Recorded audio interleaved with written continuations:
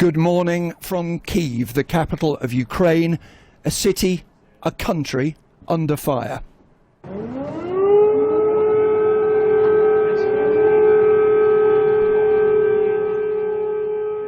It's 6 o'clock on Thursday, the 24th of February. This is Today with Nick Robinson in Kyiv and Simon Jack in London.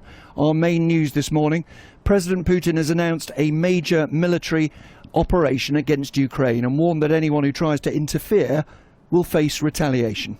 Whoever tries to interfere with us, and even more so to create threats for our country, our people should know that Russia's response will be immediate and will lead you to such consequences that you have never experienced in your history.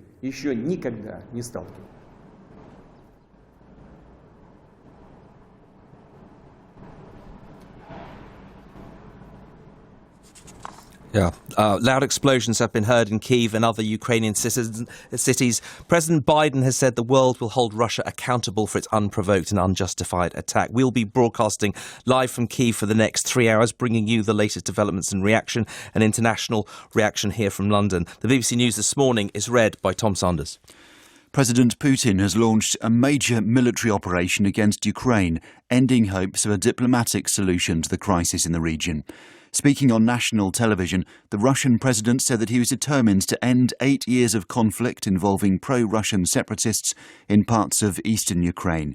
He insisted that Russia did not plan to occupy Ukrainian territory and warned that Moscow's response would be instant if anyone tried to interfere. Explosions have been heard in the Ukrainian capital Kyiv, from where our diplomatic correspondent Paul Adams sent this report. The first explosions were heard here in Kyiv shortly after 5 in the morning. There were 4 or 5, muffled and distant. Others followed soon afterwards. The most recent sounded closer, but still not in the city centre.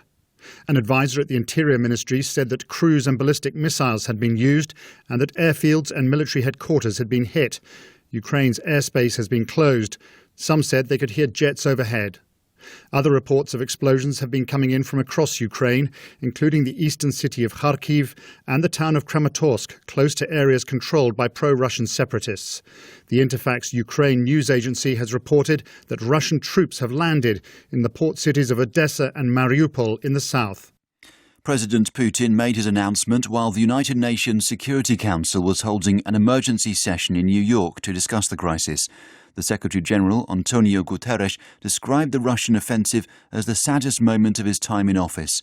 He appealed to Mr. Putin not to start what he said could be the worst war since the beginning of the century. Representative after representative called on Russia to stop. Among them was the US ambassador to the UN, Linda Thomas-Greenfield. Return to your borders. Send your troops and your tanks and your planes back to their barracks and hangars. And send your diplomats to the negotiating table. Back away from the brink before it is too late. The UK's permanent representative, Dame Barbara Woodward, also called on Moscow to step back from war. A full-scale conflict in a country of 44 million people will bring immense suffering, casualties on both sides, and devastating humanitarian consequences. The world is calling for peace, but Russia is not listening. President Biden has said the world will hold Russia accountable for its unprovoked and unjustified attack on Ukraine. In a statement, he accused President Putin of a premeditated war that would lead to a catastrophic loss of life.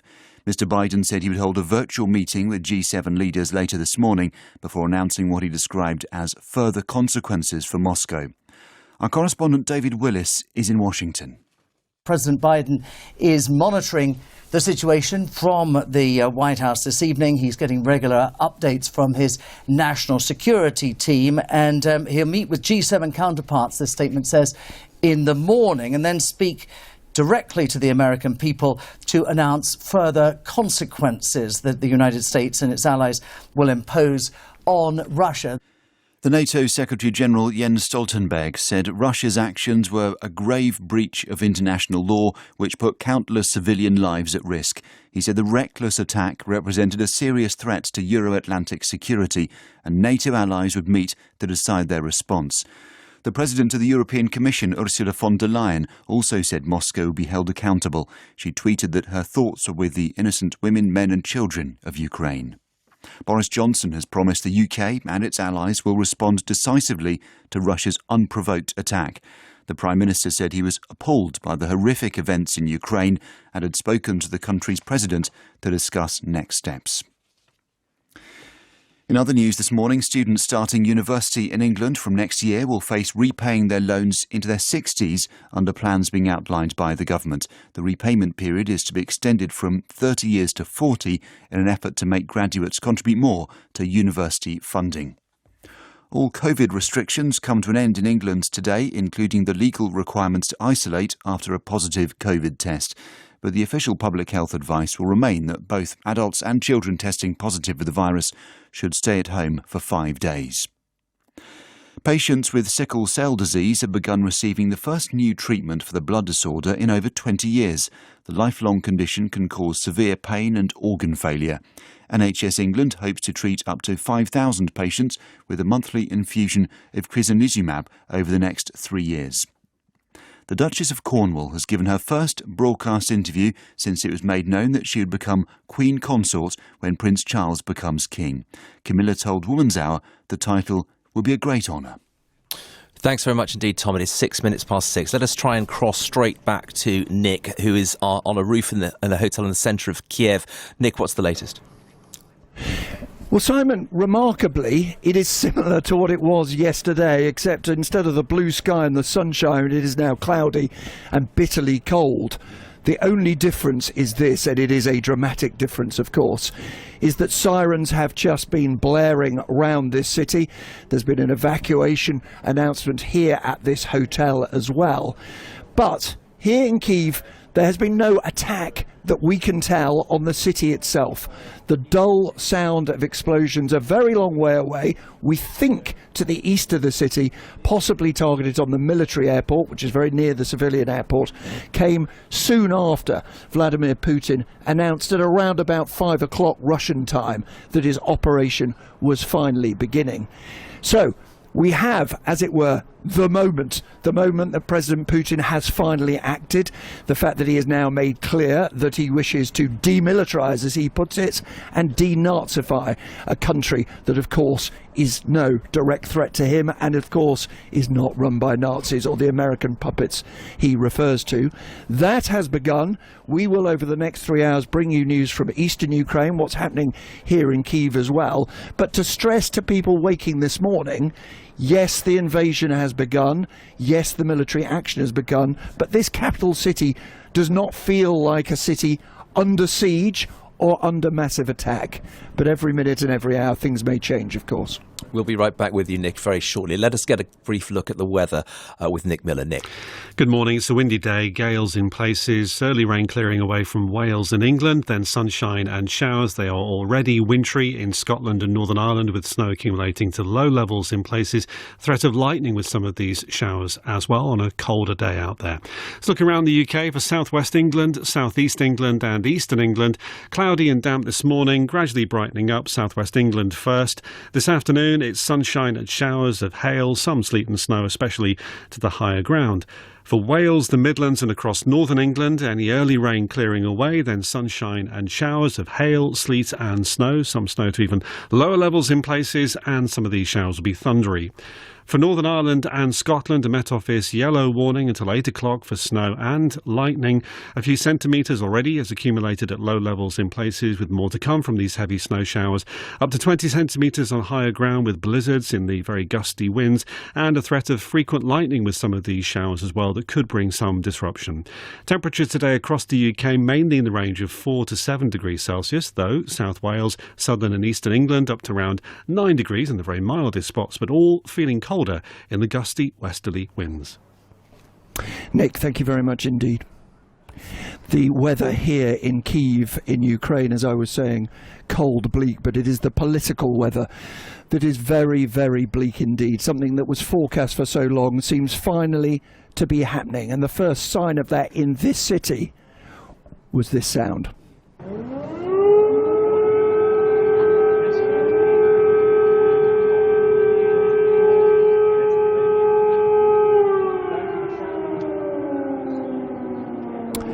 those sirens here in Kyiv, a signal that this is a city under attack. Yesterday, the president announced a state of emergency in Ukraine, anticipating the decision that has been predicted for so many weeks.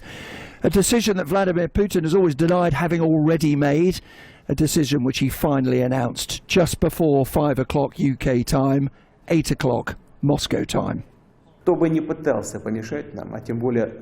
tries to interfere with us, and even more so to create threats for our country, our people should know that Russia's response will be immediate and will lead you to such consequences that you have never experienced in your history.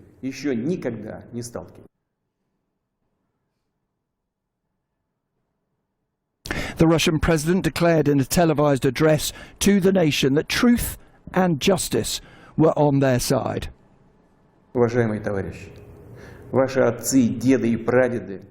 Dear comrades, your fathers, grandfathers and great-grandfathers did not fight defending our motherland for today's neo-Nazis to seize power in Ukraine. You took an oath of allegiance to the Ukrainian people and not to the anti-people junta that robs and harasses its own people. Don't follow its criminal orders. Призываю вас немедленно сложить оружие и идти домой. His declaration of war came as there was a special sitting of the UN Security Council. The UK's permanent representative, Dame Barbara Woodward, condemned Moscow's actions. As we sat in this chamber urging Russia to step back, President Putin announced special military operations on Ukrainian territory. This is unprovoked and unjustified. This is a grave day for Ukraine and for the principles of the United Nations. The UN Secretary-General, Antonio Guterres, then gave his reaction to what had developed. President Putin, in the name of humanity, bring your troops back to Russia. In the name of humanity, do not allow to start in Europe what could be the worst war since the beginning of the century. And meanwhile, Ukraine President Zelensky made a televised address to his nation, and this is what he had to say. Ваши войска, почти 200 тысяч солдат. More than 200,000 soldiers, thousands of combat vehicles.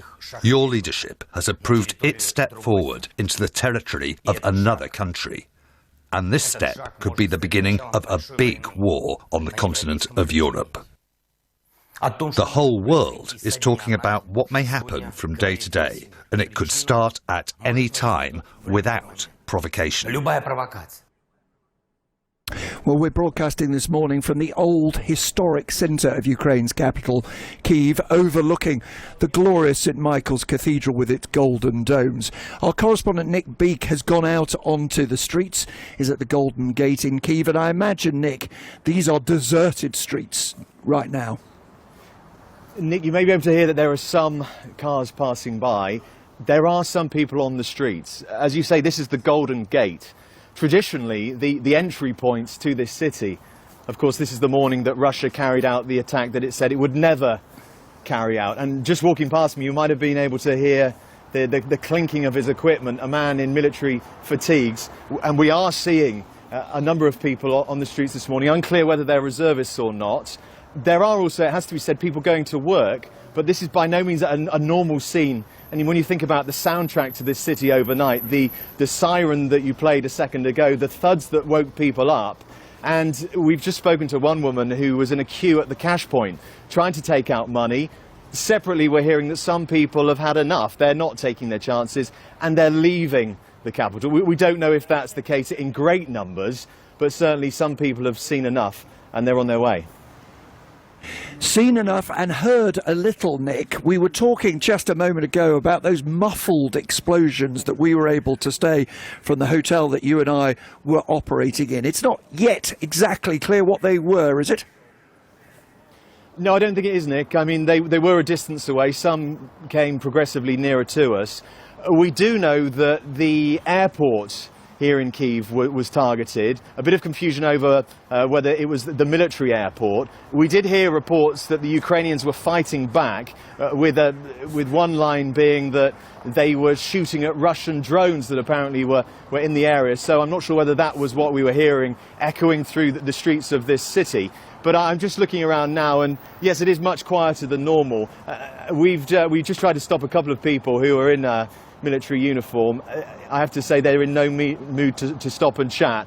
And I think, you know, a lot of people have that look on their faces. One woman we spoke to said she was extremely worried. She was woken at about 5 o'clock this morning by a loud explosion. And actually another guy we spoke to, he's a tourist here, and he was basically booted out by his hotel in the early hours. They said it's not safe, you know, make your own way to another part of the city. Nick Beak at the Golden Gate in Kyiv, thank you very much indeed. What's striking, Simon, is that for the day or two I've been here, but for veterans of the conflict between Ukraine and Russia, they've often said, well, look, people in this country are used to war. They know what it's like. They do, but they didn't expect it to come to their capital city. Are people on the streets? Are people calm around you, Nick? I mean, is there an exodus of cars? What is the... Because up to now, people have been incredibly, sort of almost unnaturally calm in the city centre. I just wonder what the atmosphere is right now. Well, looking down from height on the top of a hotel, it's not busy, and remember, it's 2 hours ahead of London time. We're talking about 8:15. When 8:16, you'd be expecting it to be relatively busy. But there are cars coming and going. There are people walking on the streets. There is certainly no sign of panic or indeed of an exodus. And I think the truth is that we, as well as people in this city who are familiar with this sort of situation, are processing the information. Now, we heard those dull explosions just a couple of hours ago, and then there was an announcement from Moscow claiming that they were not targeting Ukrainian cities, that they were instead targeting military facilities, which is why, and it is a theory at this stage, Simon, the theory is the explosions that were heard to the east of Kyiv, the east of Kiev as it used to be known. In case you're confused by this difference in names, it's because the Russian was Kiev, the Ukrainians prefer Kyiv. The information we had was it might be, and I stress might be, an attack on the military airport to the east of this city. OK, Nick, we'll be back with you shortly. Now, that dread sound of the air raid siren you heard, those muffled explosions, will be heard around the world. We know the US President Joe Biden has been on the phone to President Zelensky of Ukraine in the last hour. He's released a statement following that call, condemning what he called an unprovoked and unjustified attack by Russian military forces. He's also said that his thoughts and prayers of the entire world are with the people of Ukraine tonight as they suffer an unprovoked and unjustified attack by Russian military forces. In the last hour, I've been speaking to our North America editor, Sarah Smith. There's been strong condemnation from President Biden as well as the US ambassador to the UN already. President Biden says that the prayers of the entire world are with the people of Ukraine as they suffer an unprovoked and unjustified attack by Russian military forces. We know that President Biden is going to give an address from the White House later today, and he said in a statement tonight that the United States and its allies will respond in a united and decisive way, and that the world will hold Russia accountable. However, we do know something of what he is likely to announce, and that's probably going to be further economic sanctions. The US has been very clear for the last few weeks about how they would respond if President Putin was to launch this kind of attack against Ukraine. They've been laying out the kind of economic sanctions they will then deploy, which will be things like personal sanctions against President Putin himself, banning the export of American technology to Russia, as well as further sanctions against Russian banks. And they've been very open and frank about exactly what they would do in these kind of circumstances, because they hoped that threatening these sort of measures would deter Russia from launching the assault that we see is going on now. That obviously hasn't worked, but frankly, the White House don't have much else left in their arsenal. If they did, if they had other measures that they were ready to try and impose on Russia, they would have made them public already in an attempt to try and prevent this kind of action. And that's why there has been some pushback from Republican opponents of President Biden who have been saying that stronger economic sanctions should have been put in place long ago. The sanctions regime from hell is what one Republican representative says he wants to see imposed on Russia. And they're calling now for increased military support from the US to go to Ukraine, more military equipment as well as funding to help Ukraine defend itself. So there is some pushback here from Biden's opponents who say he's making the US look weak on the world stage, but it's difficult to see what else he can threaten Russia with that they haven't already unveiled. Yeah, that point about the US looking weak, there have been some commentary that his personal appearances haven't been full of vim and vigour, that the economic sanctions he's threatened them with haven't worked. If he wants to give military support in terms of getting kit into Ukraine, that's going to be harder now than it would have been before. I just wonder whether he has cut, in the US, whether people think he has cut a powerful enough figure. Well, I mean, significant military support has already gone from the US to Ukraine. And it's, you know, a lot of people look at President Biden's statements and think that they don't sound bellicose enough, but that is not his character. That was never going to be what you saw from the podium in the White House from President Biden. It's not what you will see later today either. And he's been very, very clear all along that although the US has sent additional troops to Eastern Europe, they've sent 6,000 troops to Poland and to Romania, and they've moved some from other European bases into Baltic states, that has been to reassure NATO allies who sit on Russia's borders that he has no intention whatsoever of getting involved militarily in this conflict, because as he says, when Russians and Americans start shooting at each other, that's a world war. And there is no appetite, or almost none whatsoever, in the United States for them to actually engage in this battle. So although people will argue about whether or not the language has been bellicose enough, whether the economic sanctions have been strident enough or came in early enough, there's nobody here who's pushing for him to go so far as to actually engage in any kind of battle. So whilst we may see more equipment going to Ukraine and many strong words of support and threats that Russia will be held accountable for these actions, you don't expect to see any sudden moves from the US that haven't been telegraphed well in advance. Sarah Smith, thank you. Sarah Smith there in Washington. Here in the UK, Boris Johnson is going to chair a Cobra meeting at 7:30 to discuss the response to what a spokesman called horrific attacks in Ukraine. He said he was appalled that Mr. Putin had chosen a path of bloodshed and destruction. He's been on the phone to Mr. Zelensky, President Zelensky, to discuss next steps. NATO ambassadors will hold an emergency session later this morning. The President of the European Commission, Ursula von der Leyen, condemned the Russian attacks, said her thoughts were with the innocent men, women and children of Ukraine. I noticed on the way into studio that as the attacks started, financial markets started reacting pretty quickly with the price of oil shooting up over $100. We can bring in Sean Farrington, our business presenter. And Sean, what are the markets making of this? Sort of as you might have expected if you're waking up this morning, Simon. So the price of Brent crude, the one we follow closely in Europe in particular, has hit. It touched a high overnight of $102.50 a barrel. That's the highest since September 2014.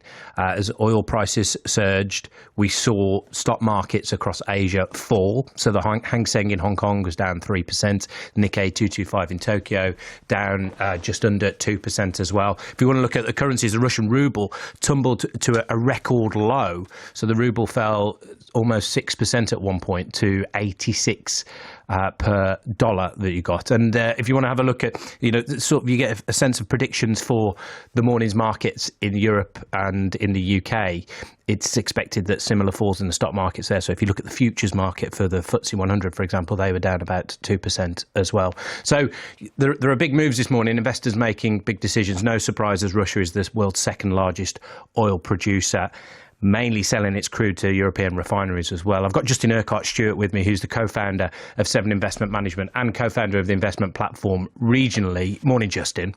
Good morning, Sean. Are these falls that you would have expected to see and the rises in the price of oil this morning? Yes, this type of market has a nickname. It's called God's market, basically because it's gold, oil and the dollar. Where does money go in times like that? It goes to the safe havens. Those are the three highlighting it. And now add to that what you were just talking about, 2% drops overall in the equity markets. That's the sort of thing you'd expect. And that'll be just the initial knee-jerk reaction The main thing, of course, is going to be how far it goes in terms of the extra cost it's going to be for Russia. Remember, Russia is a relatively small economy. It does have big reserves, but it is not in a position to sustain a long-term campaign. When we talk about Russia being the world's second largest oil producer, there are other major oil producers around the world. Members of OPEC, the Organisation of Petroleum Exporting Countries, say there's no need for the group and its allies to increase its output. It's going to be increasing supplies it expects to anyway. Where do you expect the oil price to go from here? Will others be able to step up? Well, certainly we were expecting it to go to $100, and I'm surprised it hasn't actually got to that before. I was expecting that a few weeks ago. Now, really, it's going to be a question of increased demand, but the supply, there's no shortage of. The Saudis, I'm sure, will be very happy to open the taps a bit more if it gives a bit more flexibility and confidence back into the market. So it's going to be a matter, really, of confidence rather than necessarily demand actually just driving the price. So take that as one element of, I suppose, comfort for it. And bear in mind, despite all of this, the global economy is still growing. But something like this, when this occurs, it just saps the confidence out of the market, saps the confidence out of an economy. And that, remember, is the primary driver of an economy, consumer confidence. And we've heard President Joe Biden say in the last couple of hours that there will be severe sanctions imposed on Russia. But I guess a key part of that will be about Russian oil supply, how Russia will react themselves with their supply and what Europe wants to do about taking it.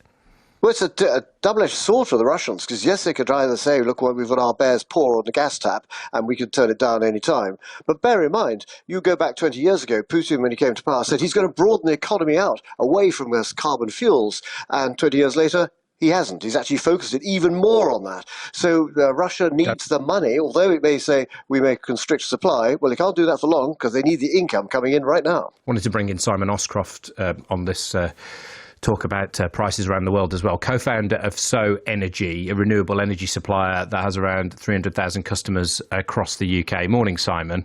Good morning, Sean. Wholesale gas and its prices have been very closely watched in recent months here in the UK. Have you seen any moves overnight on the back of what we're hearing from Ukraine? Gas markets haven't opened this morning, but we would expect them to open higher. They've moved kind of 20% higher over the last 48 hours. And again, given the news overnight, we'd expect them to open higher again today. And in terms of what that means for you in your business, because if we talk about where we are with gas prices, they spiked hugely towards the end of last year, and we're not anywhere near that level at the moment. If we're talking sort of £4 a therm towards the end of last year, we're talking more around £2 a therm this morning. Yeah, how is it feeling for you running a business with ever increasing prices again? Well, it's highly challenging. I mean, most important thing is our customers, and our customers are really feeling the pain already. The price cap's going up as of the 1st of April from the high moves we've already seen. And this has the potential to push prices higher for longer as well. So that kind of spike to 400 pence per therm was a little bit more short term. What we're seeing now is kind of prices for the next 12, 24 months all moving up a lot higher as well. And that paints a not so happy picture for our customers who are already facing a record increase in cost of living, bills going up, and that's obviously very challenging. Is it necessarily the case that bills will come down? Just because when you look at the chart, the peak wasn't at 400 pence a therm, wasn't for very long, and we're talking about more being 200 pence a therm now. If it stays at that level sustainably, can people expect when the next price cap announcement comes in towards October that their bills will be lower? Unfortunately not. If prices stay where they are, it looks like there will be another price cap increase. The government did announce some measures at the beginning of the month, both with council tax, £150 rebates, as well as a scheme to give households £200 and kind of defer some of that cost. But they look relatively insignificant compared to the big cost in the price cap we're seeing going up as of the 1st of April. And then again, it's likely we could see something in October that moves prices even higher. And just finally, will your business survive if prices stay at these levels? Well, we've been well managed so far and efficiently run too. So we've been hedging out our prices out forward. But but over the time, these prices do get passed on to customers. So even though it's very challenging for us and very challenging for our customers, we'll still be here throughout the tough times. Simon Oscroft, thank you, co-founder of So Energy, and thank you to Justin Urquhart-Stewart as well, co-founder of Seven Investment Management and the investment platform regionally. Sean, thank you for bringing us the business reaction to the news overnight. If you're just waking up, it has begun. Russia's Vladimir Putin has taken the decision he denied for so long. He has decided to attack Ukraine. I'm joined by our chief international correspondent here in Kyiv, overlooking this city. In so many ways, Lise, this looks the same city that we spoke of yesterday, but so much has changed. This is not the same city, this is not the same country, this is not the same world. You remember that we all tried to go to bed last night. Across this country, Ukrainians tried to get to sleep. We're hearing this morning across social media, I couldn't sleep, feeling what so many had predicted, what so many had feared, what so many had hoped against hope and prayed couldn't happen in 2022 happened. Here in Kyiv, the first explosions we heard just before 5 a.m. in the morning on a grey, cold winter's day, like distant claps of thunder and then rolling thunder. Then one after another, the statements came in, the speeches from President Zelensky here in Ukraine, a statement from President Biden in the White House. The Interior Minister's advisor here said there have been Russian missile attacks on military headquarters, on airfields, on military warehouses here in Kiev, in Kharkiv, in Dnipro, that numerous border posts have been shelled and attacked. In a word, the invasion has begun. And crucially, Lise, this is not, and I put the word in inverted commas, just an invasion of eastern Ukraine as some had forecast. This is a full-scale invasion. We are in the capital, Kiev, a morning where just beyond where we're speaking, there are queues at the supermarkets, there are queues at the petrol station. People are taking suitcases into the petrol station. The metro is free. Public transport is free. The nation's president is saying, stay calm. But this is not a calm situation. People don't know what to do. Who would know what to do? A full-scale Russian invasion. The diplomacy has failed. The warnings have failed. All the preemptive intelligence has failed. Russia said it wouldn't invade, and here we are in the midst of an invasion of Ukraine, still not knowing. The guessing game hasn't ended. The same two questions day after day for weeks. How far will President Putin go, and what will the West be prepared to do to try to stop him? Lise Doucette here in Kyiv. Thank you very much indeed. What is rather chilling here, Simon, is the contrast between the sounds of normality, the beautiful sounds of the bells of St Michael's Cathedral, which we're just looking over here in central historic Kyiv, and then occasionally the sounds of mounting panic. The sound, for example, of sirens as emergency vehicles go through this city. We will, of course, keep you up to date over the next 3 hours with exactly what is developing. But since those early explosions to the east of this city, thought to be, and I stress thought to be, on the military airport, nothing is confirmed yet. There have been no attacks on central Kyiv. But critically, as Lise was saying, it is not just that the attack has begun, but it has begun on a central European city just 2.5 hours flight from London. Thanks, Nick. Nick there in Kyiv, and we'll be back with him throughout the rest of this programme. Let's take a brief break and get some sports news with Jonathan Ledgell. Jonathan. Yes, good morning. We await a view from UEFA on the staging of the Champions League final in St Petersburg in May. There have already been calls, as you'll know, for the match to be moved before this morning's developments. On the pitch, the teenager Anthony Elanga was sent on as a substitute and scored Manchester United's equaliser as they drew 1-1 away at Atletico Madrid in the first leg of their last 16 tie. In the Premier League last night, the Tottenham manager Antonio Conte has asked for talks with club officials and has hinted he might not be the right man for the job after he watched his team lose 1-0 at one of the bottom clubs, Burnley.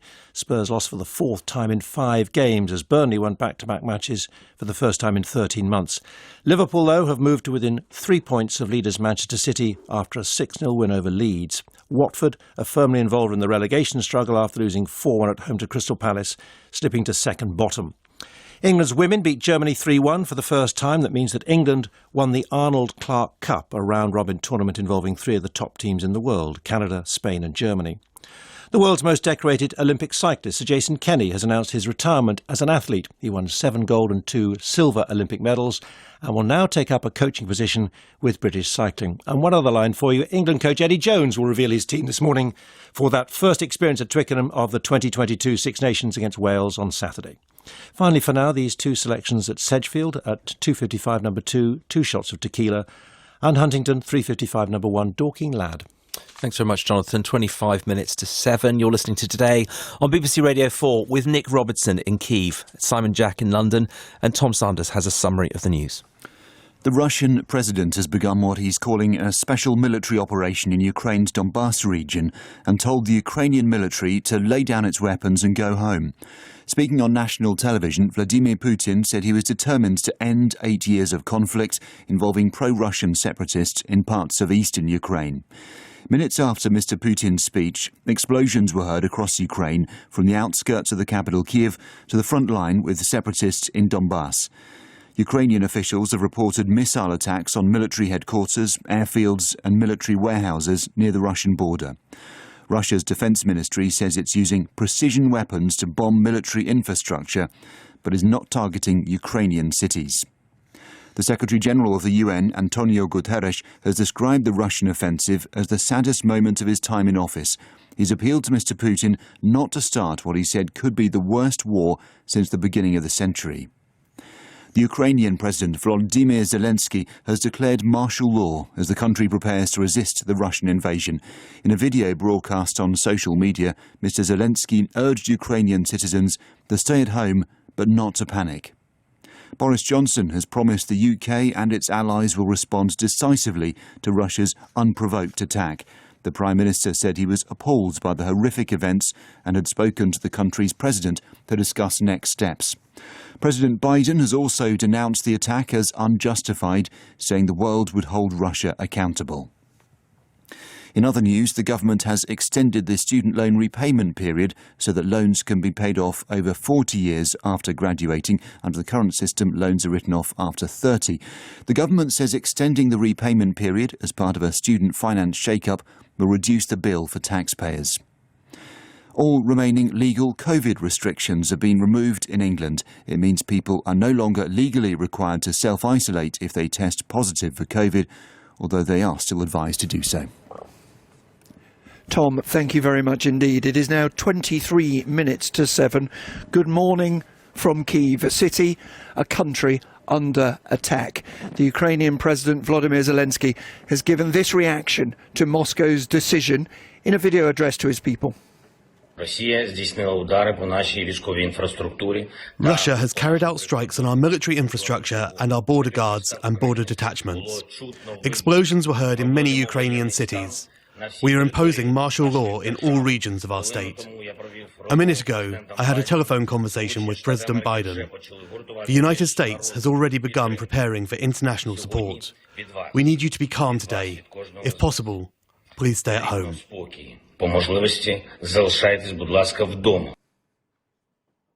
Well, many Ukrainians are clearly staying at home. It's rush hour time now, 2 hours ahead of London, 8:38 in Kyiv. And there are cars on the streets. I can see from my vantage point high above the city, people walking around too, but nothing like the number you would expect at this sort of time on a weekday morning. In a second, I'll talk again to Lise Doucet, our chief international correspondent, about what is happening here. Let's go now, though, to Moscow and our Russia correspondent, our Moscow correspondent, Steve Rosenberg. The announcement that had been long forecast, long denied, Steve, came just before 5 o'clock Moscow time.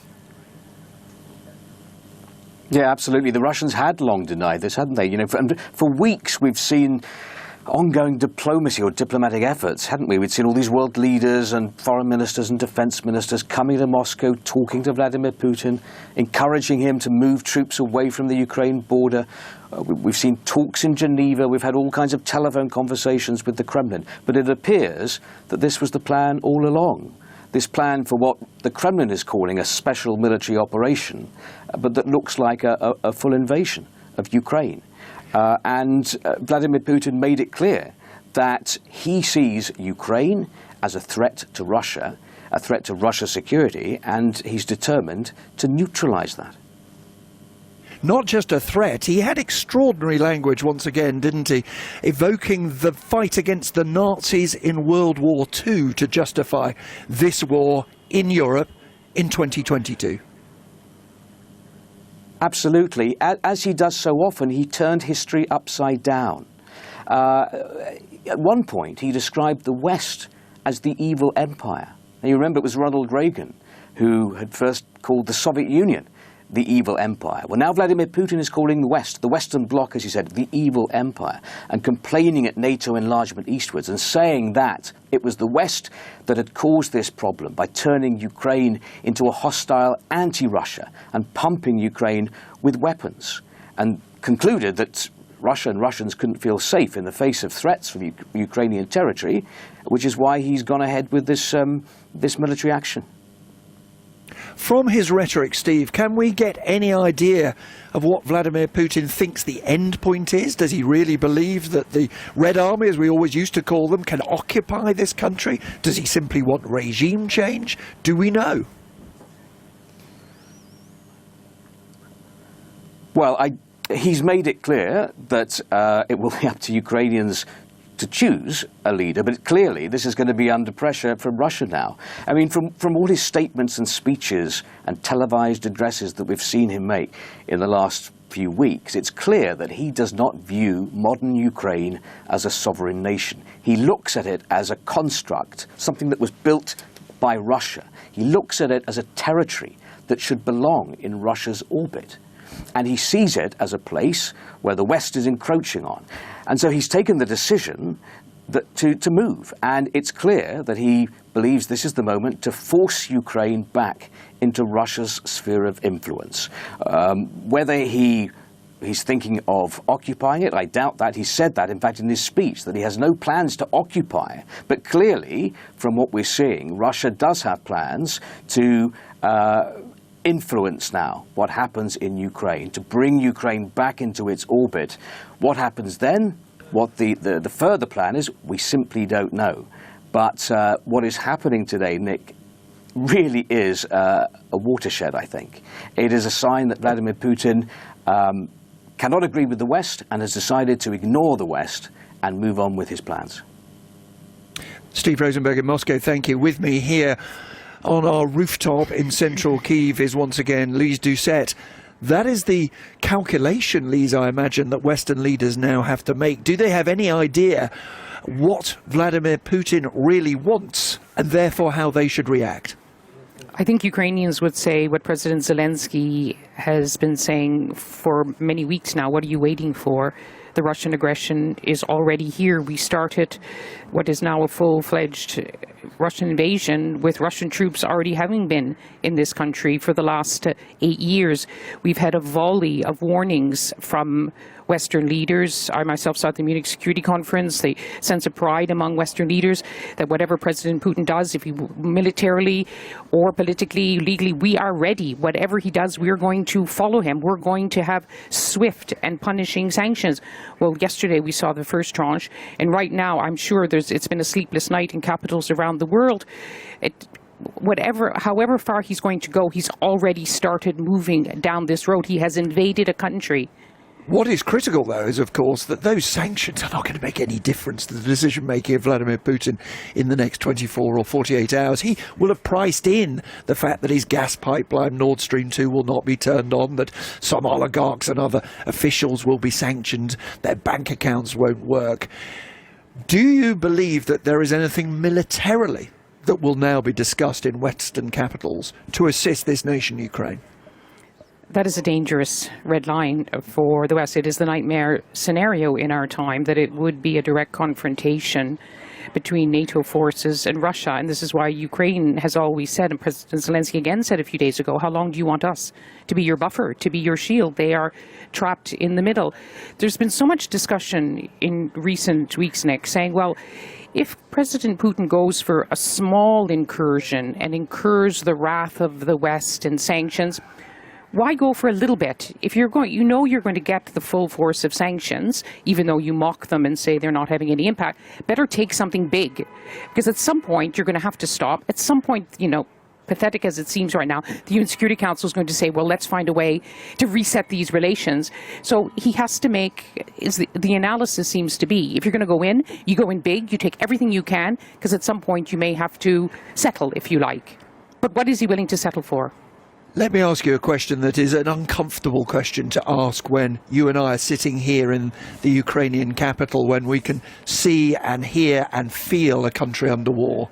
There may well be people listening who say, this is a faraway country. It is a country that doesn't affect us. Perhaps Moscow has some right to have some control over its near neighbours. Explain, if you would, Lise, why those people you were with at that Moscow Security Conference, for example, the Lithuanian president who I met yesterday in this city, who came here with the Polish Prime Minister, why for them it is not just the fate of the people in this country that is now at stake. I always say we live in the best of times and we live in the worst of times. We are a world where everyone knows about international norms that the world has subscribed to since the Second World War, of territorial integrity, of sovereignty, of the right of peoples to choose their own destiny. I know that last one can seem rather airy-fairy, but it is a position, a principle that is highly cherished in the world in which we live. If you start changing borders, we heard that from the Kenyan permanent representative at the United Nations, saying that we in Africa decided, well, yes, of course, we don't like the borders, but if we start changing borders, where will the world end up? And this is not distant, as you said, Nick. This is a 2.5-hour flight from London. We are in Europe, and we are in the year 2022. There is a whole armory of instruments that the world now has at its disposal to resolve disputes, to resolve differences between nations and between peoples. We're sitting here, we're looking at the foreign ministry, where diplomats, foreign ministers, defense ministers have been going in and out from across European countries. If it's not about us, then why were all those people, including Boris Johnson, including Liz Truss, including foreign and defense ministers from the world over, why have they been coming to Kiev if it didn't matter to us? Lise Doucette, our chief international correspondent, thank you very much indeed. Simon, no further explosions heard in Kyiv since those that were a few hours ago. There are, of course, sounds coming from the east of this country, 300-400 miles away in the disputed Donbass region. We'll bring you our correspondents from there when we can. But to stress for people who are just waking up, who are just hearing the news for the first time, Vladimir Putin has ordered the invasion of Ukraine. Explosions have been heard here in the Ukrainian capital, distance from the historic centre from which we're broadcasting this morning, and also clear military attacks in the east of the country have happened as well. Back to you in London. Thanks, Nick. Let's get some reaction from Europe. We can speak to Jess Parker, our Brussels correspondent. And Jess, we've had the European Council, Charles Michel, Ursula von der Leyen reacting today. Bring us up to date with what they've had to say. Yes, so they're promising to impose massive and severe consequences on Russia for its actions. That's from a statement released just this morning.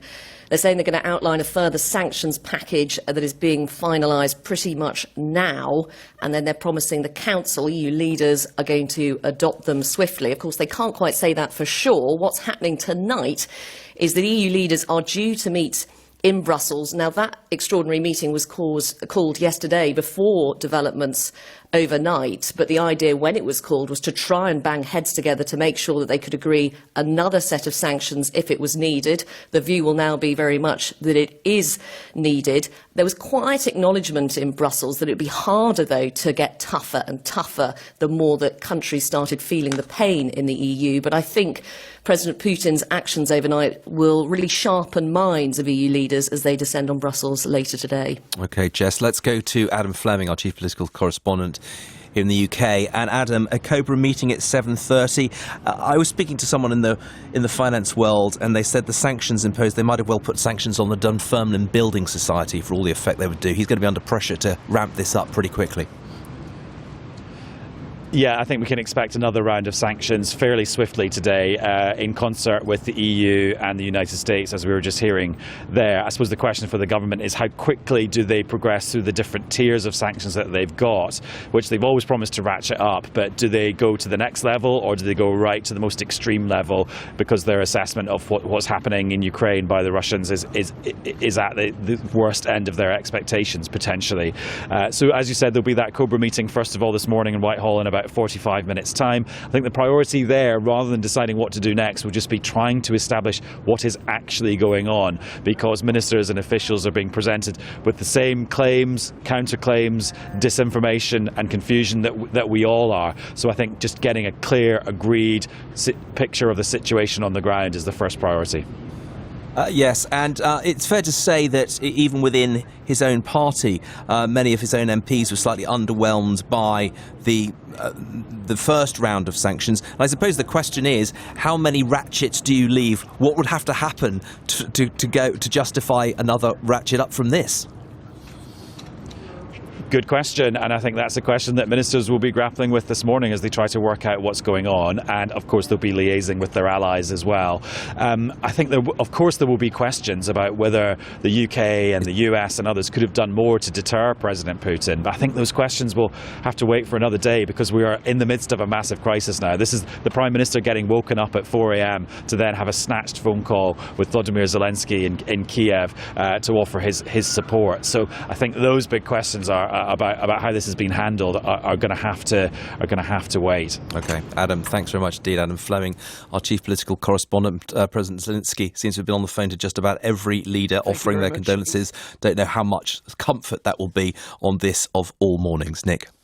To 9 here in Kiev, a city and a country that is now under fire and under attack. At around about 5 o'clock Moscow time, President Putin made his move, announced what had been long predicted, that he was going to invade Ukraine. In an address that he made to the Russian people, he claimed that justice and truth were on Russia's side. He said that all responsibility for bloodshed would be on the conscience of what he called the ruling regime in Ukraine, and in an extraordinary statement claimed that neo-Nazis were ruling this country. Well, I can tell you, I am in a modern European democratic state here in Ukraine, not one that is run by the sort of people who forced my grandparents to flee from Germany in the 1930s. At 9 minutes to 7. Let us turn to events yesterday in Parliament, dominated of course by this. Generally over the next 2 hours we will of course bring you live news on what is happening and developing here in Moscow, in London and in capitals around the world. We thought it important to bring you yesterday's discussion in Prime Minister's Questions, because it did focus on what the West could do, what the UK could do in the face of Russian aggression. There was much talk of unity, much talk of standing together instead of dividing along traditional political lines, though as ever there were party blows that were landed. Here with his report on yesterday in Parliament is our parliamentary correspondent Sean Curran. 24 hours after announcing the first package of sanctions on 3 associates of Vladimir Putin and 5 Russian banks, Boris Johnson was back in the Commons defending his reaction to events in Ukraine. MPs from all sides had called on the government to go further and take tougher action. The Labour leader, Sir Keir Starmer, said everyone wanted to deter aggression in Europe. We're not dealing with breakaway republics. Putin is not a peacekeeper.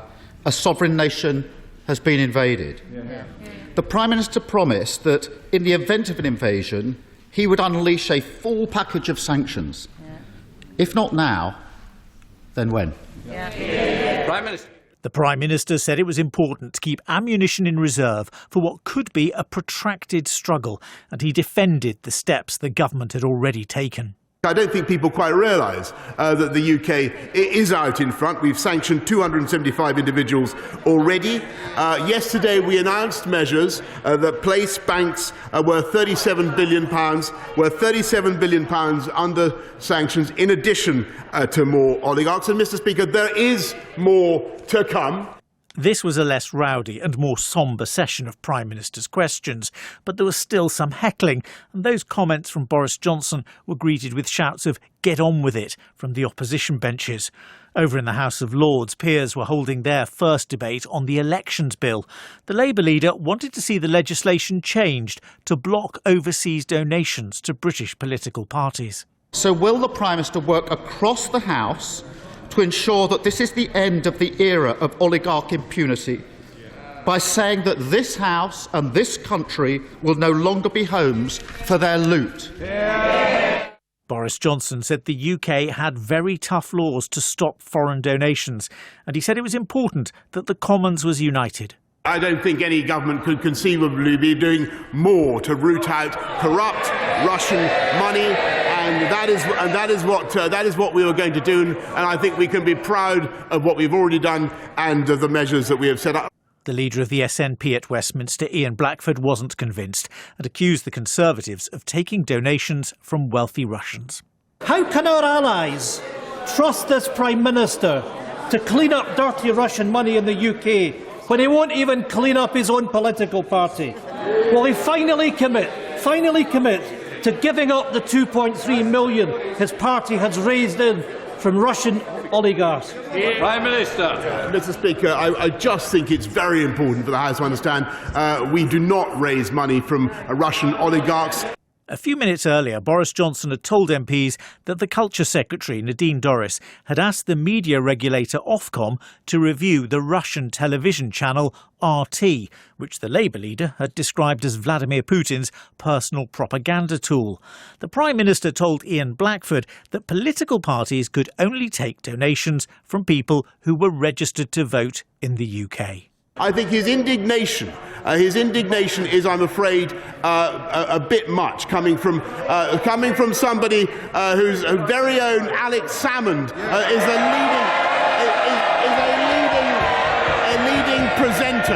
a leading presenter on, as far as I know, on Russia Today, which the leader of the opposition has just called on this country to ban. Later, Ian Blackford complained to the Speaker, pointing out that the former Scottish First Minister Alex Salmond is no longer a member of the SNP. The noise levels increased when the Green MP, Caroline Lucas, reminded the Prime Minister that the day before she'd asked him about Russian meddling in UK elections. He looked very shifty before, claiming he wasn't aware of any. Yet, when he was... Opposition MPs urged Caroline Lucas to press on as Conservatives heckled. Can he explain why he's turning a blind eye to allegations of Russian disruption and playing Order. I hope we're coming to the end of the question. I do need to go.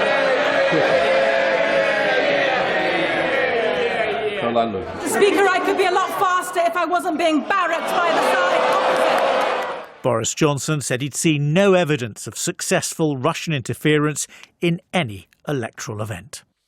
Sean Curran there on Yesterday in Parliament. Let's get some weather with Nick Miller. Nick. Good morning. It's another windy day out there with gales in places, gusty westerly winds. There's morning rain clearing from Wales and southern parts of England. For Scotland and Northern Ireland, in the colder air following that rain, already plenty of snow showers around that could be disruptive. Some accumulating snow even to lower levels in places. And the threat of frequent lightning with some of these as well, which could also cause some problems. Let's look around the UK in detail, starting in southwest England, southeast England and eastern England. Cloudy and damp start to the day. Outbreaks of rain gradually clearing southeastwards, brightening up in southwest England this morning and elsewhere this afternoon. And this afternoon it's sunshine and showers. Hail out of the showers, sleet and snow, particularly to higher ground.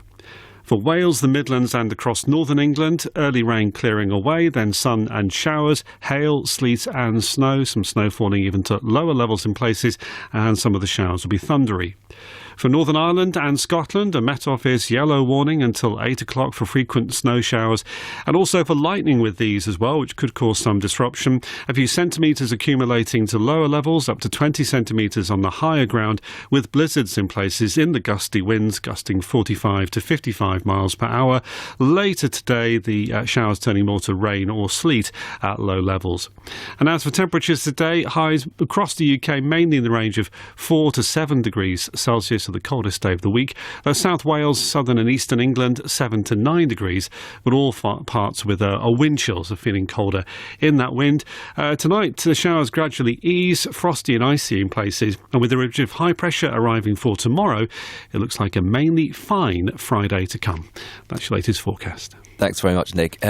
Nick, it was a very odd feeling this morning. We can't say it was unexpected, of a democratic country being invaded in Europe. I can only imagine what it must feel like there. Is there a sense of expectation, people waiting for, troops to arrive in the capital?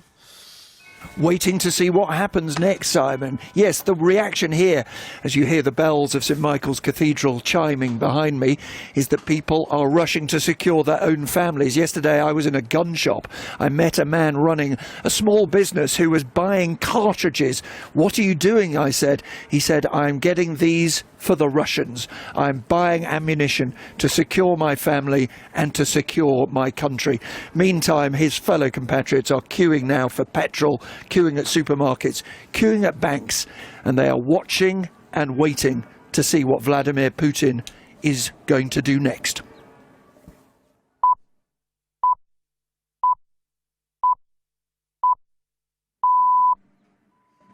Good morning from Kiev, the capital of Ukraine, a country that is now under attack.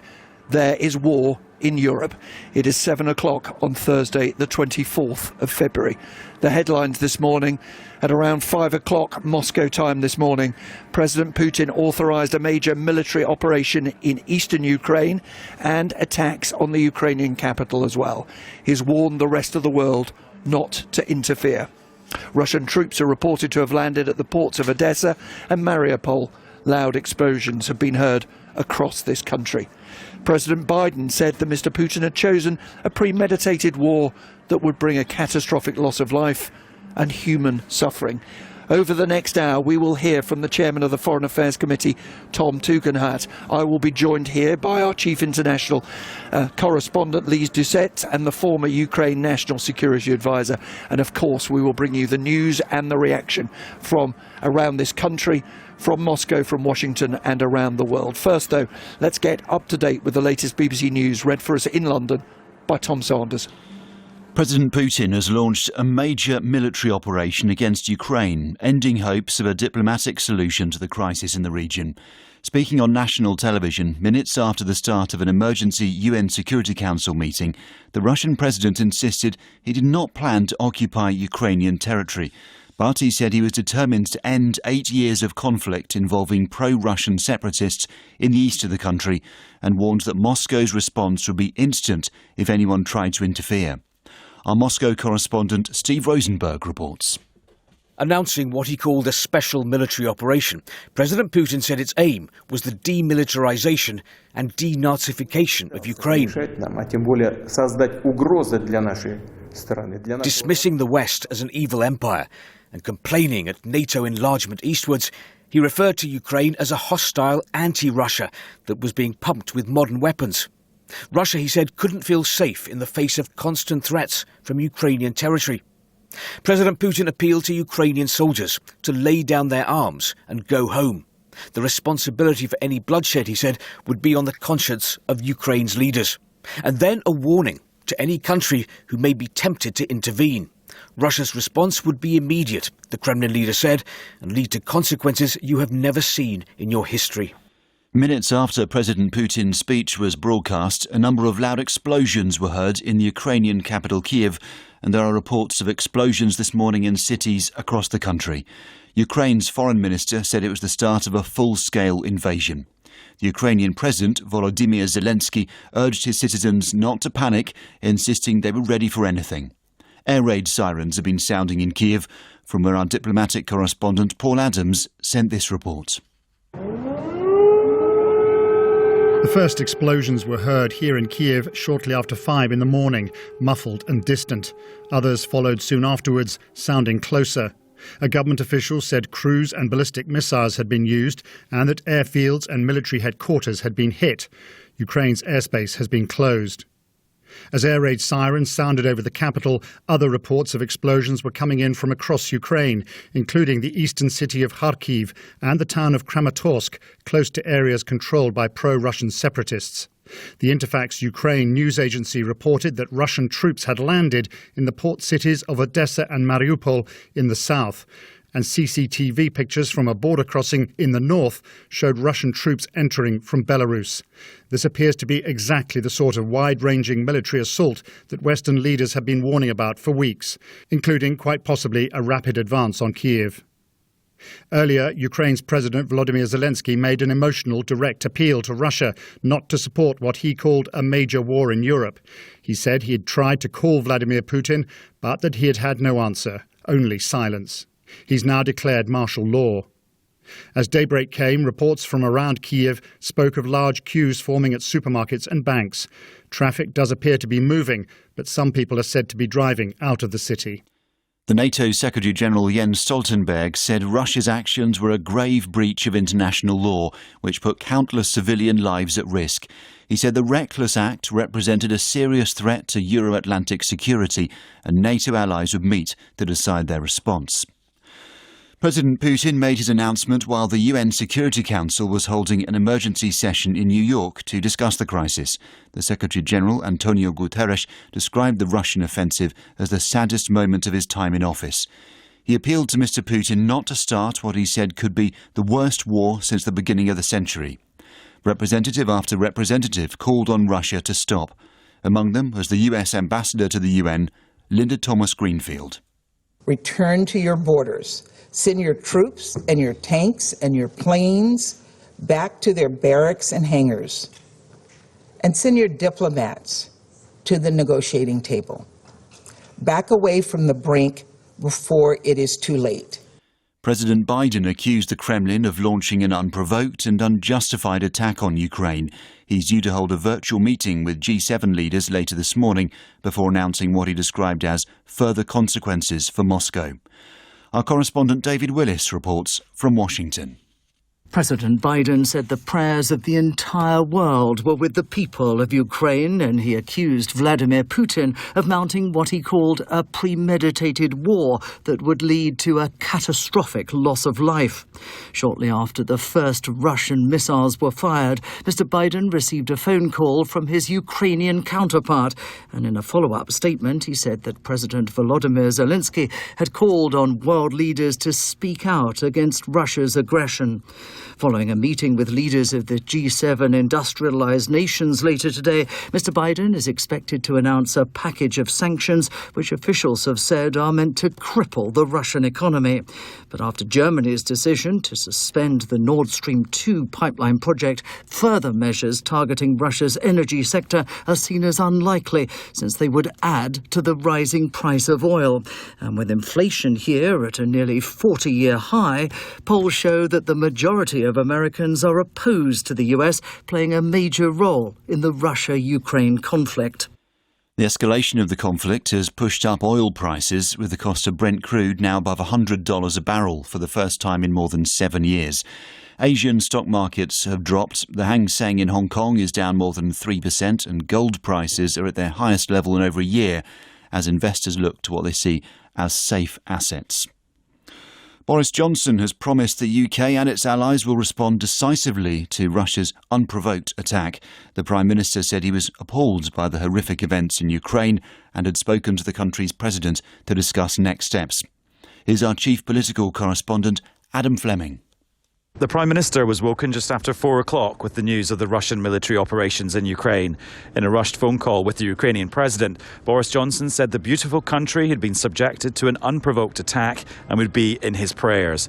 In a tweet, he later said that President Putin had chosen a path of bloodshed and destruction. Ministers will gather in Whitehall for a meeting of the government's emergency committee, COBRA.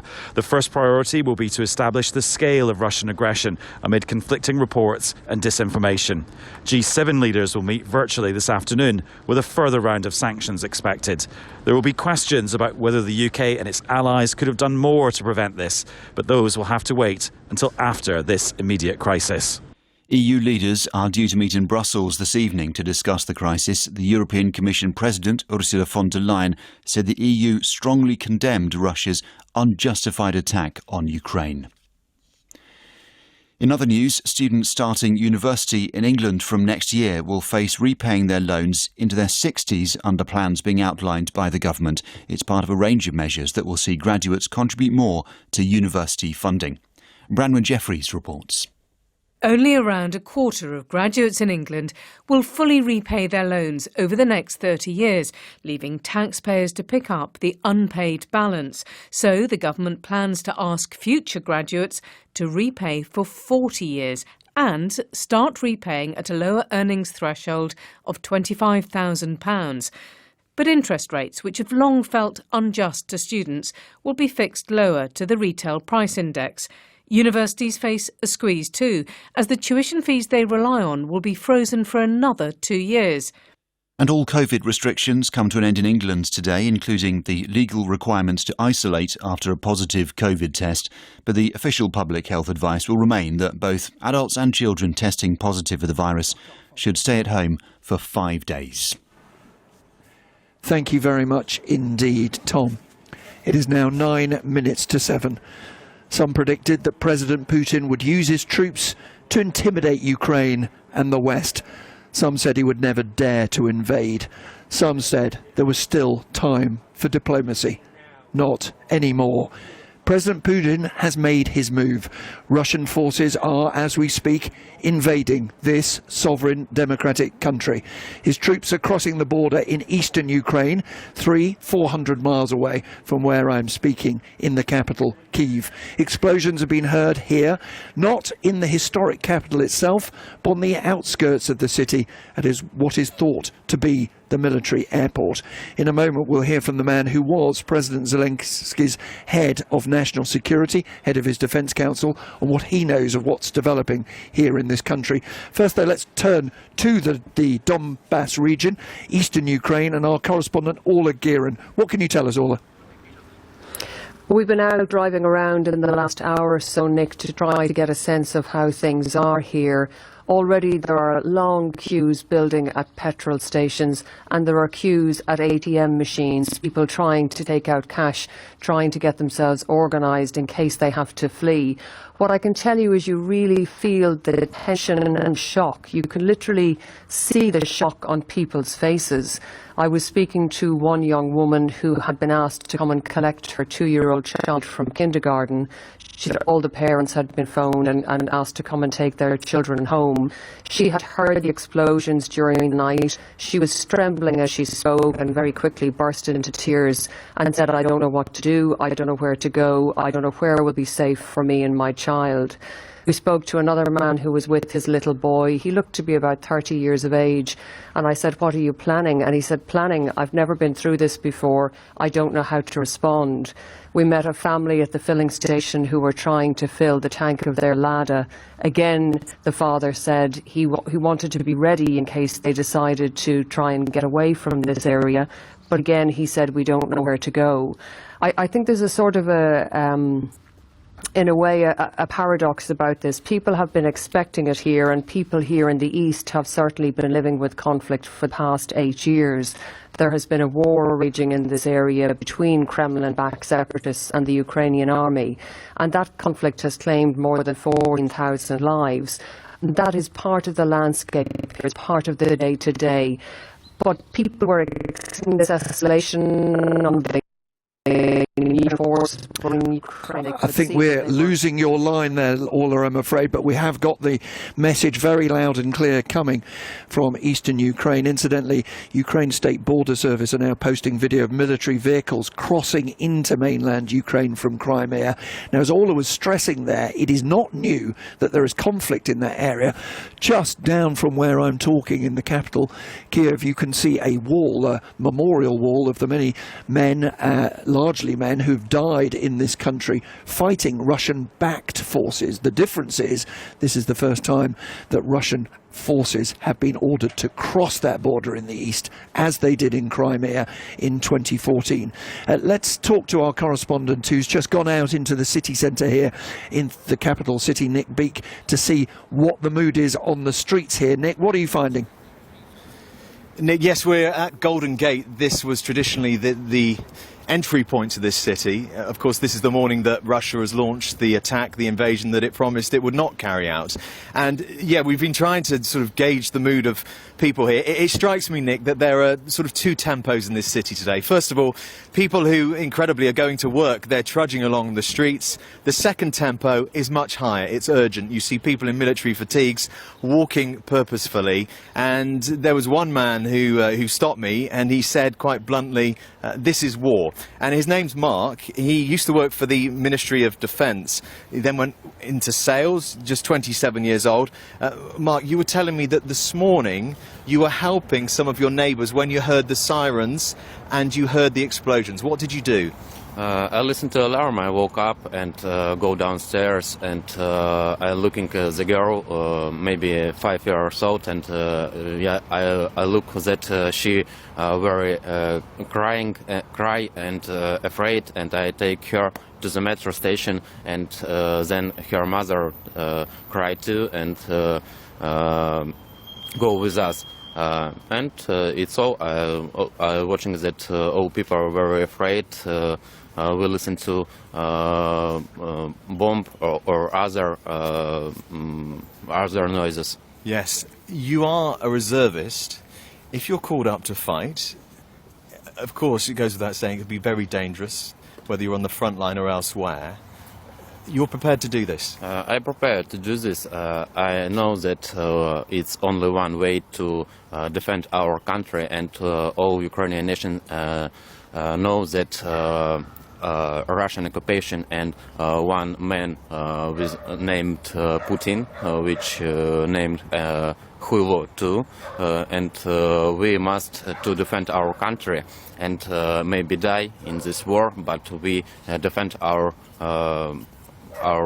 grow, and we will must all that all what depend from us. You said you're prepared to die for your country. Of course, it's only one way.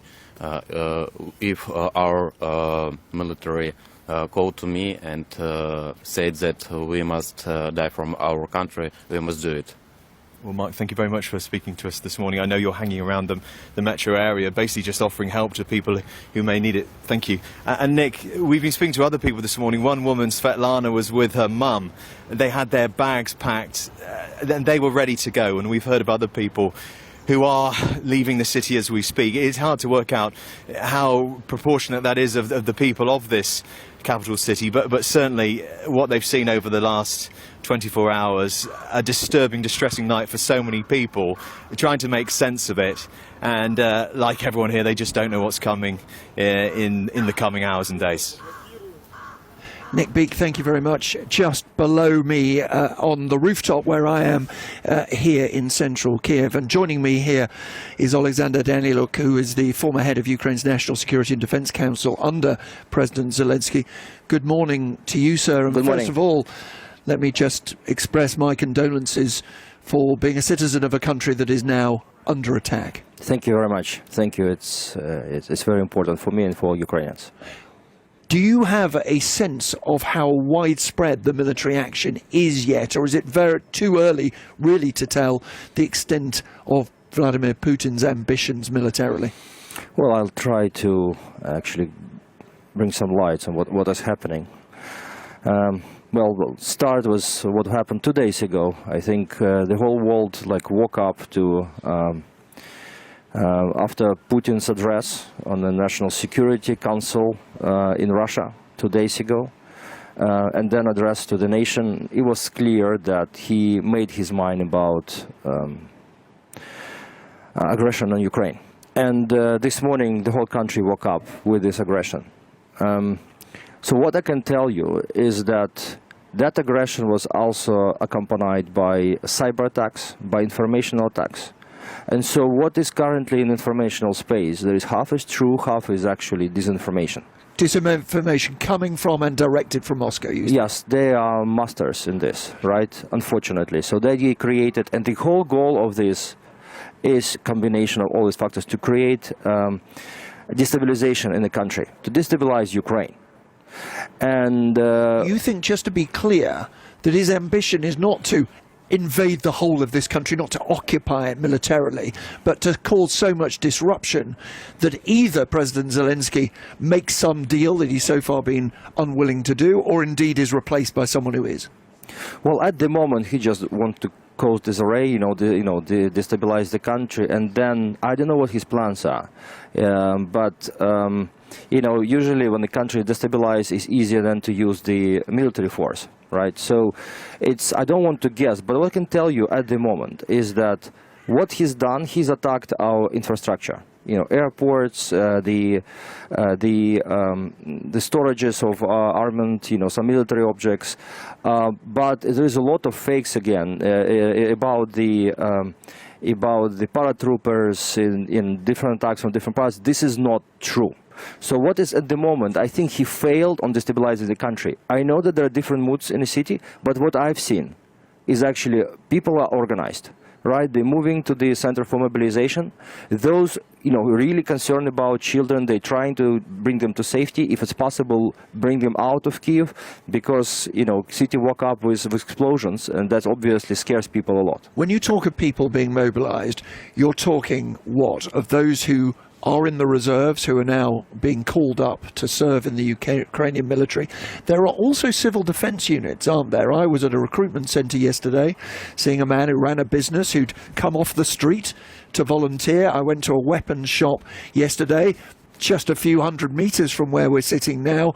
And that was empty, right? Because we bought over the last months, the whole weapons, we clean up all the shops. Yeah, the man running the shop did say to me he was short of supplies, but there were still people buying cartridges, buying pump-action shotguns, able to buy Kalashnikovs too, believing that they could defend themselves. They can't. Can they really defend themselves in that way? They can. They can. Because, at the moment we have 36,000 of people in reserve.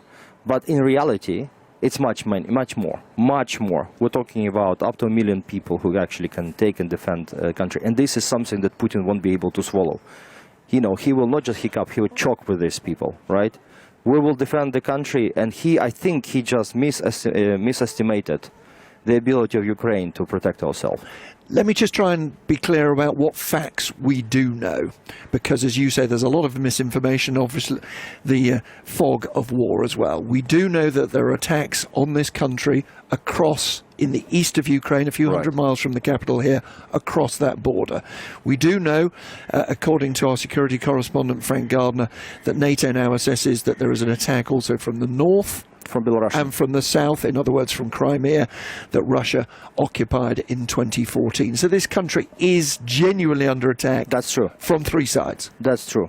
And this is only beginning. So I think now Putin will just reassess what's happening, how his first attack, whether he brought fruits or not, up to his expectation, and the next attack will follow. Meanwhile, what we need now? We need now urgently supply of weapons. And there were some discussion that, there should not be supplied of anti-tank missiles or anti-aircraft, because that could provoke the war. It turned out to be not true, if not to say bullshit, right? So we need now these weapons to protect our country. If somebody worries about the oil prices, they should think about people who will lose life here. And if Ukraine is not defended, then there will be a lot of people dying in Europe. So not time to think about oil prices. It's time now to think how to protect Ukraine, a large country that is defending the whole Europe. Finally, let me just ask you about the words of your president, who's posted a new video, an address to the Ukrainian people on his Facebook page. He says that Putin wants to destroy my country. He wants to destroy our country, everything that we have built for what we live for. Do you believe that that is the ambition of the man in the Kremlin? Yeah, that is his ambition. And he will die with his ambition. He will die? And we will bury him. You believe you are in an existential struggle for your I know country. Ukrainians, and he doesn't. He was mistaken for Ukrainians for many years. We will teach him the lesson. Alexander Daniluk, thank you very much indeed. The former head of Ukraine's National Security and Defence Council there. Powerful stuff there, Nick. Thank you for that. What's going to happen here in the UK? What next for the British government response? We know that Boris Johnson is holding a Cobra meeting in the next few minutes. Let's talk to Tom Tugendhat, Conservative Chair of the Foreign Affairs Select Committee, And Tom, you were highly critical of the lack of bite that the sanctions so far announced had been. What do we need to do now, in your view?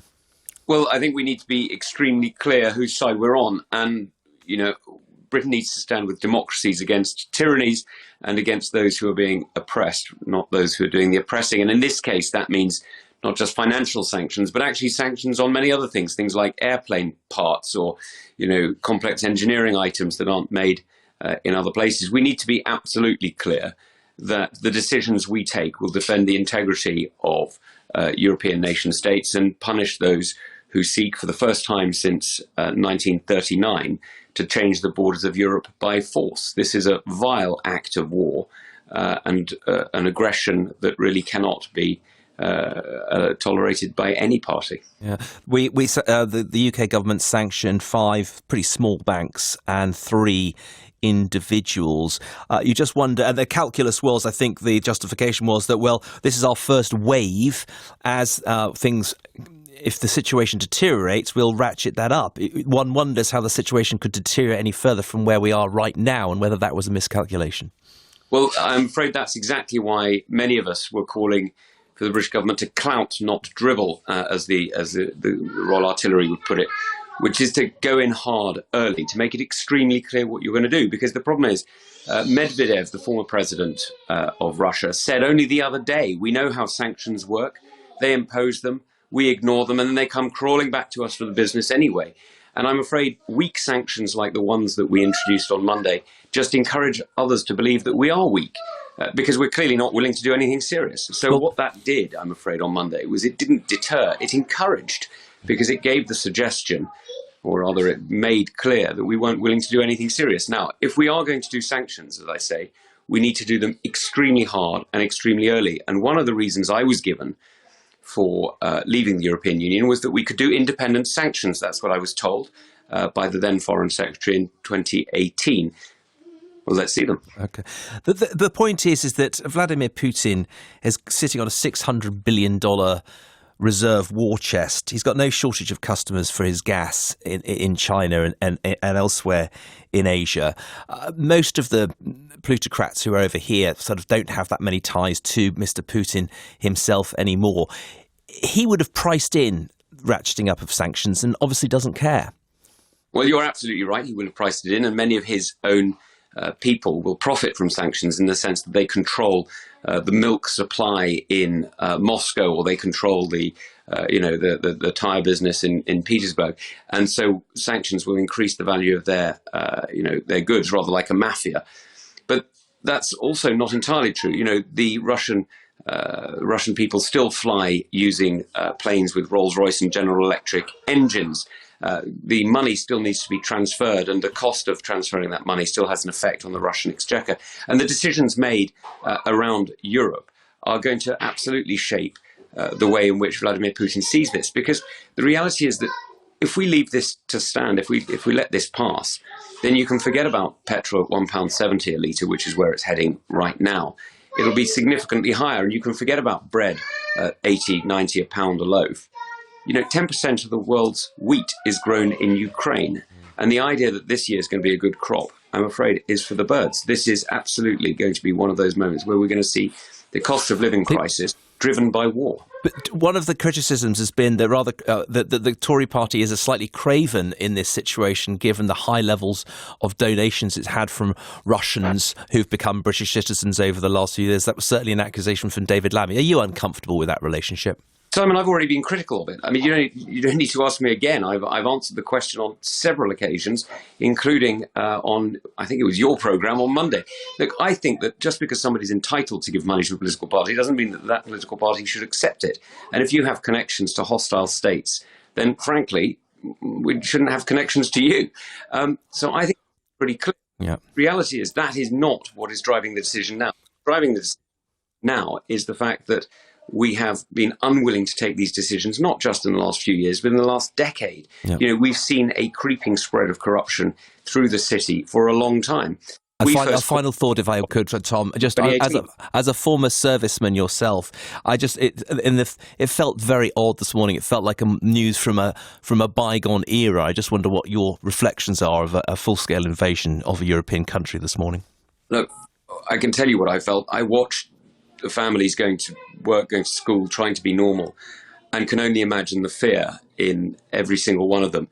People trying to make the decision and finding it very hard to make the decision whether they flee and abandon loved ones. Do you leave your grandmother? Do you leave your parents behind and go to Europe? Go west to free country, or do you stay and hope that this passes through? I remember when I was in Baghdad in 2003, seeing homes destroyed and ballet shoes on the floor. I mean, it's hard. We're losing you, Tom. I'm afraid we get the gist of what you're saying there from your own experiences. But Tom Tugendhat, Conservative Chair of the Foreign Affairs Select Committee, thanks for that. Let's turn briefly for some sport. Jonathan. Yes, morning again. The developments in Ukraine have clearly raised the stakes over UEFA's current plan to stage the Champions League final in St. Petersburg on Saturday, the 28th of May. There are already been calls for it to be moved elsewhere, and they will surely increase. 4 Premier League sides, Chelsea, Liverpool, Manchester United and Manchester City, are among the 16 teams still in the competition. United in action last night, drawing 1-1 with Atletico Madrid, thanks to a late equaliser from teenage substitute Anthony Elanga. And you wonder what action UEFA will take against Benfica's Ukrainian international Roman Yaremchuk, who unveiled an emblem in support of his homeland after scoring last night against Ajax in the Champions League. In the Premier League, the Tottenham manager Antonio Conte has asked for talks with the club and has hinted he might not be the right man for the job after he watched the team lose 1-0 last night at one of the Premier League's bottom clubs, Burnley. It's Spurs' 4th defeat in 5 league games. Liverpool, though, are within 3 points of leaders Manchester City after beating Leeds 6-0, and Watford are second bottom after losing 4-1 at home to Crystal Palace. England's women beat Germany 3-1 for the first time, meaning that England won the Arnold Clark Cup, a round-robin tournament involving 3 of the top teams in the world, Canada, Spain and Germany. And the world's most decorated Olympic cyclist, Sir Jason Kenny, has announced his retirement as an athlete. He'll now take up a coaching position with British Cycling. 2 racing selections, if you like them. Sedgefield, 255, number 2, 2 shots of tequila, and Huntingdon, 355, number 1, Dorking Lad. Thanks, Jonathan. Quick look at the weather. Sunny spells and blustery showers today with some snow or hail. It is 7:30 in London. It is 9:30 here in the Ukrainian capital, a city and a country now under attack. You're listening to Today on BBC Radio 4 with Nick Robinson in Kiev and Simon Jack in London, alongside Tom Sanders, who can bring us a summary of the latest news. Russia has launched an invasion of Ukraine, ending hopes of a diplomatic solution to the crisis engulfing the country. The Russian President Vladimir Putin has begun what he's called a military operation in the eastern Donbas region. There are reports of explosions near several cities across Ukraine, including the capital Kiev, where queues of cars have been pictured trying to flee. Ukrainian officials have reported missile attacks on military headquarters, airfields and warehouses. Russia's defence ministry says it's using precision weapons to bomb military infrastructure, but is not targeting cities. The president of Ukraine, Volodymyr Zelensky, has urged his citizens not to panic, saying they will emerge victorious. Ukraine's foreign minister, Dmytro Kobleva, has called for devastating sanctions in response to the Russian attack. The US President Joe Biden said the world would hold Moscow accountable for its actions. Boris Johnson said Vladimir Putin had chosen a path of bloodshed and destruction, and the UK and its allies would respond decisively. The Prime Minister is due to hold a Cobra meeting about how to discuss Britain's response to the invasion. Oil prices have risen above $100 a barrel for the first time in 7 years as the markets react to the impact of a Russian invasion. Stock markets in Asia have tumbled in response to the news, while the price of gold has surged. In other news, the government is to lower the amount of money university graduates can earn before they start paying back student loans. Under the changes, people beginning courses next year will make contributions once they earn more than £25,000. Graduates will also have to pay back their debt for up to 40 years. Finally, it's no longer a legal requirement to self-isolate in England if you test positive for coronavirus. From today, the rules have been replaced with guidance to stay at home for a minimum of 5 days. Tom, thank you very much indeed. It's coming up to 27 minutes to 8 o'clock.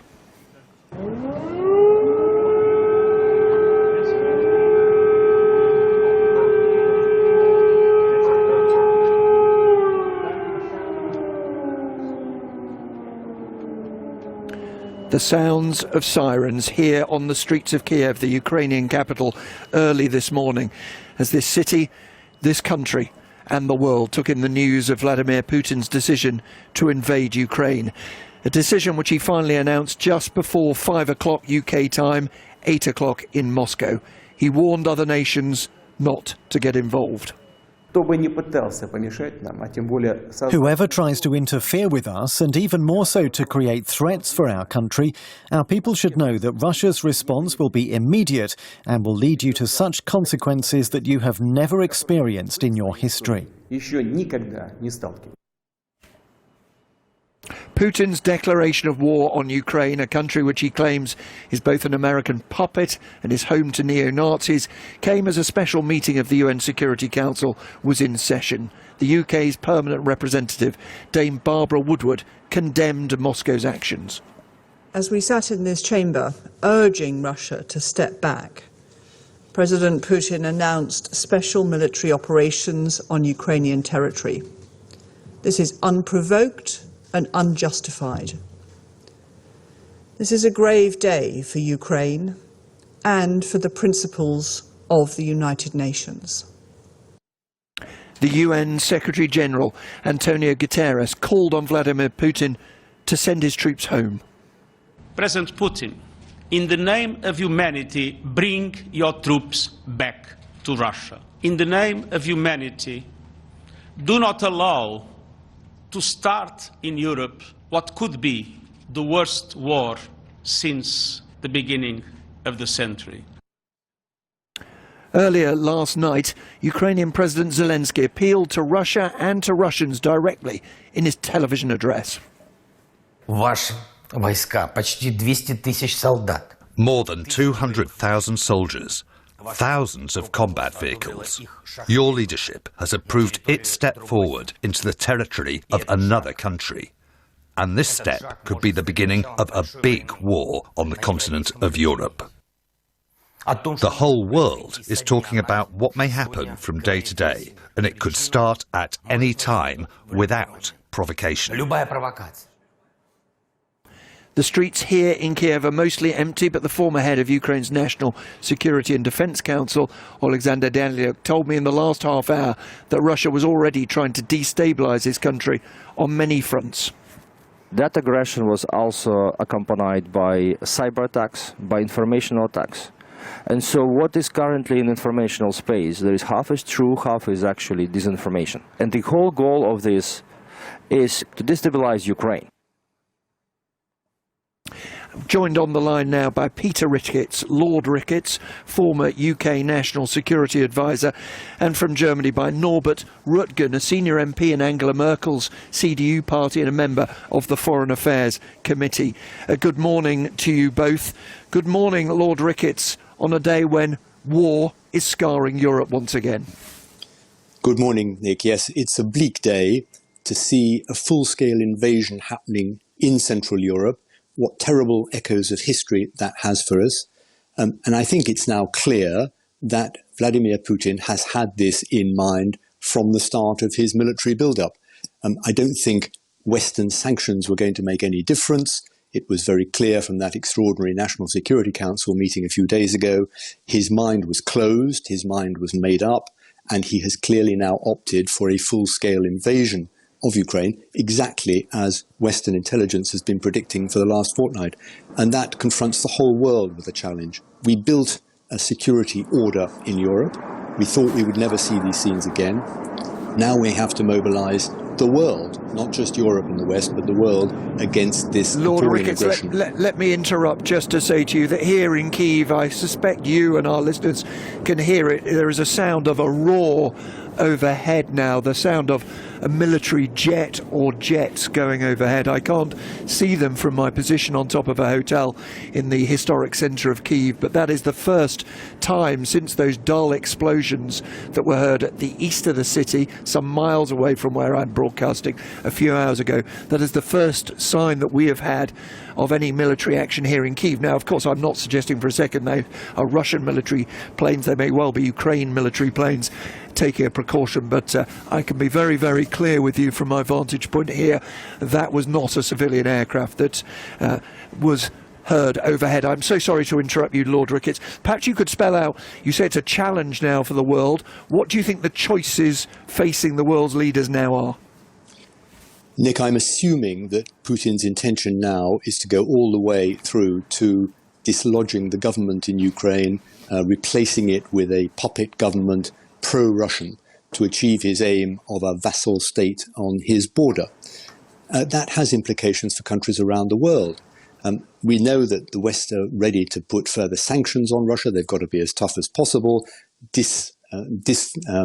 connecting Russia from the international financial system, putting real penalties on Russians who use London and other places to hide their corrupt money. But I think it's now a time to mobilize China, Asian countries, countries around the world. Russia has got to understand that it is becoming a pariah state by the way it is behaved now, and there have to be costs in the long term. Things have to change.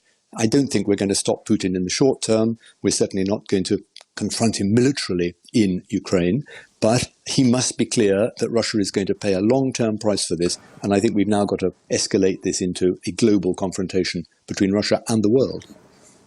Ricketts, thank you very much indeed for joining us. I confused your name with our next guest, Norbert Rücken, who is a member of the Bundestag in Germany, a member of the Christian Democratic Union. Good morning to you in Germany. Now, for many years, really, of course, since the war, Germany has prided itself on trying to find diplomatic solutions to problems with Moscow. What do you believe this morning are the options facing your country and the rest of the world? Good morning, Nick. I think at this sad horror morning, there are no diplomatic channels open at the moment. So now this is about deterrence. It is about defense, actually, more than deterrence, because war is happening. Vladimir Putin brought war back to Europe, destroyed the European peace order and security architecture as it had emerged as a result of the Cold War. So now it is about defense, and we have to defend ourselves, our order, and we have to assist in defending themselves, the Ukrainian people, by all economic means, financial instruments. So the full-scale set and package of toughest sanctions now has been to be imposed. And I think I always have opposed German weapon delivery to Ukraine because it would have destroyed the communication channels to the Kremlin, which Germany enjoys to have with them. Now this is over for the time, and I'm arguing now for even also weapon deliveries to Ukraine because they have the right to defend their country and their people. That's very significant, Mr. Rücken, because we do know that you and others in Germany, the German government, have resisted the sort of moves that have been taken in London to arm Ukraine, to help them. You're saying now that there should be no gap between Germany and the UK and the United States. There will be no direct military intervention against Russia, but all military aid that is requested from Ukraine should be considered. Is that your argument? Yes, this is my view, and explicitly I'm adapting and changing my view due to this change in situation. And now it is about defense and not about talking. Very, very unfortunately, and Germany should shift to the new situation we are facing now. The problem is this, isn't it, that we heard such talk after the invasion of Crimea and the incursions, the backing of Russian separatists in eastern Ukraine back in 2014. 4 years later, Western leaders, European leaders were in Moscow. President Macron was in the VIP box at the World Cup as if nothing at all had happened. Won't Vladimir Putin calculate this morning, for all the talk, the West, Europe, will get used to it. Germany will continue needing Russian energy. This will pass. Yes, and you are unfortunately right. 1 year after the annexation of Crimea, Nord Stream 2 started. In 2015, only 1 year late. And until recent hours, we were not ready and prepared. to really adjust to the situation and take Putin's words seriously. I think clearly on Monday he announced war, and we did not believe in him and in his words. We should have done. We are so used to a historic situation of having peace and not war. And we want to defend our wealth and all what we have achieved in economic terms. And now I think we have to wake up, really. And we cannot get used to what we have seen. This was certainly a failure after the Crimean annexation, that we went to do more or less business as usual. This can't be now business as usual for a long time. This is also different. Crimea might have been seen as a tactical reaction to the association agreement EU-Ukraine. But now this is different. This is a full-scale aggressive war against another country. Norbert Röttgen in Germany, Peter Ricketts, Lord Ricketts in the UK. Thank you very much indeed for joining us. We haven't heard, Simon, another military jet cross this city. We did hear that roar just a few moments ago. There have been no explosions here since the explosions that we heard just before coming on air some miles away from the city.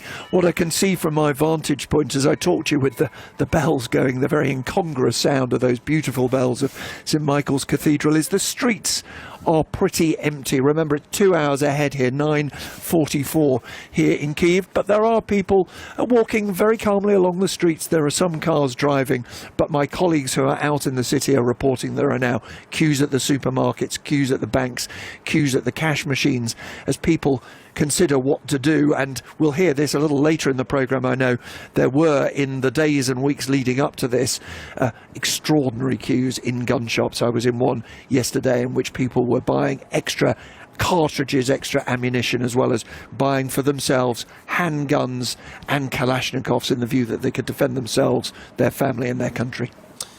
Nick, thank you. Here in the UK, there is a COBRA meeting currently going on, and our political editor, Laura Koonsberg, is saying the next round of UK sanctions are likely to be announced by the PM in the Commons later today.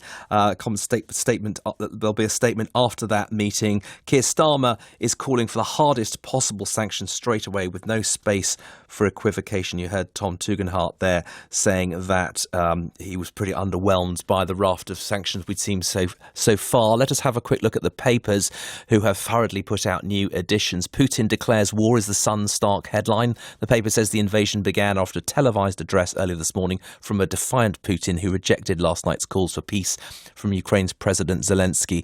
Putin declares war to demilitarise neighbour is the headline on Guardian's website. It says Russian forces appear to be targeting military infrastructure in the early strikes, with explosions reported at airfields, military headquarters and military warehouses. The paper says the operation began amid warnings from world leaders that it could spark the biggest war in Europe since 1945. The Daily Mail website talks of missiles raining down on Kyiv and unconfirmed reports of a huge seaborne landing by Russian forces in the Black Sea port of Odessa involving large landing craft and helicopters. I have to say, I've been looking at the wires and there is some debate about whether that is actually that is false or not.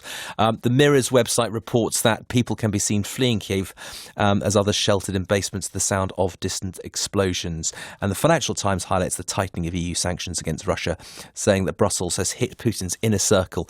In its leader, the FT turns its sights on the UK's sanction response so far and says London grad ties to the Kremlin need to be cut.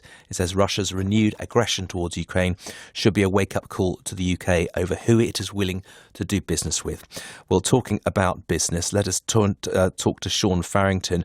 And Sean, just earlier in this programme, we had Tom Tugendhat saying that sanctions should go as further than that to industrial relationships. Rolls-Royce was even a name that he brought up, and I know you've got more on that. Yes, well, Rolls-Royce this morning, announcing their results, saying that they have turned to profit through 2021. They expect to return to a positive cash flow in 2022. Their optimism as those results were being prepared for 7 o'clock this morning was more than it once was, but it will clearly have a huge knock-on effect now, and we may well see in sort of just over 10 minutes' time as what the share prices of these individual companies will do. because of comments and the mood of ministers in Westminster about what these big businesses should do next. On top of that, of course, they're looking at the price of Brent crude oil this morning. It's getting up towards $104 a barrel, levels that we haven't seen since 2014, which puts the costs up for businesses right around the world, and probably the most immediate expectation that people will see of a change in their lives will be the price on the petrol pumps as they drive down our roads in the coming days. Tom Tugendhat was talking about some expectations of £1.70 a litre being predicted if the price of oil continues to shoot up, and him saying it could well be a lot more than that. So the impacts of economically start to ripple pretty quickly when things like the price of oil move this much. Sean, thank you for that. Let's return to Nick in Kyiv.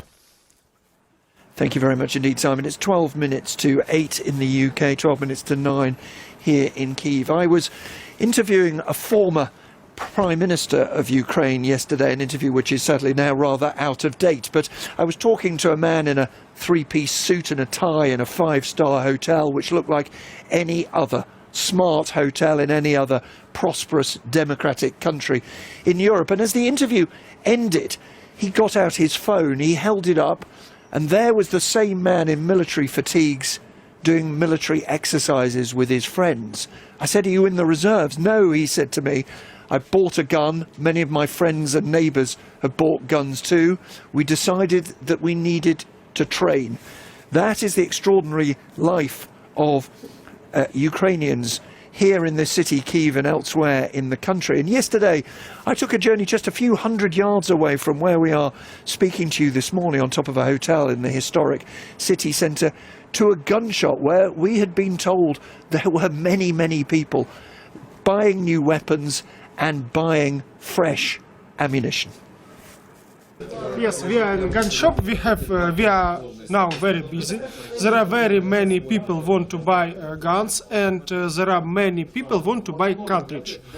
There are cartridge we have, but not many. Not enough. Not enough. Yes, every day many cartridge buys all shooters in our country. Have you been really full in this shop? Yes. So, describe to me what we see on the walls here. What do you sell? We sell Kalashnikov. Kalashnikov? Yes. Easy. Doesn't know. It's Kalashnikov. It's all. And do you think the weapons you sell may be used to keep this city safe, to keep Kyiv Yes, of course. and Ukraine safe? Yes, of course. So you just buying some cartridges? Some cartridges, yeah. What sort of gun do you have at home? I have SKS. SKS. It's a Soviet gun of 40s, 50s years. Do you have it for fun, for hunting, or for safety? For safety of my house. I bought it at 2014 year when we waited for a Russian invasion. So we are waiting again, and I want to buy some more cartridges for Russian. You have bought those cartridges in case Russians come to this city? Really? Yes, of course. You say of course. Yeah, of course. You would use it? I will use it. Would those cartridges, your gun, stop Vladimir Putin and his own? It will stop his guys from Russia. And do you mind me asking, in your normal life, what's your job? What do you do? My job, I'm manager in big company. You're a company manager and you're buying cartridges to use your gun to protect yourself, to protect Ukraine. Protect my family, to protect my home, to protect my country. And he was not alone. Next to him was a young woman buying a revolver as her husband got a fistful of cash out of his pocket to pay for it. I said, "Will you be using that against Russia?" And she said, "I will, and it's not the only weapon we've got. We're just buying a new one to add to the stocks." That is the life of this country today. Now, you would be expecting at 8 minutes to 8 that we would have thought for the day for you. Of course, our thoughts are with the people facing war this morning. The Archbishop of Canterbury, Justin Welby, will join us later in the programme for a later than scheduled thought for the day. Thanks, Nick. Really chilling, some of those thoughts of people arming themselves for what feels like could be quite close quarter fighting, if that's the way the residents of Kyiv are seeing it. Let us talk, though, what the UK response should be this morning. I'm joined in the studio by Laura Kuensberg, our political editor, and a Cobra meeting going on as we speak. Laura, what does the day look like? That's right, Simon. Boris Johnson was woken in the night to be told of this invasion expanding, essentially a conflict taking place in our continent. He's chairing the emergency meeting of Cobra with government ministers right now as we speak. There'll be a call with his Western counterparts, G7 leaders, later today, and then Boris Johnson will be on his feet in the House of Commons, where we expect the UK to announce the next round of sanctions, what have been described as going to be unprecedented. The UK, our listeners will know, will already have taken some steps, freezing assets of a handful of banks and individuals. They were criticised heavily at the beginning of the week for those steps just being too timid, not being on anything like the scale required to challenge this threat, let alone to prevent further action. Of course, now that further action is unfolding before our eyes, we do expect the government later to go much further. And there was some criticisms from David Lammy, for example, that one of the reasons for the timid approach of this government is its rather uncomfortable relationship with Tory party donors. You saw Boris Johnson have this uncomfortable winning a raffle to play against a former colleague of ministers playing in tennis. Is that something that the Conservative Party are deeply uncomfortable about at this moment? Simon, I think there's a real awkwardness about that. I think there's no question. I think also, though, there's a real policy concern about what has been allowed by successive governments to go through the City of London. Russian money, as you well know, swilling around for many, many years. But I think today, what the UK government will be determined to do, and they would reject, of course, that criticism that any action is related in any way to political ties to Russians or former friends of Vladimir Putin. I think what the government, along with other Western allies today, will be really trying to show is something that is extremely significant, a full-throated response. We know in government there's already been suggestions that the next steps might mean blocking Russian energy companies, defence companies, technology companies, energy companies. Crucially, and the Prime Minister previewed this idea yesterday in the Commons, potentially stopping Russia clearing sterling through London, which would be a major blow to their financial systems.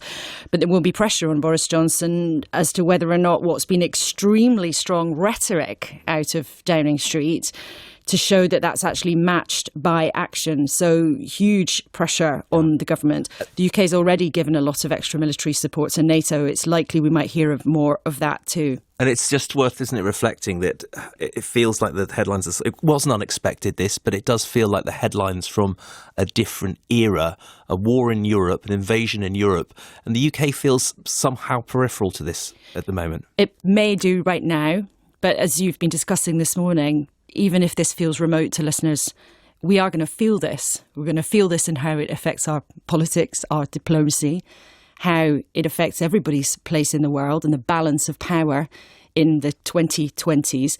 We will all feel it too, perhaps in the price of a loaf of bread. Certainly the price when you take your car to fill it up, certainly what we're going to see in our energy bills, certainly more pressure on what a lot of people are already struggling with, really high inflation in this country. And it also poses, I think, a very difficult retrospective question for many people in our political establishment. Keir Starmer this morning has said that those who've turned a blind eye to Russia must reckon now with their own consciousness. I think in time, perhaps not this morning, but there will be real questions for successive generations of politicians in this country and in other Western countries who, perhaps out of naivety, perhaps out of wishful thinking, perhaps out of genuine hope that Vladimir Putin would be a leader that they could deal with. But this has proven that assumption to be wrong. I mean, I was talking to a senior diplomat earlier this week who said the problem here is that Western leaders are not dealing with the equivalent of the Soviet Union, which might have had bad intent towards the West, but it was stable in a way, it was predictable in a way, people could deal with each other. But they said people in the West have to look at Vladimir Putin as more of a leader, like the leader of North Korea, someone who's unpredictable, volatile. And we now have a generation of Western leaders, Boris Johnson one of them, who face a grave test as how to react to an act of war in Europe, the like of which we have not seen for so many years. Indeed. Laura, thank you for that. Listen, it's 3 minutes to 8. Let us get a quick bit of weather. Over to Nick. Good morning. It's a windy day out there, a gusty westerly wind, plenty of snow showers running into Scotland and Northern Ireland, and wintry showers becoming more widespread elsewhere today as rain clears away from Wales and England. Let's take a look around the UK for southwest England, southeast England and eastern England. Cloudy with outbreaks of rain clearing southwards through the morning, brightening up first in southwest England, then elsewhere this afternoon. Sunshine and scattered showers for this afternoon, some of hail and some sleet and snow, especially into the higher ground. For Wales, the Midlands and across northern England, any rain still out there clearing away, then it's sunshine and showers. These will be wintry of hail, sleet and snow, some thundery too. For Northern Ireland and Scotland, a Met Office yellow warning until 8 o'clock today for snow and lightning. Several centimetres of snow accumulating at low levels, up to 20 in the higher ground, with blizzards in a wind gusting 45 to 55 miles per hour. And showers thundery, so frequent lightning could cause some disruption in some spots. Showers at low levels becoming more of rain or sleet later in the day. And temperatures today in Scotland, Northern Ireland and Northern England, 3 to 6 degrees Celsius. For the rest of England and Wales, highs of 6 to 9 degrees, feeling colder in that wind. Nick, thank you very much indeed. In the last few minutes we've had confirmation that a military airport at Lutsk in the northwest of Ukraine has now come under attack. The Russian Defense Ministry have also issued a statement claiming, I stress, claiming that intelligence is showing that Ukrainian armed forces units and troops are abandoning their positions en masse and laying down their arms.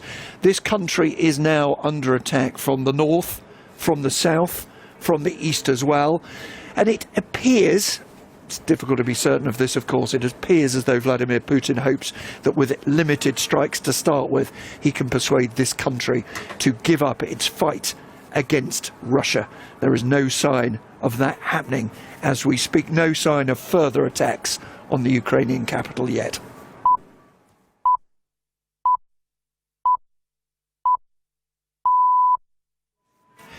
Good morning from Kiev, from a city, from a country that is now under attack. War has returned to Europe. It is Thursday, the 24th of February. I'm Nick Robinson in Kiev. Simon Jack is in London. Our headlines this morning. President Putin has launched a large-scale military assault on Ukraine despite international condemnation and the threat of sanctions. Russian forces have entered the country at multiple points and targets across Ukraine have been struck by cruise and ballistic missiles.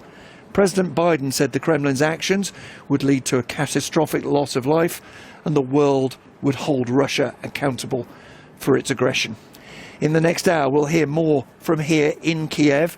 We'll speak to a government minister in London, a former NATO commander, and our correspondents throughout this country, in Russia and around the world, will bring you up to date with this extraordinary and distressing state of affairs. First of all, though, let us get the latest news from Tom Sanders in London. President Putin has launched a major military operation against Ukraine, ending hopes of a diplomatic solution to the crisis in the region. Speaking on national television early this morning, the Russian president insisted he did not plan to occupy Ukrainian territory, but he said he was determined to end 8 years of conflict involving pro-Russian separatists in the east of the country. He warned that Moscow's response would be instant if anyone tried to interfere. Our Moscow correspondent Steve Rosenberg reports.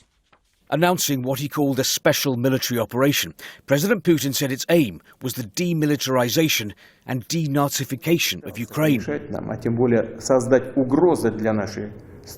Dismissing the West as an evil empire and complaining at NATO enlargement eastwards, he referred to Ukraine as a hostile anti-Russia that was being pumped with modern weapons. Russia, he said, couldn't feel safe in the face of constant threats from Ukrainian territory. President Putin appealed to Ukrainian soldiers to lay down their arms and go home. The responsibility for any bloodshed, he said, would be on the conscience of Ukraine's leaders. And then a warning to any country who may be tempted to intervene. Russia's response would be immediate, the Kremlin leader said, and lead to consequences you have never seen in your history. Minutes after President Putin's speech was broadcast, a number of loud explosions were heard in the Ukrainian capital Kiev, and there are reports of explosions and missile strikes this morning in other cities across the country. Ukraine's foreign minister said it was the start of a full-scale invasion. The Ukrainian President Volodymyr Zelensky urged his citizens not to panic, insisting they were ready for anything. Air raid sirens have been sounding in Kiev, from where our diplomatic correspondent Paul Adams sent this report. The first explosions were heard here in Kiev shortly after 5 in the morning, muffled and distant. Others followed soon afterwards, sounding closer. A government official said cruise and ballistic missiles had been used and that airfields and military headquarters had been hit. Ukraine's airspace has been closed. As air raid sirens sounded over the capital, other reports of explosions were coming in from across Ukraine, including the eastern city of Kharkiv and the town of Kramatorsk, close to areas controlled by pro-Russian separatists. The Interfax Ukraine news agency reported that Russian troops had landed in the port cities of Odessa and Mariupol, and CCTV pictures showed columns of Russian armour entering from Belarus in the north and Crimea in the south. This appears to be exactly the sort of wide-ranging military assault that Western leaders have been warning about for weeks, including, quite possibly, a rapid advance on Kiev. Earlier, Ukraine's President Volodymyr Zelensky made an emotional direct appeal to Russia not to support what he called a major war in Europe. He said he'd tried to call Vladimir Putin, but there'd been no answer. He's now declared martial law, and in a fresh statement this morning, he said Mr. Putin wanted to destroy Ukraine. Everything that we have built, he said, everything we live for. As daybreak came and Ukraine's national anthem sounded over the rooftops under leaden skies, reports from around Kiev spoke of large queues forming at supermarkets and banks. Traffic does appear to be moving, but some people are said to be driving out of the city. In the city of Kramatorsk, in the Donbass region, there are long queues at fuel stations as people rush to fill up their vehicles so they're ready to leave. Our correspondent Sarah Rainsford is there. We were all woken at just before 5 o'clock this morning by the first thuds of something landing. Many people here don't think it's safe to stay in this area, but the problem is where to go, because there have been attacks on cities right across this country. People here seem to be frozen, somewhat kind of stuck, because nobody really expected this. They were worried, they were starting to get scared, the signs were bad. But just last night here in Kramatorsk, there were hundreds of people out on the central square, wrapped in the Ukrainian national flag, singing the national anthem, really staging a kind of final act of defiance ahead of all of this. Nobody can quite believe what's happening here. The NATO Secretary-General Jens Stoltenberg said Russia's actions were a grave breach of international law, which put countless civilian lives at risk. He said the reckless attack represented a serious threat to Euro-Atlantic security, and NATO allies would meet to decide their response. President Putin made his announcement while the United Nations Security Council was holding an emergency session in New York to discuss the crisis. The Secretary-General, Antonio Guterres, described the Russian offensive as the saddest moment of his time in office. At the end of the meeting, he made this direct appeal to the Russian president. President Putin, in the name of humanity, bring your troops back to Russia. In the name of humanity, do not allow to start in Europe what could be the worst war since the beginning of the century. President Biden accused the Kremlin of launching an unprovoked and unjustified attack on Ukraine. He's due to hold a virtual meeting with G7 leaders later this morning before announcing what he described as further consequences for Moscow. Our correspondent David Willis reports from Washington. President Biden said the prayers of the entire world were with the people of Ukraine, and he accused Vladimir Putin of mounting what he called a premeditated war that would lead to a catastrophic loss of life. Shortly after the first Russian missiles were fired, Mr. Biden received a phone call from his Ukrainian counterpart, and in a follow-up statement he said that President Volodymyr Zelensky had called on world leaders to speak out against Russia's aggression. Following a meeting with leaders of the G7 industrialized nations later today, Mr. Biden is expected to announce a package of sanctions which officials have said are meant to cripple the Russian economy. But after Germany's decision to suspend the Nord Stream 2 pipeline project, further measures targeting Russia's energy sector are seen as unlikely, since they would add to the rising price of oil. And with inflation here at a nearly 40-year high, polls show that the majority of Americans are opposed to the US playing a major role in the Russia-Ukraine conflict. The escalation of the conflict has pushed up oil prices, with the cost of Brent crude now above $100 a barrel for the first time in more than 7 years. Asian stock markets have dropped. The Hang Seng in Hong Kong is down more than 3%, and gold prices are at their highest level in over a year as investors look to what they see as safe assets. Boris Johnson was woken just after 4 o'clock this morning with the news of the Russian military operation. After a phone call with the Ukrainian president, the Prime Minister said the UK and its allies would respond decisively to Moscow's unprovoked attack. He's now chairing an emergency Cobra meeting before making a statement to the Commons later. The Conservative chair of the Foreign Affairs Select Committee, Tom Tugendhat, told us the government's package of sanctions had done nothing to deter President Putin. Weak sanctions like the ones that we introduced on Monday just encourage others to believe that we are weak, because we're clearly not willing to do anything serious. So what that did, I'm afraid, on Monday was it didn't deter, it encouraged, because it gave the suggestion, or rather it made clear, that we weren't willing to do anything serious. Now, if we are going to do sanctions, as I say, we need to do them extremely hard and extremely early.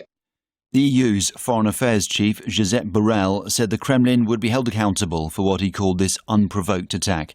Our correspondent Jessica Parker reports from Brussels. Reacting this morning, the European Commission President Ursula von der Leyen said the EU strongly condemned Russia's unjustified attack on Ukraine and promised to hold the Kremlin accountable. The EU's first set of sanctions, agreed before the latest developments, was officially adopted only yesterday afternoon. Overnight, a list of names was published of more than 20 high-profile individuals who will be subject to EU travel bans and asset freezes. They include senior figures in Vladimir Putin's government, military and Kremlin-backed media.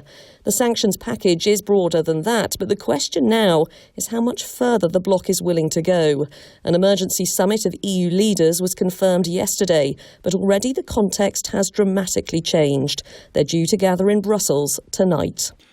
In other news, the government is to lower the amount of money university graduates can earn before they start paying back student loans. Under the changes, people beginning courses next year will make contributions once they earn more than £25,000.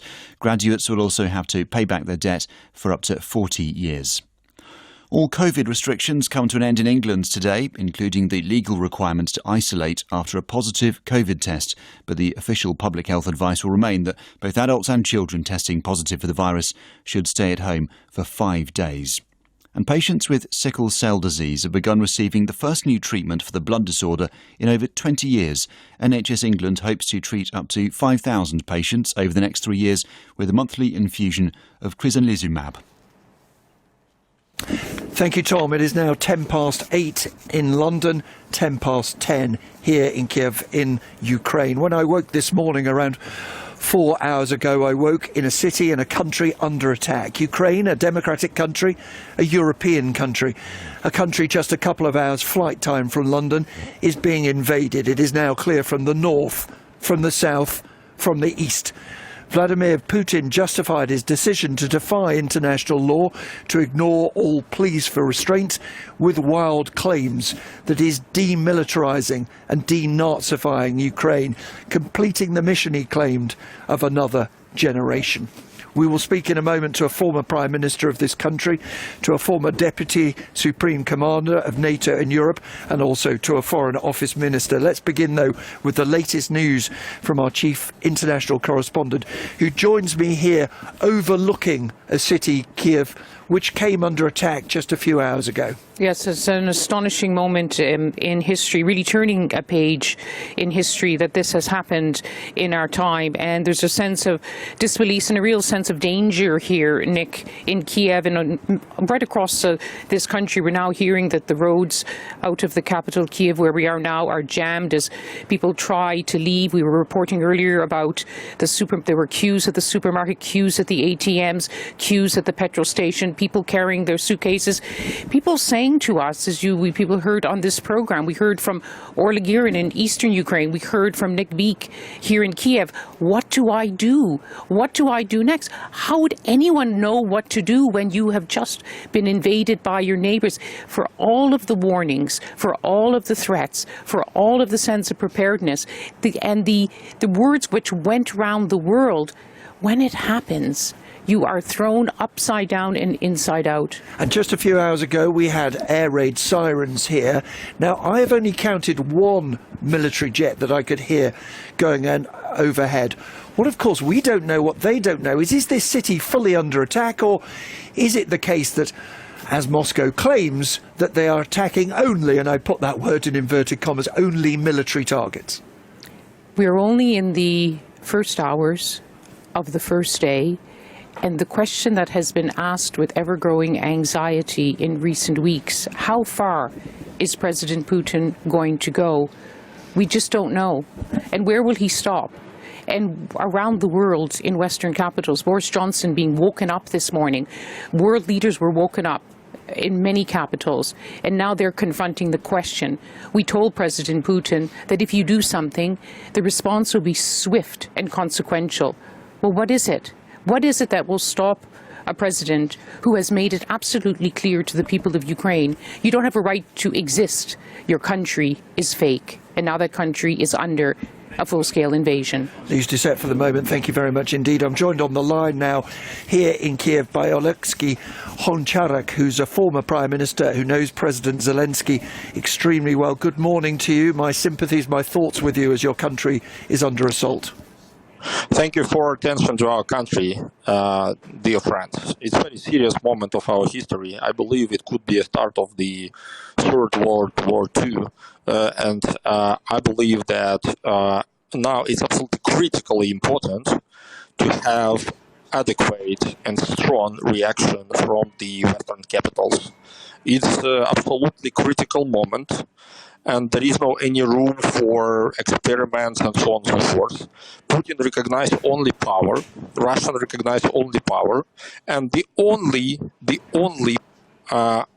measures can stop Mr. Putin and his criminal crowd is a direct signal from the West that this is a red line, and I believe that NATO should provide direct military support to Ukraine now. Economic sanctions. Mr. Honcharuk, let me interrupt for a second. If you could just hold the phone a little bit further away from your mouth, we're getting a bit of a distortion of your very important message to us this morning. Let me be clear. Are you saying that in London, in Washington, D.C., in Berlin and elsewhere, they should cross a line, that they should be willing to give direct military assistance to a country that is not in NATO, a country that in the past they've been willing to give aid to supply arms to, but have not been willing to do more than that? Look, we should realize that Ukraine is a part of Western democratic world. Officially, formally, we are not part of NATO. But Ukraine is a Western country, Western democracy, European democracy, and we invaded by Russian troops now. Just realize it. One more time, economic sanctions is good. Thank you for your support, but it's not enough. It could be a start of the Third World War. We should realize it, because Putin will not stop. If we let Putin go, he will go as far as we let him go. Ukraine is much stronger than before. Our forces are much stronger than before. But to stop the second powerful military, military power in the world, it's not enough of our efforts. We do Mr. Honcharuk, let me just ask you this. Support. The question that our chief international correspondent was asking just there is a question that, of course, we can't know the answer to, you can't know. Do you have a sense, though, of what Vladimir Putin's end point is? Do you believe he wants to occupy your country? Do you believe he wants regime change in your country? Or do you think he hopes that the West's resolve dissolves and that you and others give in to his demands? I want to be clear, very clear. Putin's goal is to undermine and destroy democracy, because the main threat for Putin is a democracy in Russia and in the region. Ukraine is a democratic state, independent democratic state, with a huge part of Russian-speaking population. And for Putin, democratic Ukraine is the main threat. So Putin will destroy our country or make sure that he will install here the authoritarian regime like he has in puppet regime like he has in Belarus. So one more time, it's not only about Ukraine, it's about democracy in the world. We already have very bad times for democracy in the world. But if Ukraine will fall, if Putin will achieve his goal to install here a authoritarian state, or if Putin will destroy Ukraine, the Baltic countries, Poland, and all Eastern Europe, all Eastern Europe will be in danger directly. Georgia. Mr. Honcharic, I want to put that point to James Cleverly, our Foreign Office Minister. Just before I do so, though, can I ask you a personal question as a Ukrainian citizen? When we met yesterday here in central Kiev, you took your phone out and you showed me a video of you and your friends doing what I guess is basic military training, learning to use a gun. Are you, the citizens of this country, really preparing to fight man for man, woman for woman on the streets of your country? Of course, we don't have any choice. Of course. A lot of people, like 1,000 people, are ready to push back. And I'm in Kyiv now, and I am and my friends, we are ready to fight. But one more time, it's impossible to fight with just a weapon, with just a gun against the missiles, against the aircrafts. It's like it's absolutely no sense. So we will push back, we will fight, and as our president said today, that we are here and it's our land and we will protect it. But one more time, it's not only about Ukraine. It's about democracy, because Ukraine was invaded 8 years ago and invaded now because of our democratic choice. It's very serious. We hear your message loud and clear, Mr. Honcharic. If I may, I'm going to thank you for that, and thank you very much for your time on this very upsetting and distressing morning for you and other Ukrainians, and turn to James Cleverly. Mr. Cleverly, thank you very much for waiting, and thank you for joining us this morning. What do you make of that call you heard from the former Prime Minister of Ukraine for more military assistance, and his warning that this is not a battle simply over the future of his country, but of democracy in Europe? Well, he is right that supporting Ukraine is not just about doing our moral duty to the people of Ukraine. It is also about defending the concept of democracy, rule of law, self-determination, territorial integrity and sovereignty. All these things are at stake, and he is absolutely right about that. That is why the Prime Minister has convened a COBRA meeting where he will discuss with ministerial colleagues about our support to Ukraine. He'll be speaking with G7 leaders later on today about our coordinated response, and that includes economic support, humanitarian support, what military support we're able to do, and of course an unprecedented range of coordinated international punitive sanctions to put real pressure on not just the people around Vladimir Putin and Vladimir Putin himself, but also on Russia's economic ability to fund this invasion. Do you accept that the sanctions we've seen to date are paltry, frankly? We're talking of a few banks, a few oligarchs, and in truth they're unlikely to change a decision that has already been taken. It is a dramatic change of policy is going to be required if the Kremlin are going to be persuaded to change their plans. Well, what we saw, what became evident in the days leading up to this invasion, is that Vladimir Putin is increasingly isolated. That bizarre video of him berating his senior officials shows that he's making these decisions increasingly in isolation and illogically.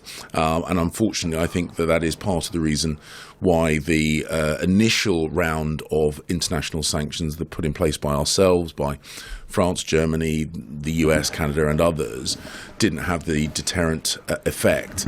But the sanctions package that will be put in response to this is already actually having an effect. Just the announcement that it's coming. We've seen the Russian stock market, the equivalent of the FTSE, drop by over 30%. That is a huge reduction in Russia's economic abilities to fund this to fund this invasion. And those sanctions will be laid today and over forthcoming days to really prevent Russia from funding this invasion. Foreign Office Minister James Cleverly, thank you. Listening to that is General Sir Richard Sheriff, a former Deputy Supreme Commander of NATO Europe and also author of War with Russia and a manager of a company called Strategia Worldwide, a risk management consulting. See, good morning to you. Perhaps not a good morning, I should really say, General Sir Richard. There's no surprise, I imagine, for you in what has developed, and yet shock that once again there is war in Europe. You're quite right. I'm afraid there is no surprise, and there is profound sadness and a sense of appalling horror at what is about to unfold for the people of Ukraine. Do you have a sense of what might be about to unfold? It looks at the moment, even though it is of course very early in this invasion plan, that there are attacks on military targets here on the outskirts of Kyiv, in a city called Lutsk, the military airport there, of course in eastern Ukraine where there's been fighting. Do you think it will stop at that, or do you think he has a full invasion plan? The Russians don't hang around. They will look to establish overwhelming force, and so I think we have to assume the worst. I think we have to assume that there will be multiple attacks on different axes from north, from the east, and from the maritime flank in the south. And I think we have to assume that this is not just Russia biting off a chunk of Ukraine, for example, establishing a land corridor to Crimea, but a full-blown military offensive to occupy Ukraine. We heard earlier from the former Ukrainian Prime Minister saying that he believed that this was a threat to many other countries in this region as well. We've heard the Ukrainian President Zelensky, suggest that the real ambition is to revive the Soviet Union. Is that plausible? Yes, entirely plausible. We only have to listen to what Putin has been saying since 2014 at the very least. He has said the most appropriate security settlement for Europe is a new Yalta. What that means is he sees Russia dominating Eastern Europe as the Soviet Union dominated Eastern Europe in communist times. This has all been on the cards for some time, but nobody, or at least the people who need to have been listening and waking up to that fact, have ignored it. What then can the leaders of our own country, of the West, now do? Right, the first thing is to continue as much as possible to provide bilateral support to Ukraine in its hour of need. Clearly, there can be no question of NATO forces actually deploying on the ground, because that would precipitate a Third World War. But there will be other ways of providing support, however limited that might be. The second, and I think the most important thing, is to look to our own security. And that means that we in this country must recognize that our security starts not on the white cliffs of Dover, but it starts in the forests of Latvia, Estonia, and Lithuania. And that means we must really man the ramparts in Eastern Europe as an alliance. We should mobilize our forces, such as we've got. I'm afraid the cupboard is pretty bare after the cumulative defense cuts of the last decade plus. But nevertheless, our governments now should be really examining carefully what needs to be done to reinforce and to send the most powerful signal possible that NATO is ready and willing to defend its territory. General Sir Richard, a very brief, if you would, but final and important answer. There will be people listening to this programme this morning wondering if they, their children, their grandchildren may be expected to fight, may in fact be directly involved in this military confrontation. Do you believe that that is at all possible? Or are we talking of supporting allies, of supporting those in Eastern Europe who are standing up to the Kremlin? Absolutely, there is a possibility that we as a nation will be at war with Russia. Because if Russia puts one bootstep across NATO territory, we are all at war with Russia. Every single member of the NATO alliance. Because under the NATO alliance, Article 5 says an attack on one is an attack on all. So we need to change our mindset fundamentally. And that is why I say that our defence starts in UK on the frontiers of NATO. General Sir Richard Sheriff, thank you very much indeed for joining us. Just one little bit of news just coming in, Simon, and they're coming in all the time now, as the General Staff of the Ukrainian forces have said that 5 Ukrainian planes and 1 helicopter have been shot down already in the fighting that we've seen in eastern Ukraine. Thank you, Nick. Now, at a little later than usual, it's time for a special thought for the day from Justin Welby, the Archbishop of Canterbury. To wake up to the news of war is terrible. To wake up to its reality is orders of magnitude worse. Shakespeare refers to war as chaos, the loosing of the dogs of war, and calls for one of his characters to cry out the warning about what it means. Those in the Ukraine will be thinking of their relatives on the front lines or their friends on the front lines. We are thinking, where is it going to go next? Politicians are thinking, what do we do? In all the thinking, in all the responses, there is the great uncertainty, which is the worst enemy of good decisions. Uncertainty leads to fear. Fear leads to overreaction. How do we react well?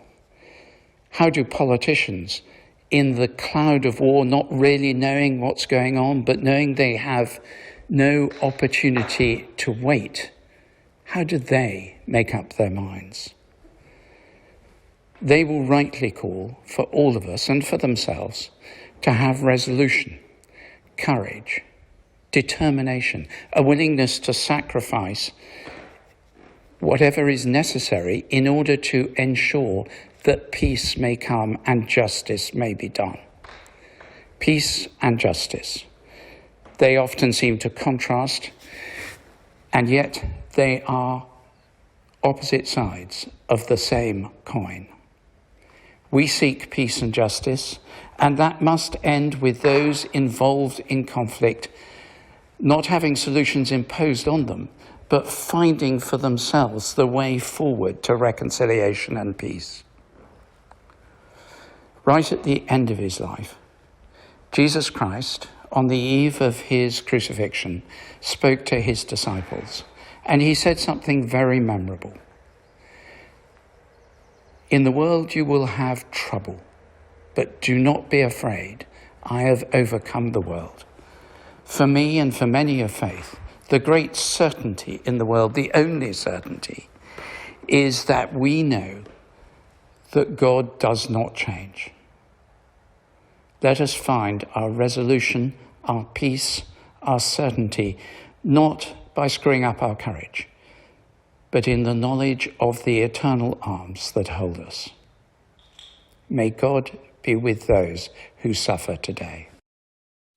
That was Justin Welby, the Archbishop of Canterbury, with a special thought for the day on this day of huge historic import.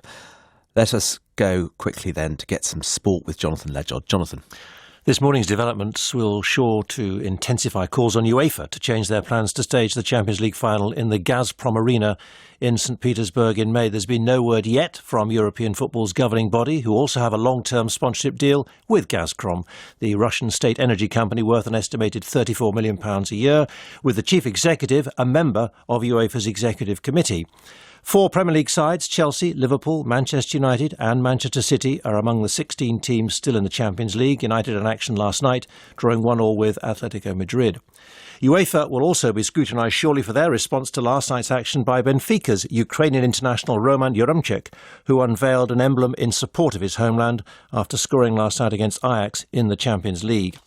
Here in the Premier League, Tottenham manager Antonio Conte has hinted he could leave the club after his team lost 1-0 last night at third bottom Burnley. Conte said afterwards, "I came here to help the club, and if the problem could be the coach, I'm ready to go. He's only been in charge since November. Liverpool, meanwhile, are within 3 points of leaders Manchester City after winning 6-0 against Leeds. England's women's team scored a notable success last night, beating the world's third-ranked team Germany. For the first time, it meant that England won the Arnold Clark Cup, a tournament involving 3 of the top teams in the world, Canada, Spain and Germany. And the world's most decorated Olympic cyclist, Sir Jason Kenny, has announced his retirement as an athlete. He won 7 gold and 2 silver Olympic medals and will now take up a coaching position with British Cycling. And look out later this morning when England coach Eddie Jones reveals his team for the match against Wales at Twickenham on Saturday. Finally, in a nod to normality, try these 2 tips. Sedgefield 255, number 2, 2 shots of tequila. Huntingdon 355, number 1, Dorking Lad. Jonathan, thank you. Look at the weather. Sunny spells and blustery showers today with some snow or hail. Thank you, Simon. Here in Kiev, it is a cloudy sky, bitterly cold, and a city that is almost entirely silent. I'm looking down now. There are the odd car going down the streets, the odd pedestrian you can see walking, but I'm told by a correspondent in the city and others that many people are either locked in their homes or queuing at petrol stations, at banks to get money out, in supermarkets to stock up. We did hear a military aircraft fly overhead just in the last few minutes. We're assuming that's Ukrainian forces. There's no sign of other Russian attacks on this city at the moment. Those came many hours ago, some miles out of the city towards the east at what we think is the military airport, but that has still to be confirmed. You are listening to Today on BBC Radio 4 at 27 minutes to 9 o'clock in the UK with Simon Jack in London and me, Nick Robinson, here in Kiev, the Ukrainian capital. Let's get an update on the day's news from Tom Sanders. Russia has launched a major military assault against Ukraine in defiance of international pleas for peace and the threat of severe sanctions from the West. Targets across Ukraine have been struck by missiles and loud explosions have been heard in Kiev and other cities. The Foreign Office Minister James Cleverly told us the UK was preparing an unprecedented range of coordinated international punitive sanctions against Russia. The United States has said the world will hold Russia accountable for its aggression. Mr. Biden is due to hold talks with other G7 leaders, including Boris Johnson, later today. NATO says Russia's actions mark a grave breach of international law and a serious threat to Euro-Atlantic security.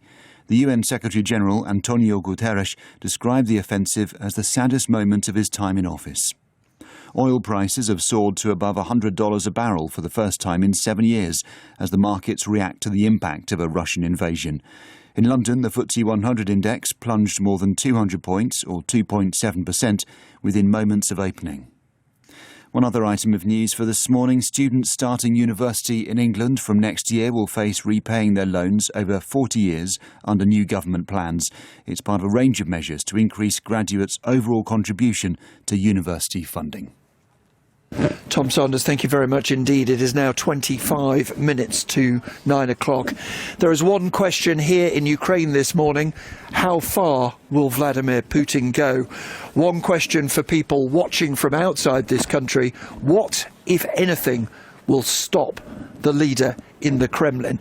Crucial decisions have to be taken by world leaders this morning, not least in the European Union itself, whose leaders are very dependent on Russian energy, and many of whom have long believed in diplomacy rather than military force to combat Vladimir Putin.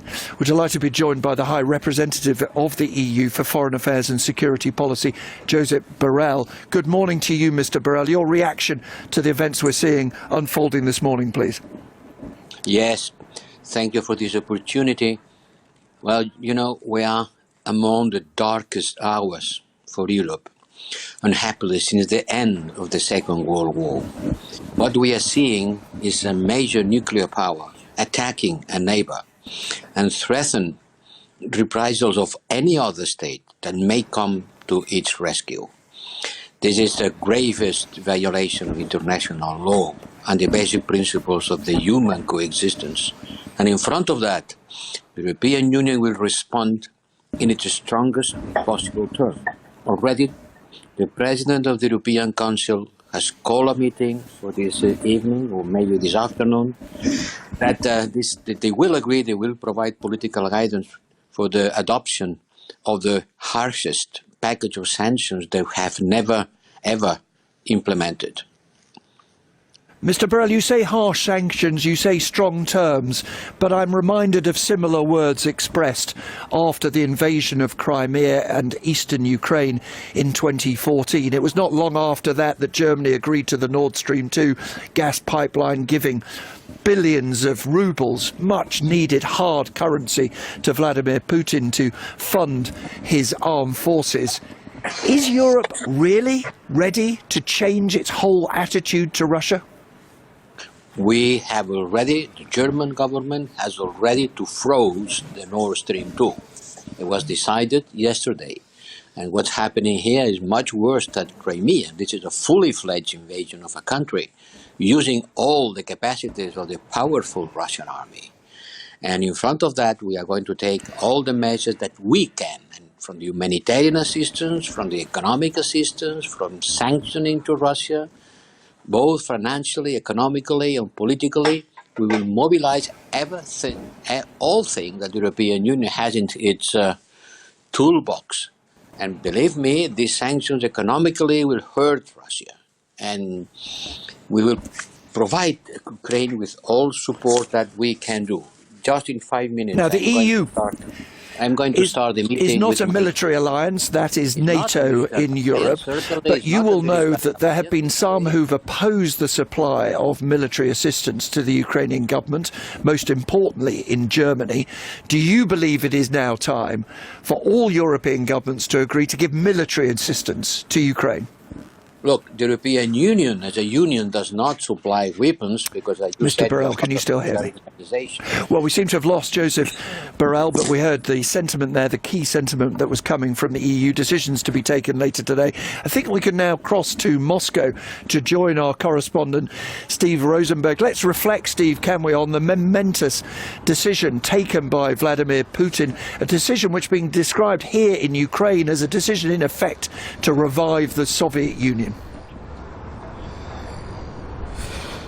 A momentous decision indeed. I mean, Vladimir Putin talked about a special military operation. Well, I better hand back to you, Simon, in London, because I'm not hearing any of my guests here Nick, at this end in Ukraine. I tell you what, Nick, we were actually hearing Steve Rosenberg, so whether we can pick him up again from Moscow, I think we were hearing him at our end, but not at yours. So, Steve, yes, a momentous decision, as Nick was saying, a profound. We can't say this wasn't expected. People were saying this looked like it was on the cards for some days, but still a deep sense of shock, I think, today.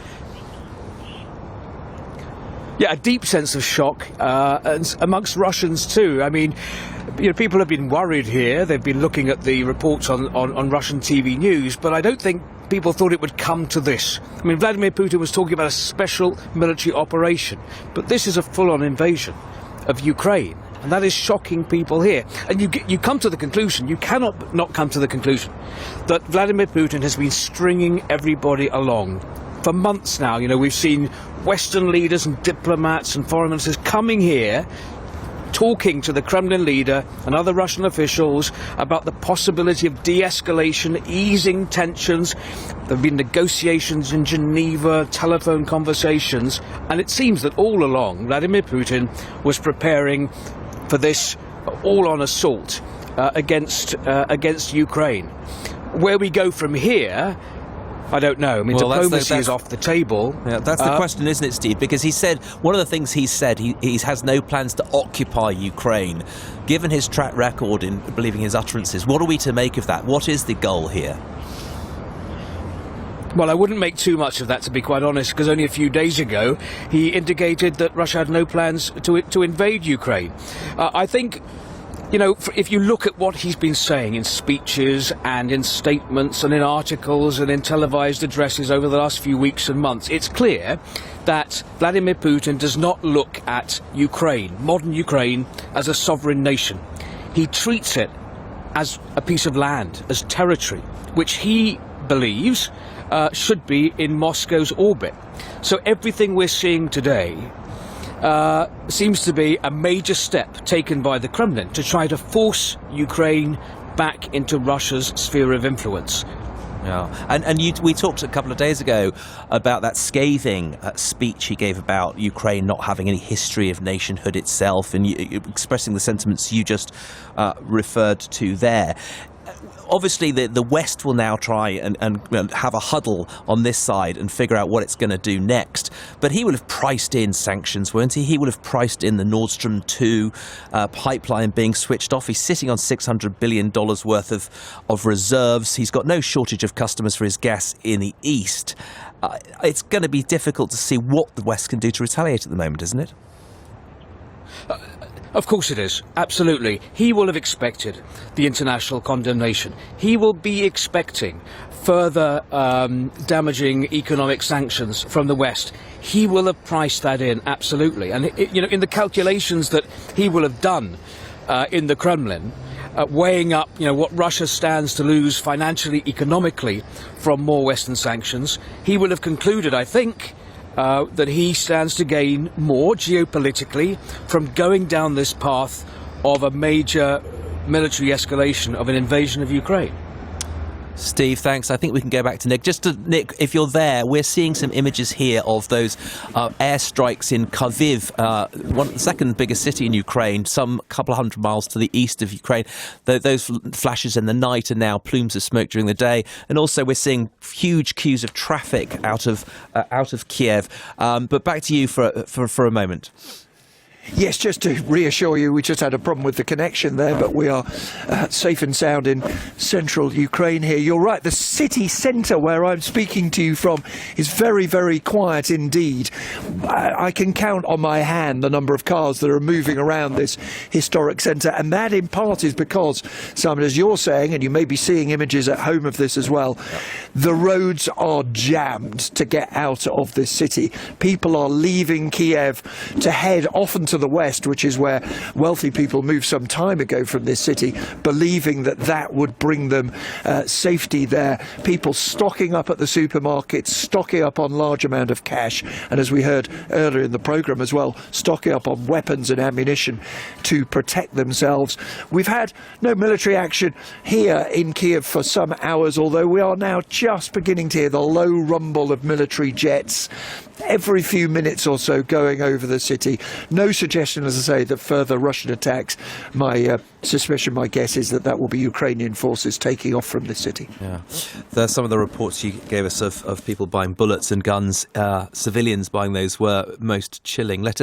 As we say, there has been a shock, even though in a way it looked like as if it was on the cards. There's been a sense of shock today, and that's been reflected on the financial markets. Let's go over to Sean. What are they making of it, Sean?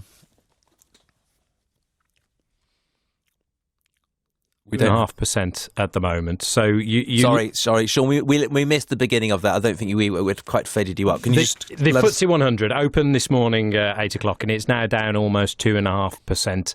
But when you drill down into the stocks, we were talking just an hour ago about what Rolls-Royce, the defence aircraft engine manufacturer, what might happen to Rolls-Royce. Well, Rolls-Royce is actually down 14% this morning. Tom Tugendhat on this programme name dropped them, the chief of the chair of the Foreign Affairs Select Committee, when he was talking about how far sanctions could possibly go. He mentioned Russian people are still flying using planes with Rolls-Royce engines.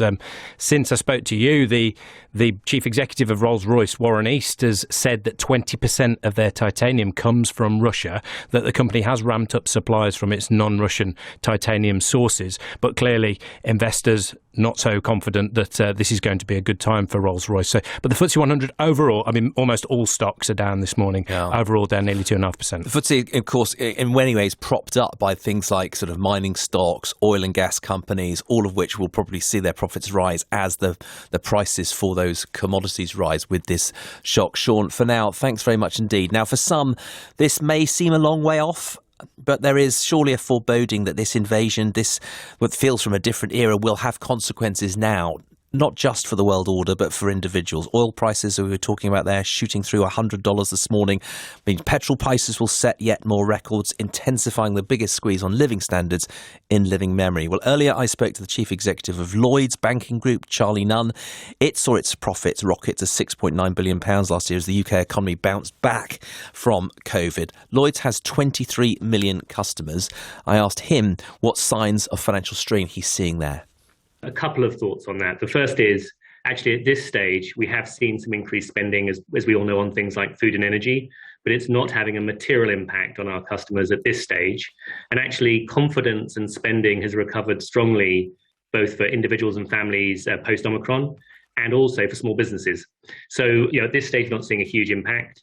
The other good news as we look at this is about 6 in 10 of our customers have actually increased their savings and their financial resilience over the last 2 years. We've been really impressed by how our customers, both small businesses and individuals, have responded to COVID.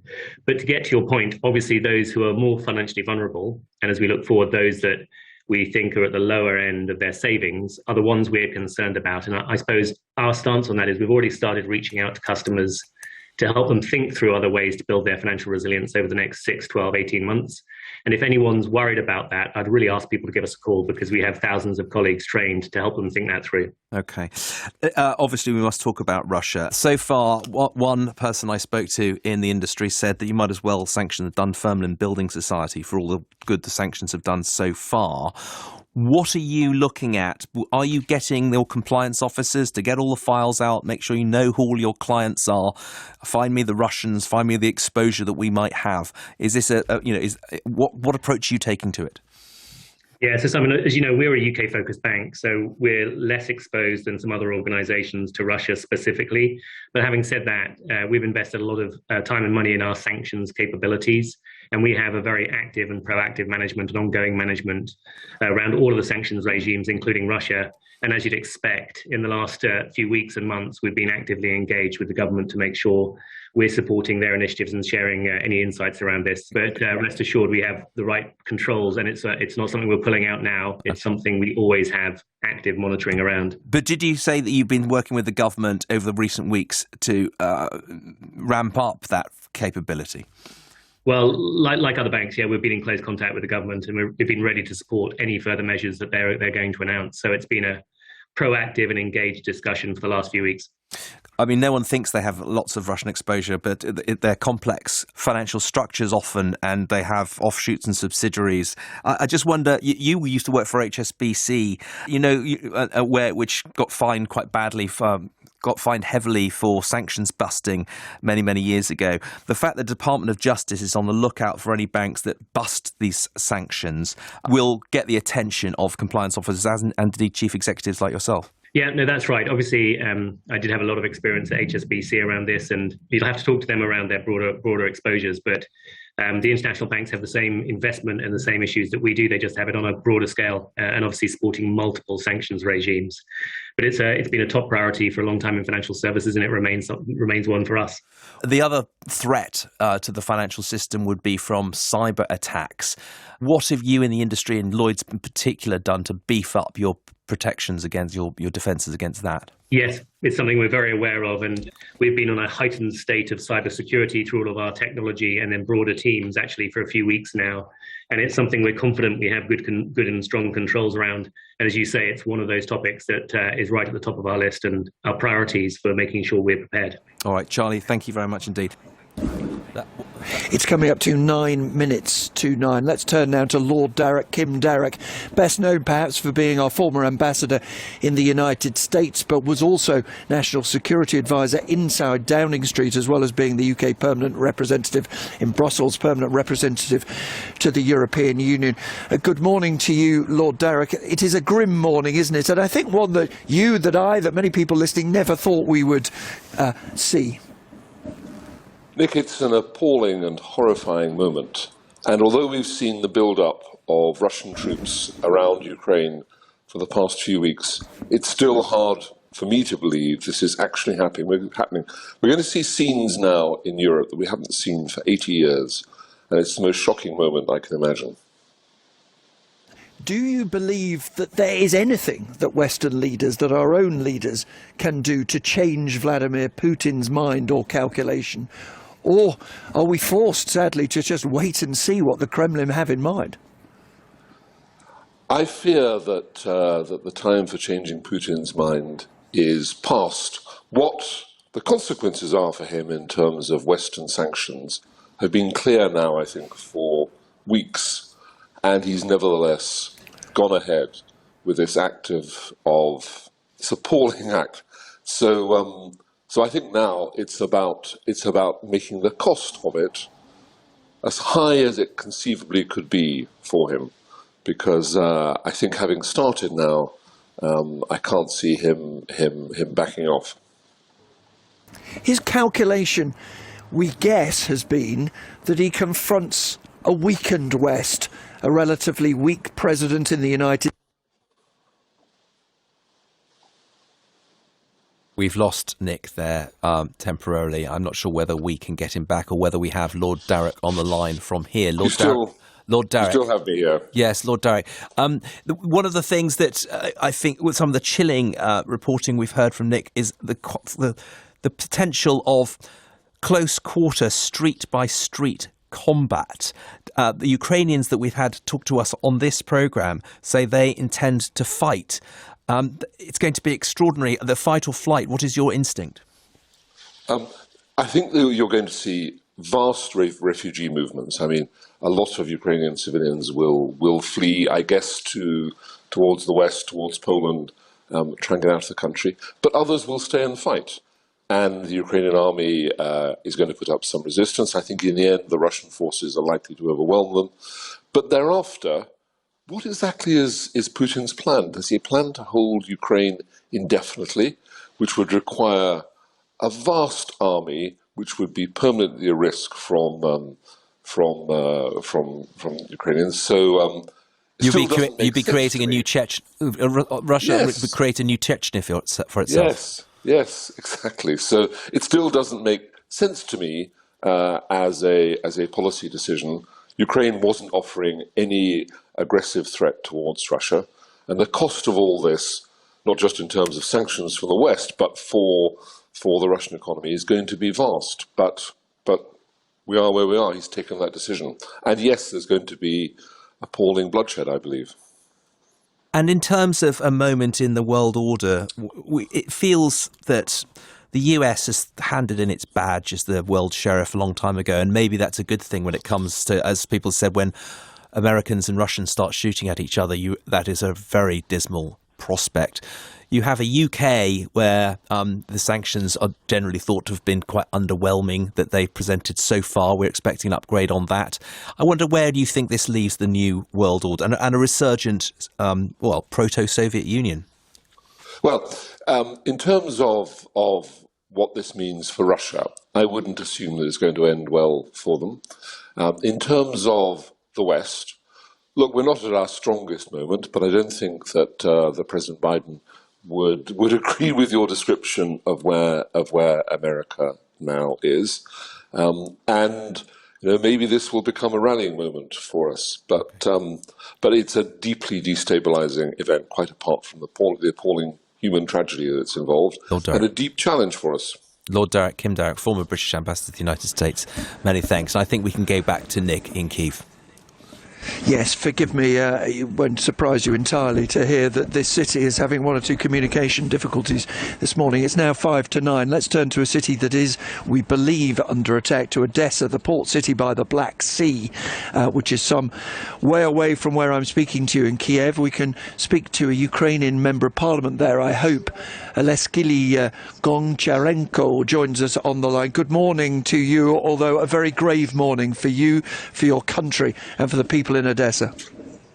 Hello, yes, that's a very bad morning. Hello. What can you see in Odessa? What do you know of in terms of the Russian attack? In Odessa, we saw bombing and missile attacks throughout the whole country. The military objects were attacked. One of the objects on my constituency was attacked, and there we have at least 6 killed. And more victims probably will be after we will take off the pieces of concrete and so on. So Russia is attacking us throughout the whole country. Not only military aims are in priority, but already we have news about victims from civilians. Also have a ground invasion from Belarus, which is de facto occupied by Putin, and from the east, from Russian-Ukrainian border and from Donbass. Do you believe that Russian forces are likely to try to attack all parts of this city? We know there are assaults now coming from the south, near Odessa, from the east, from the north. We understand that for Russia, Odessa has a great significance, both from strategic point of view as the biggest city on the Black Sea, and also from the symbolic point of view, because probably in Ukraine there are three cities most important for Putin's symbols and mine. It's Sevastopol, which is already occupied by Russian Federation from 2014, Kiev, and Odessa. So certainly Odessa is under big danger, but the whole country is under big danger. I cannot tell you where is the safe place, and I want to tell you that the whole world is under big danger. Because first of all, because Putin will not stop on Ukraine, he will go further if he will be successful here. That's for sure. So it can finish with the Third World War. And secondly, because Ukraine is full of objects of high technical danger, nuclear power stations, chemical factories, pipelines. Just imagine what awful catastrophe of planetary scale can happen when the war is on such territory. What can your country do to defend itself? We will fight for our country. We will defend our country. And we are a proud nation which will fight for ourselves. But we need the support of the West. And, for example, non-fly zone, that's something that West can provide. We are not waiting that somebody will fight for us on the ground, but just to defend our skies from Russian aircraft killing civilians. I think that all world should do. Also, real sanctions. We have to leave it there, Putin. I'm afraid, Mr. Goncharenko. Thank you very much indeed for taking the time to join us. It's a grim morning in Ukraine, Simon, a grim morning here in Kiev, all over this country. And of course, if you've been discussing a very, very tough time for the Western world as it decides now how to react. One of the questions will be, will they fight or flight? And those reports you brought about people buying ammunition, buying shotguns, buying revolvers, speaks to a horrific conflict at close quarters with very bloody results.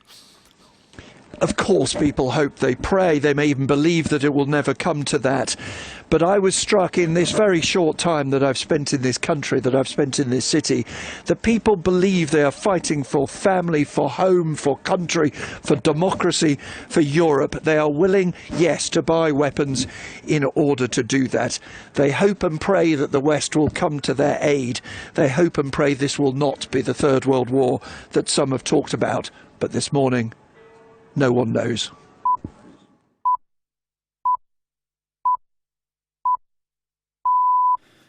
BBC News at 9 o'clock. Russia has launched a large-scale military assault on Ukraine. Missile strikes and explosions have been reported in the capital Kiev and in other cities. The Ukrainian President Volodymyr Zelensky has urged people not to panic, but queues are formed at supermarkets, banks and petrol stations as some are fleeing to the west. Valentina Burkenko, who's 19 and is in Kiev, says people have been expecting military action, but it still comes as a shock. I think it was around 5 in the morning, maybe slightly earlier, I got woken up by a really loud explosion sound. Obviously, considering the tension of the past few weeks, it was quite clear what had happened. And since then, there have been explosions following intermittently. President Putin announced the operation on television, urging Ukraine's army to give up its weapons and warning other countries not to intervene. The United States has said the world will hold Russia accountable for its aggression. NATO has condemned what it called a reckless and unprovoked attack. The European Union has called the invasion barbaric. Boris Johnson has been leading a meeting of the government's Emergency Cobra Committee. The Foreign Office Minister James Cleverly said severe economic sanctions will be announced in waves. 5 Russian banks and 3 allies of Mr. Putin have already been targeted. Stock markets around the world have seen sharp falls in share prices. In London, the 100 index is down by 2.5%. The price of a barrel of oil has risen above $100 for the first time in 7 years. Hello and welcome to an extended edition of The World at One with me, Sarah Montague.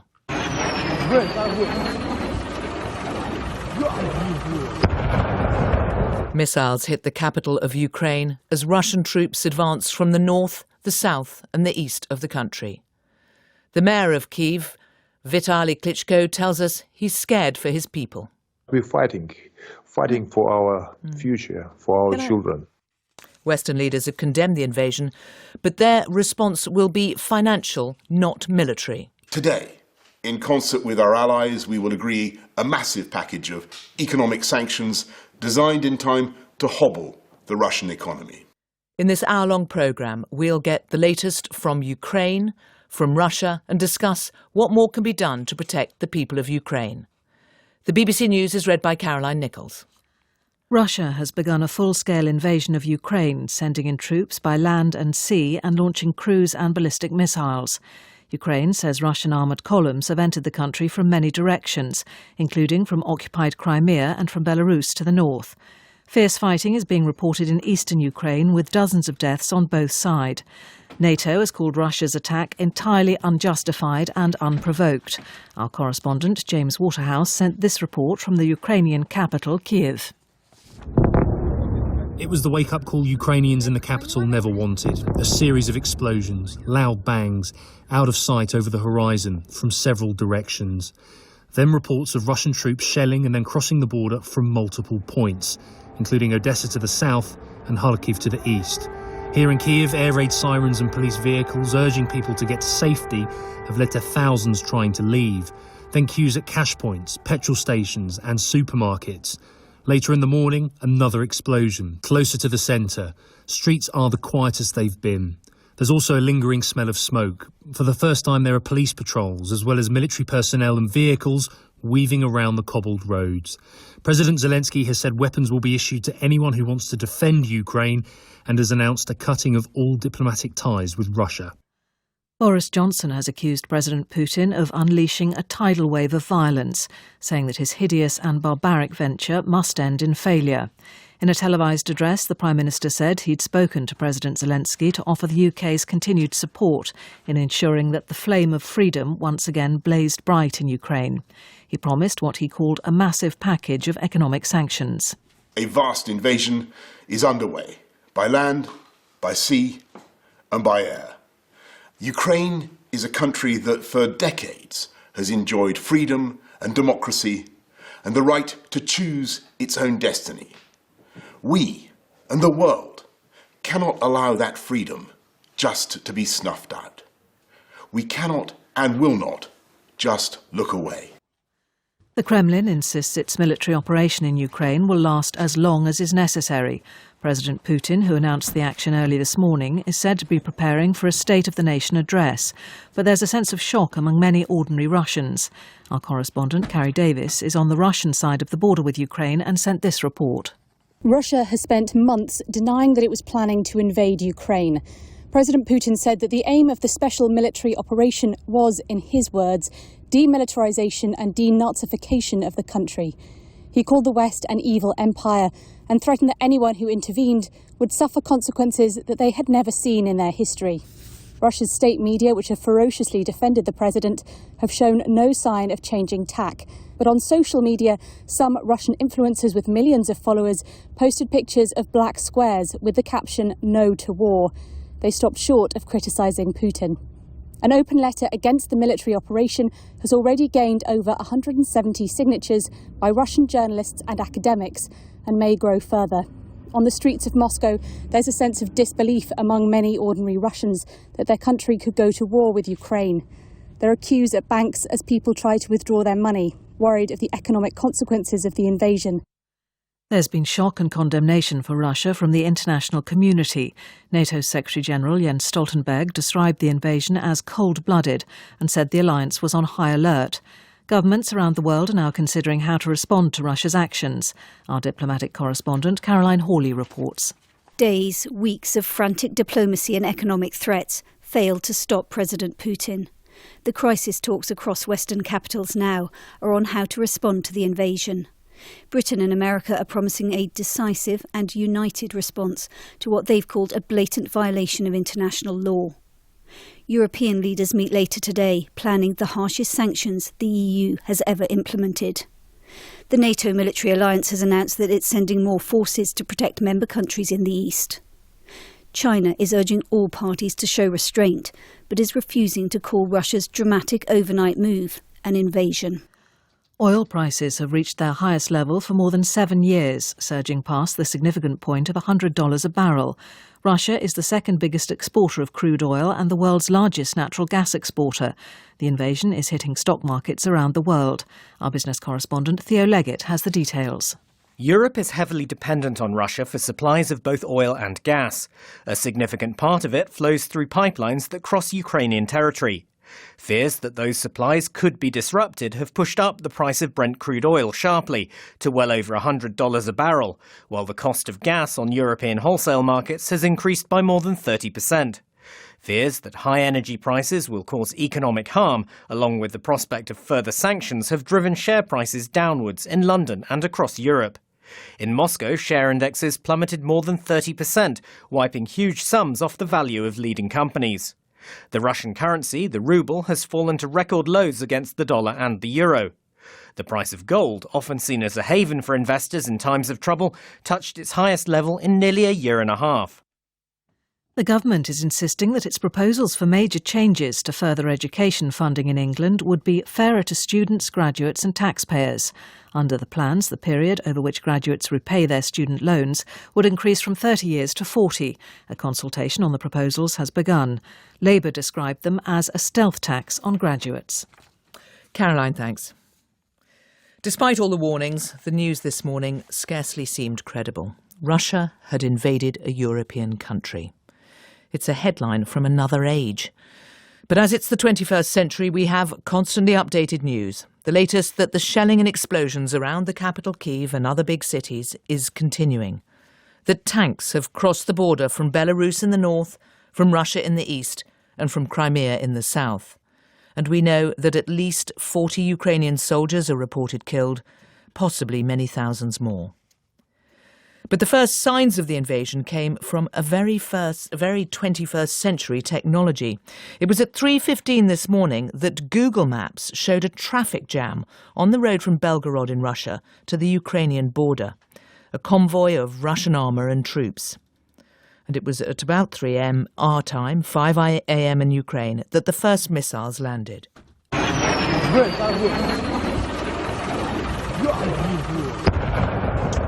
Kiev, Kharkiv, Kramatorsk, Mariupol, Odessa. Towns and cities across Ukraine were hit by airstrikes. Google Maps now shows traffic jams heading out of the capital Kyiv to the west, an exodus that started with the first air raid sirens in the early hours. Well, as the invasion started, President Putin broadcast that this was a special military operation to demilitarize and denazify Ukraine, that it was about protecting the country from those who took it hostage. And he gave this warning. Whoever tries to interfere with us or threaten our country should know that Russia's response will be immediate and lead to such consequences that have never been experienced in history. In the film, he's wearing the same suit and tie that he was seen in on Monday night. And the metadata on the video suggests that it was recorded at that time. It adds to the evidence that the decision to invade was taken some time ago. Ukraine's President Zelensky, his message to his nation appeared to have been filmed on his mobile phone. Russia has carried out strikes on our military infrastructure and on our border guards and border detachments. Explosions were heard in many cities of Ukraine. We are imposing martial law in all regions of our state.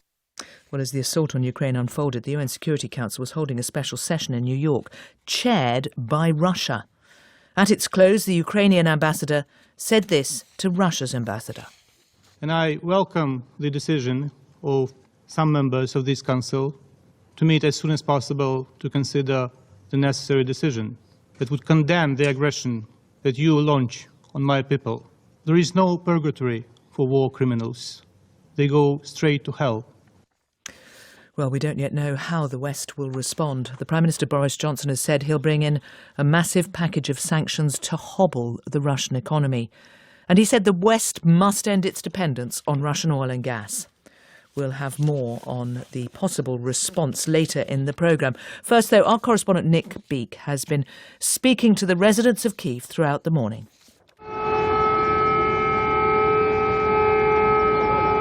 The sirens have just started here in the capital, Kyiv.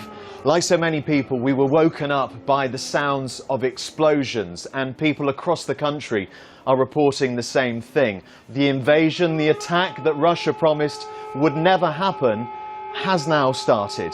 And the Ukrainian government is urging people to stay calm, and it's appealing to the international community to stop President Putin now. I have my laptop for my work and study, and I take some things for hygiene. At the city's Golden Gate, we meet Lana, one of many people we see carrying bags and suitcases, trying to find a way out of the city to a safer place. I can't say all what I feel and what we do now, but it's very, very nervous, and I'm very scared. But I must be strong.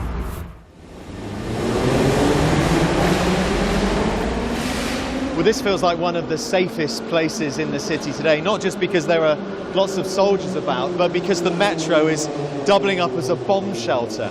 And overnight, families have come down here. They're trying to follow the news of what's happening, and they're trying to work out what they're going to do next. We spot the face of 2-year-old Yegor. He's still smiling. But Mum Yelena and Dad Alexander are worried. The war started. I'm very, very scared for my boy, he tells me. Then, both parents ask, where are NATO to help us? Back outside, we meet sales manager Mark, a reservist. When the bombs started falling overnight, he helped his neighbours leave their homes. He tells me he's now ready to fight on the front line and die for his country. It's only one way to serve our country, our children, our mothers, and defend our country from Russian occupation. And we will fight all day. We want to have help from our friends, such as Great Britain and other countries, USA, Poland, Germany, and other countries. It's still eerily quiet here in the heart of the capital. It seems many have followed government advice to stay at home. Lots of people will have also heard Russia's claim that it carried out targeted strikes on the Ukrainian military. I've got to tell you, people here are saying it doesn't feel like that to them. Instead, they feel that they're under attack and that President Putin has declared war on them. Nick Beake reporting from Kyiv. Well, just before we came on air, I spoke to Vitaly Klitschko. He's now the mayor of Kyiv, but of course many will know him as the former professional boxer. I asked about the situation in his city now. We heard everybody in our city bombing attack. It's explosion everywhere around the city. Was huge explosion. The people were shocked, and we received the information.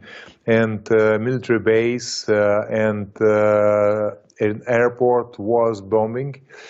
And after that, we received the information. The Russians tanks and Russian army crossed the border of Ukraine. And bombing alarm was in our city, and people in the panic. They want to leave the city. Situation is critical, and we know Ukrainian army shoot 2 helicopters very close to Kyiv, many tanks, but target, yes, of course, the capital of Ukraine. The target to huge ambition of president of Russia. He wants to build Russian empire. So you have no doubt his aim is to overthrow the current government in Ukraine? They is very unhappy with the government. They are very unhappy with Ukraine is an independent country because last his explanation, Ukraine was always the part of Russia. And the effect of the airstrikes so far, have there been many deaths of Ukrainian people? I can't say you the exactly numbers, but what I listen right now, I guess is 100,000. To be honest, no idea. And can I ask you what help you want? What do you want from the West? We need unity together, West and Ukraine. All democratic countries have to be united together with Ukraine, because our goal is our dream to build modern democratic country and part of European family. That's why we are very appreciative for financial support, very appreciative for delivering the defensive weapons. We very appreciate right now sanction make very painful. It's painful point for Russia. Of course, Russian military is just so much bigger than Ukraine's military. Is there any way you can hold out against this? Russian forces army, it's one of the biggest army in the world, and yes, of course, it's very difficult to fight against strongest army in the world, but it's very important. The population don't like Russian aggression. The population don't want to be back in USSR. Many thousands of people right now go to the civil defense, take the weapons, and ready to defend his houses, his city. It's a difficult question because front of us, they're one of the strongest army in the world, but we're fighting for our future, for our children. Can I ask, are you scared? I'm scared to bring in dangers. I'm responsible for 3 million people who live in my hometown. And I'm not scared about me. I'm a fighter. I will be fight. But people around me and from me also depend so many lives of my citizens of my country. Can I ask what you would say to the Russian people? Every war is the blood. Every war is died people. Every war is instability. The question for Russian people, are you need blood? Are you need instability? Are you need sanction? Are you need good future? Where's the reason? Just idea from one man who actually zombed whole country.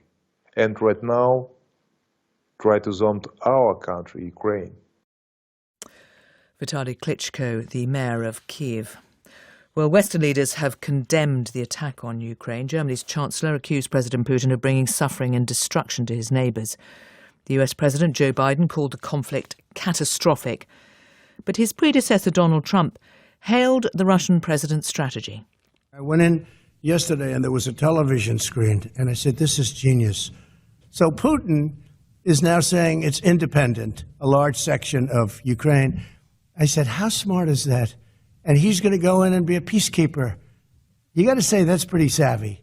And you know what the response was from Biden? There was no response. Well, as to this question of why President Putin has carried out the invasion, Vitaly Shevchenko is from BBC Monitoring, and he explained President Putin's justification for war.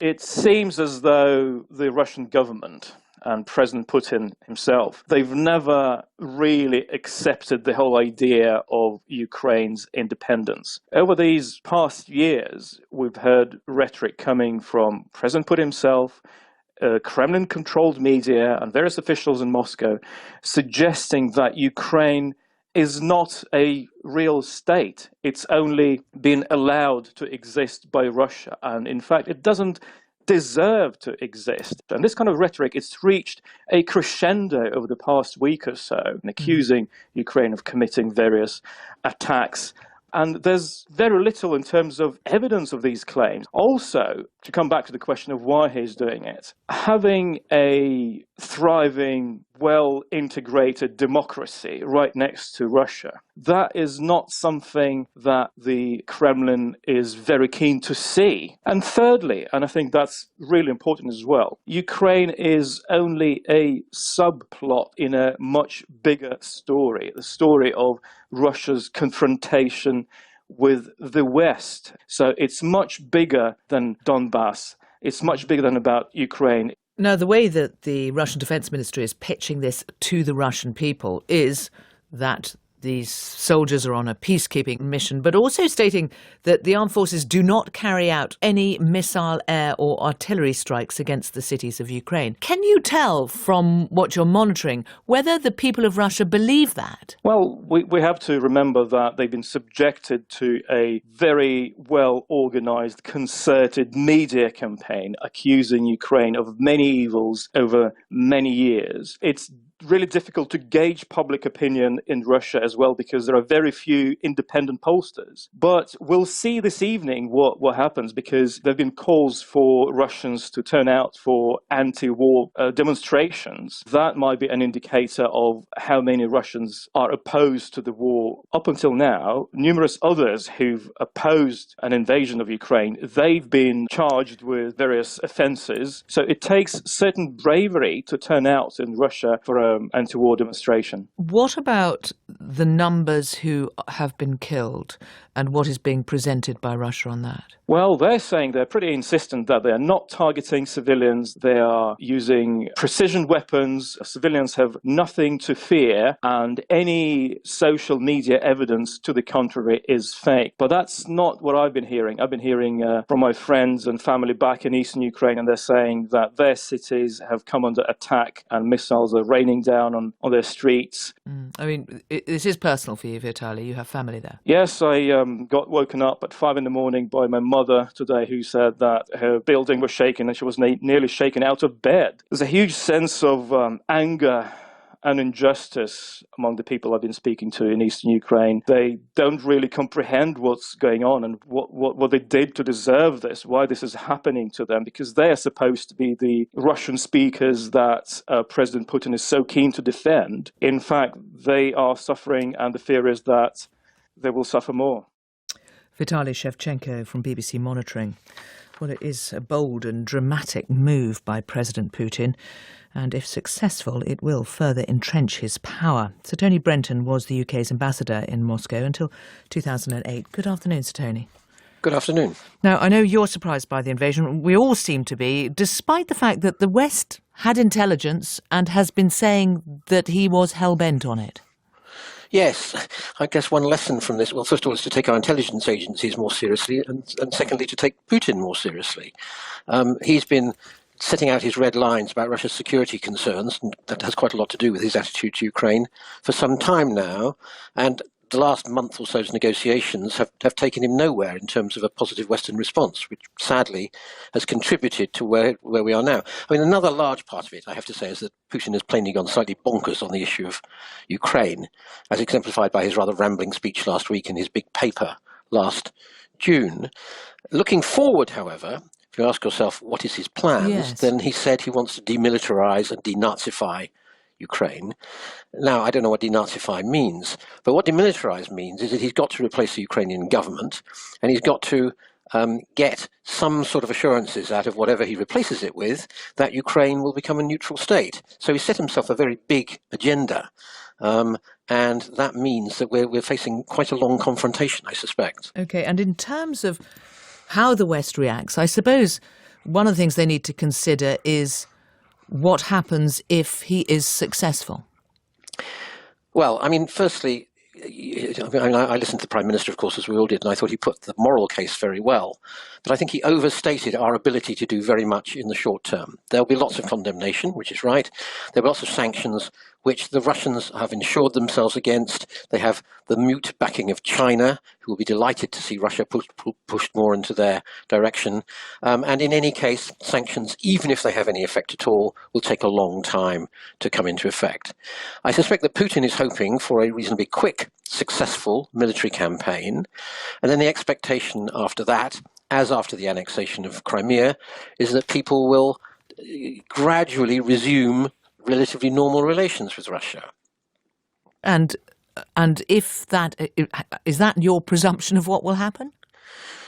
I'm afraid, yes. I'm afraid so. I'm afraid that's the way the world works. And if Putin wins... Just to be clear from what you're saying, Sir Tony, this would be after President Putin takes the whole country, effectively, and brings it back into Russia's sphere of influence, to use his phrase. Well, I'm afraid so. I mean, don't get me wrong. This is obviously a deeply undesirable international development. But a Russia which has absorbed all of Ukraine, or in any way brought it under its heel, is a very significant, more significant international actor than it has been in the immediate past.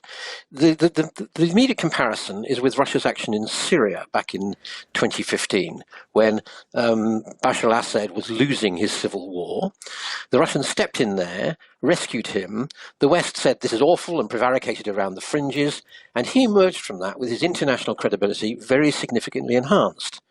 And I'm afraid an operation like this in Ukraine is likely to have a similar effect, and it will also strengthen him domestically. Well, but what I wondering is, if we are to take him at his word, what does it then mean for those countries that were previously part of the Soviet Union, who are now members of NATO, and we'll hope to be speaking to Estonia's foreign minister shortly, if he is successful in Ukraine? Okay, I didn't realise that was the question you're asking. Okay, I think they are safe. The point about NATO membership is that an attack on one member is an attack on all. NATO is about 10 times as military powerful as Russia. So Putin, who obviously has very strong feelings about Ukraine, is not going to take the risk of attacking a NATO member and bringing on himself a losing war. And those countries like Finland that are not members of NATO? Well, that's an interesting question, because obviously once Putin has done this, if he succeeds in Ukraine, and I don't think there's any guarantee of that, then people like the Finns and the Swedes will have to ask themselves very seriously, is Russia a threat to us? I don't think Russia is really a threat to Finland or Sweden, but that's a judgment for them to make. And if so, I think they'll be very tempted then to join NATO. Mm-hmm. What if he loses? Presumably, could that mean the end? Yeah, no, if he loses, that's catastrophe for him. He's sort of building up to his legacy here. Absorbing Ukraine would be a very big part of that legacy if he succeeds. If he loses, his dream will be in ruins, and I suspect at that point the elite, possibly the Russian people, will turn on him. A very neuralgic Russian memory is of their war in Afghanistan leading up to an ignominious retreat, 1979, and in the run-up to that retreat, steady stream of Russian casualties coming back to Russia, and that was a very large part of the background to the collapse of the Soviet Union in 1991. That will be a nightmare for everyone, and if Putin fails here, then I don't think he will rule for very much longer. Sir Tony Brenton, thank you very much. Well, Western leaders are now trying to coordinate a response. It's clear, though, the emphasis will be on financial rather than military help. The President of the European Commission, Ursula von der Leyen, promised to outline sanctions that would seriously degrade the Russian economy. Here, the Prime Minister called the attack a catastrophe for our continent, and he also pledged new sanctions. Today, in concert with our allies, we will agree a massive package of economic sanctions designed in time to hobble the Russian economy. And to that end, we must also collectively cease the dependence on Russian oil and gas that for too long has given Putin his grip on Western politics. Our mission is clear. Diplomatically, politically, economically, and eventually militarily, this hideous and barbaric venture of Vladimir Putin must end in failure. Boris Johnson, who is due to make a statement to the Commons later today after meeting G7 leaders. Well, this afternoon he is expected to announce more sanctions, going further than those announced earlier this week. which included freezing the assets of 5 banks along with 3 Russian billionaires who were also given UK travel bans. I spoke to the former Foreign Secretary, the Conservative MP Jeremy Hunt, who told me that the West's handling of Russia hasn't been forceful enough. There has been a long-term failure of Western diplomacy because, if you go back to the poisoning of Alexander Litvinenko in 2006, we huffed and puffed, and then a few years later both the UK and the US said they wanted a reset in relations with Moscow, and Moscow was able to get away with it. And likewise with the incursions into Georgia, the invasion of Crimea in 2008 and 2014. So what we need to do now is to completely change our approach and recognise that there is now the biggest threat to the democratic order that we've seen since the Second World War. OK, well, we do not yet know what the Prime Minister is proposing. He's talked about a massive package of sanctions to hobble the Russian economy. What sort of thing do you have in mind? Well, of course we've got to stop Russian money being processed through London. We've got to stop buying Russian gas. But the long-term aim of sanctions is to reduce the ability of the Russian state to finance the Russian military. But also we've got to look at whether it is really sensible to be cutting the size of the army by 10,000.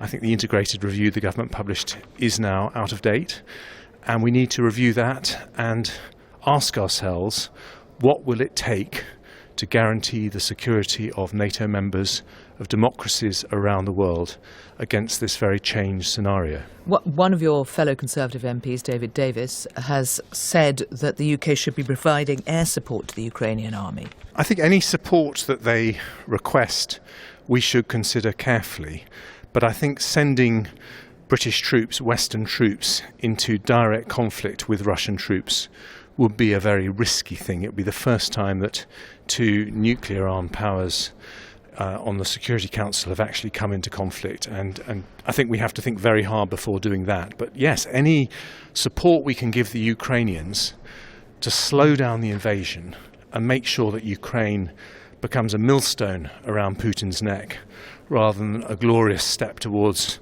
the reinvention of the USSR, we should look at very carefully. Of course, the West is paying huge sums to Russia every day for oil and gas. Now, 40% of European gas comes from Russia. Is that something that should just be stopped to stop that flow of funding to Russia?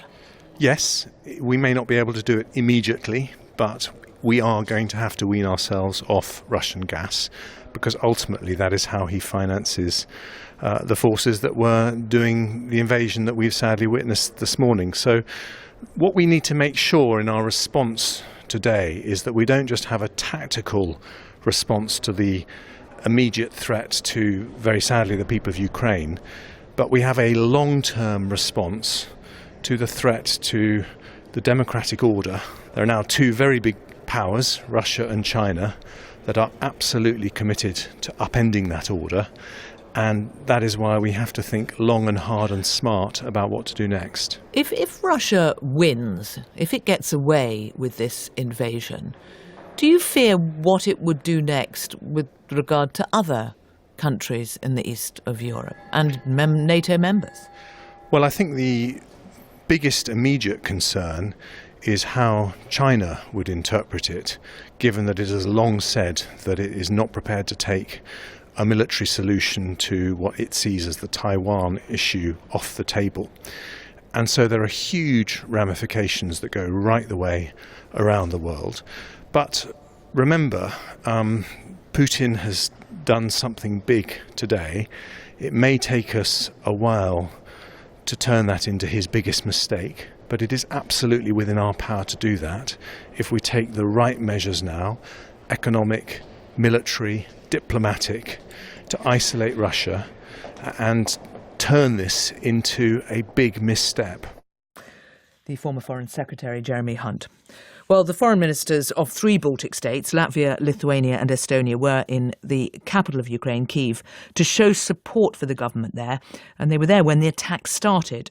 Eva Maria Limets is Estonia's foreign minister, and she is at the moment, I think, in a car trying to leave the country. Eva Maria Limets, thanks for joining us. Can you tell us where you are and what you're up to? Have you managed to get out of the capital? Good afternoon. Yes, this is Eva Maria Limets, Foreign Minister of Estonia, and I am on my way back to Estonia. We are driving by car, and I am about a few hours from the Polish border at the moment.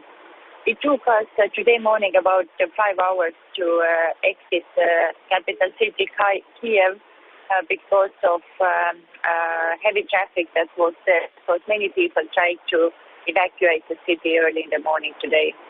I mean, it must have been extraordinary for you because you go to show your support, your solidarity with Ukraine, and then you find yourself caught up in it. Yes, we are very sad and, of course, disappointed, and because of this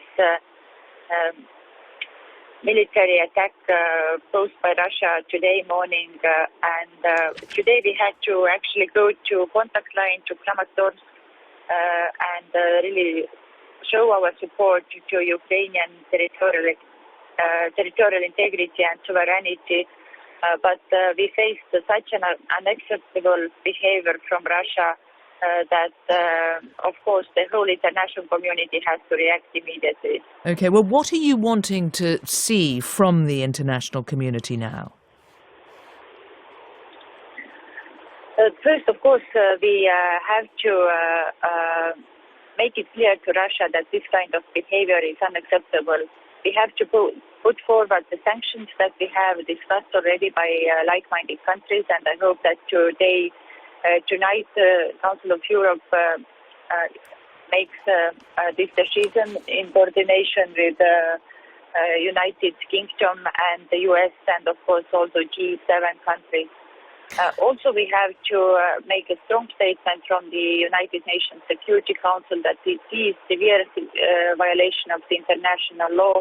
And also, of course, we must discuss it also within OSCE. And last but not least, of course, we also must assess our defense and deterrence posture of within NATO and make adjustments. I want to ask you, I mean, you are a NATO member, so I wonder, can you explain why it is that this makes you feel so vulnerable?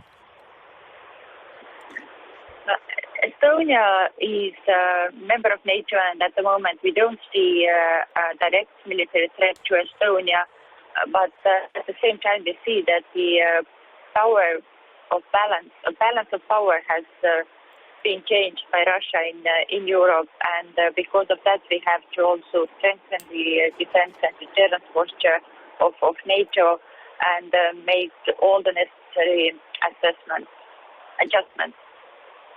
Well, listen, Eva Maria Limets, thank you very much, and I hope the rest of your journey runs more smoothly.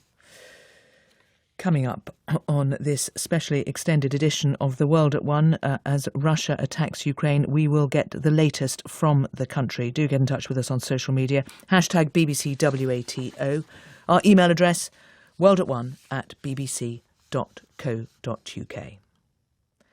Now, for those in the capital, Kyiv, the decision now is whether to try and flee or to stay and hope the Russian attack does spare cities, as they claim it will. Well, one of those sitting tight is Valentina Butenko. She's a 19-year-old student. She's normally at University College London, in London, but she returned to Kyiv a couple of weeks ago to help resist the Russian advance. I decided to return back to Kyiv, the city where I live, around 3 weeks ago. It was around the time, at the end of January, the crisis was particularly escalating. For me, that was kind of a very clear imperative that I needed to be with my country right now. I needed to contribute what I could. Obviously, that comes in many different forms. I've mostly been doing kind of medical first aid training, military urban defense training, learning basics, like stopping huge blood flow or blood loss, or, handling a rifle. So these kind of basics that are required in urban warfare. If that does happen, hopefully it would not come to this, but it looks like it will. This has been a huge mobilization, not just from my side, but a lot of young people have been, from who I know, returned to Ukraine during this time to try and help out how they can with the Ukrainian effort. And I think you're part of something called the Women's Defence League, is that right? Yes, I'm a member. I joined their workshops, yes. As you say, you went back 3 weeks ago. So this morning, can you talk us through what happened when you realised what was going on? Yes, so I think it was around 5 a.m. I got woken up by an incredibly loud explosion, and that was followed by a series of more explosions throughout the morning. Obviously, I was incredibly panicked, but considering a lot of the news and the information that has been coming in recently, I understood immediately what had happened, and the news was quick to catch up on that. So it was a very tense atmosphere. Immediately I started receiving a lot of messages from my friends of, pictures of their cities burning. I live slightly on the outskirts of the city, but my friends, at the center, there were sirens going off. I saw the sky light up a few times, kind of with fire and smoke. So it was certainly a very tense atmosphere this morning. Now it has calmed down a little bit. There's a little bit more kind of focused mobilization around the military effort and just trying to get resources to each other, protect each other, and a lot less panic, which is nice to see. Can I ask, do you have a weapon? Do you have a gun? I personally do not have a gun. I have trained with kind of practice with the Women's Defence League, and they are giving out a lot of guns right now for volunteers. So if a situation arose where there was a full mobilization of civilian effort, I would join the other volunteers. And you would be prepared to shoot someone, to kill someone in defence of Ukraine? Well, I think that question is slightly a simplification. To say that anyone is willing to kill anyone is very difficult. I can't say that something like that is something I would be ever willing to do. But what I do know is that I'm prepared to go very far to defend my country. And as far as I can help in any way of defending key points, providing medical support, I am willing to do that. What the situation is like in the moment in warfare is no one can predict. Valentina, you're 19, and should you at the moment be studying in London?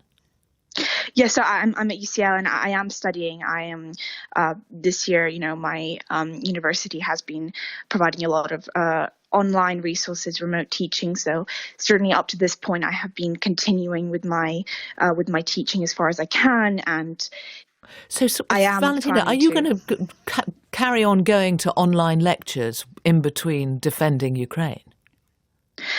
Well, once again, I can give you an answer in as far as I understand now.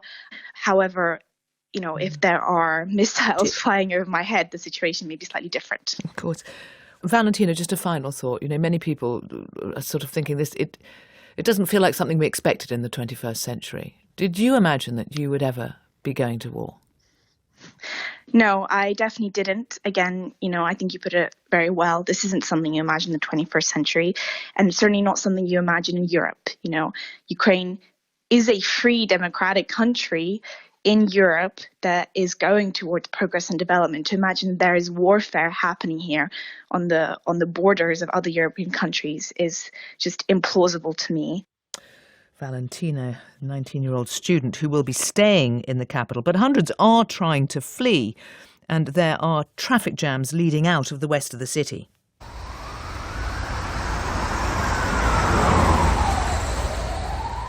The sound of cars and sirens on the streets of the capital. Well, Poland has said it expects a wave of refugees to cross its borders, adding to the 100,000 people who have already been displaced by the conflict.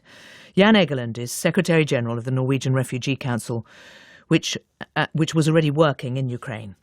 What we're seeing now is an unmitigated catastrophe, really, because there is massive fighting along the existing front line in eastern Ukraine.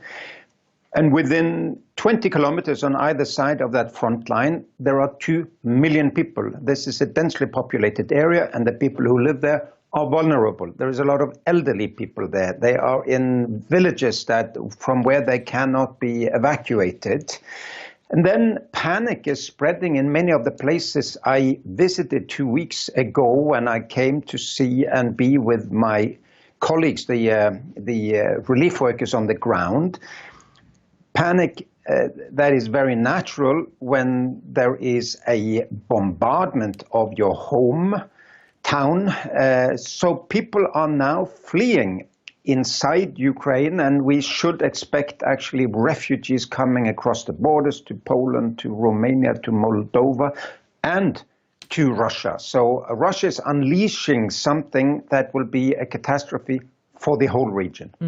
Poland, we know, is setting up reception points for people who head there. What sort of numbers do you think we should be steeling ourselves for? It depends on how big the operation is, on how long there are fighting. I would expect that to be hundreds of thousands. Again, 2 million people are now engulfed in fighting along the front line. Is there anything that the West can do? Or do you think really now it's all in the hands of President Putin? They cannot give up these attempts to get a ceasefire, to convince Kremlin that this is a senseless war. OK, so what do you think the West should be doing now to try to limit the worst of this? Number one, not give up the diplomatic initiatives, have bridges open to talk with the other side and convince them of a ceasefire. Secondly, do not leave Ukraine completely. We need to have eyes and ears on the ground. I mean, NRC, Norwegian Refugee Council, we're not leaving. Our people are now at home planning relief operations. And then a massive aid operation has to be planned and fully funded inside Ukraine and also for refugees coming to the neighboring countries. Then the neighboring countries have to keep their border open. Civilians fleeing war have a right for protection. There are calls for Ukraine to have more support from its allies in the West, even military support, given how uneven this fight is. Is that something that you think they should consider and should act on? Well, I'm a humanitarian worker, and as such, I'm neutral to the political elements of this conflict. And my appeal is really for everybody to work diplomatically to end a senseless war, and then secondly, to come to the relief of the civilian population. A tremendous military build-up will of course not stop the war. It's been proven again and again. The war is senseless.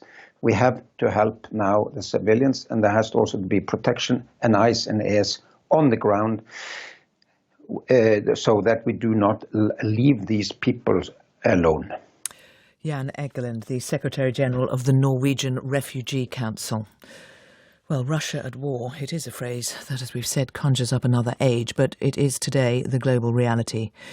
We are joined by Timothy Garton-Ash, Professor of European Studies at the University of Oxford. Good afternoon to you. Good afternoon. How would you say that the world has changed as a result of what we've seen in the past 12 hours? I think this changes almost everything. If the Ukrainians resist, as they show every sign of doing, then this will be the largest war in Europe since 1945. And we have to really fundamentally to rethink how we approach Russia, how we approach European security, how we approach the larger global architecture. Okay. Can you explain what you mean by the largest war in Europe? Because this is not something that the West is planning to fight in. How do you see this war being prosecuted? Because, look, there have been 5 wars in former Yugoslavia. there was a Soviet invasion of Czechoslovakia and Hungary. There have been major military actions.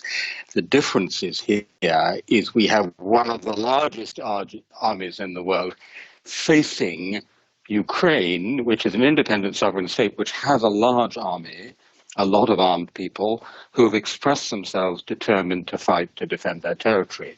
And if they do so, that becomes a large war. And of course, with implications larger than the wars in former Yugoslavia. Indeed. And when you look at those implications, I mean, does it mean we end up in a situation like the Cold War, where between the West and Russia?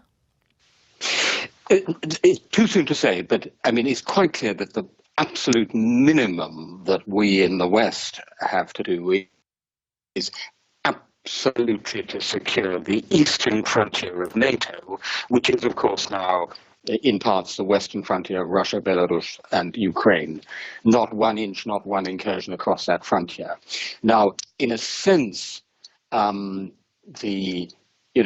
possible but very bad scenario, which Vladimir Putin might settle for, is that becomes the new Iron Curtain. That becomes the new dividing line in a divided Europe between West and East. But that, of course, consigns the Ukrainians to a fate that they certainly do not want. And I don't actually think that's where we're going to end up. Right, because what? So what do you think is more likely? Because, I mean, nobody knows when the first days of, the fog of war, but if there is sufficient, significant resistance in Ukraine and a really major response from the West in terms of very large sanctions, and by the way, Turkey has also responded very critically, which is interesting, then the cost to Vladimir Putin will gradually go up.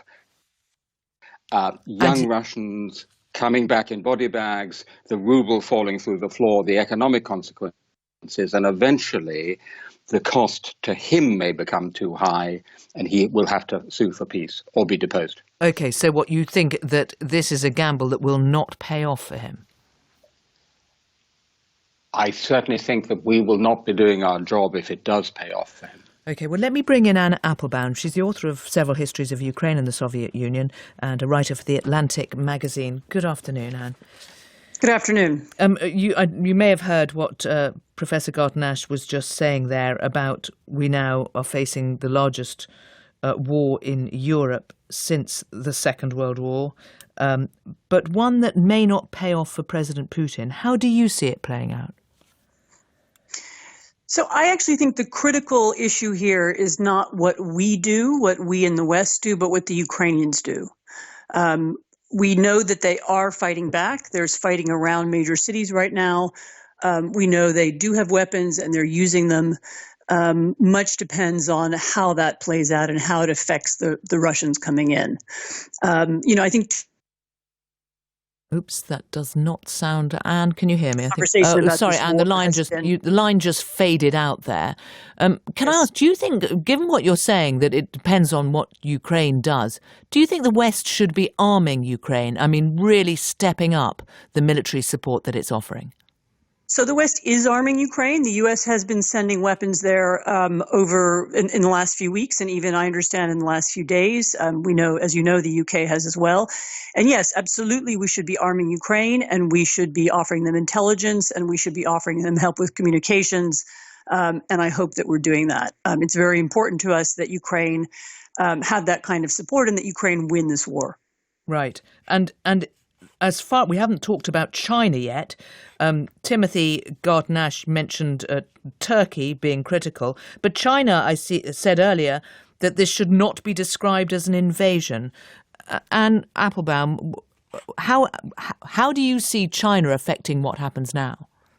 So my guess is that Russia wouldn't have done this if it didn't have some kind of, I don't know whether overt or covert or some kind of conversation with China, because Russia is going to need Chinese help to survive sanctions. One of the paradoxical effects of this event may be that Russia becomes more dependent on China. I wouldn't say they become closer. I would say that they become more unequal, and Russia becomes the junior partner in that in that relationship.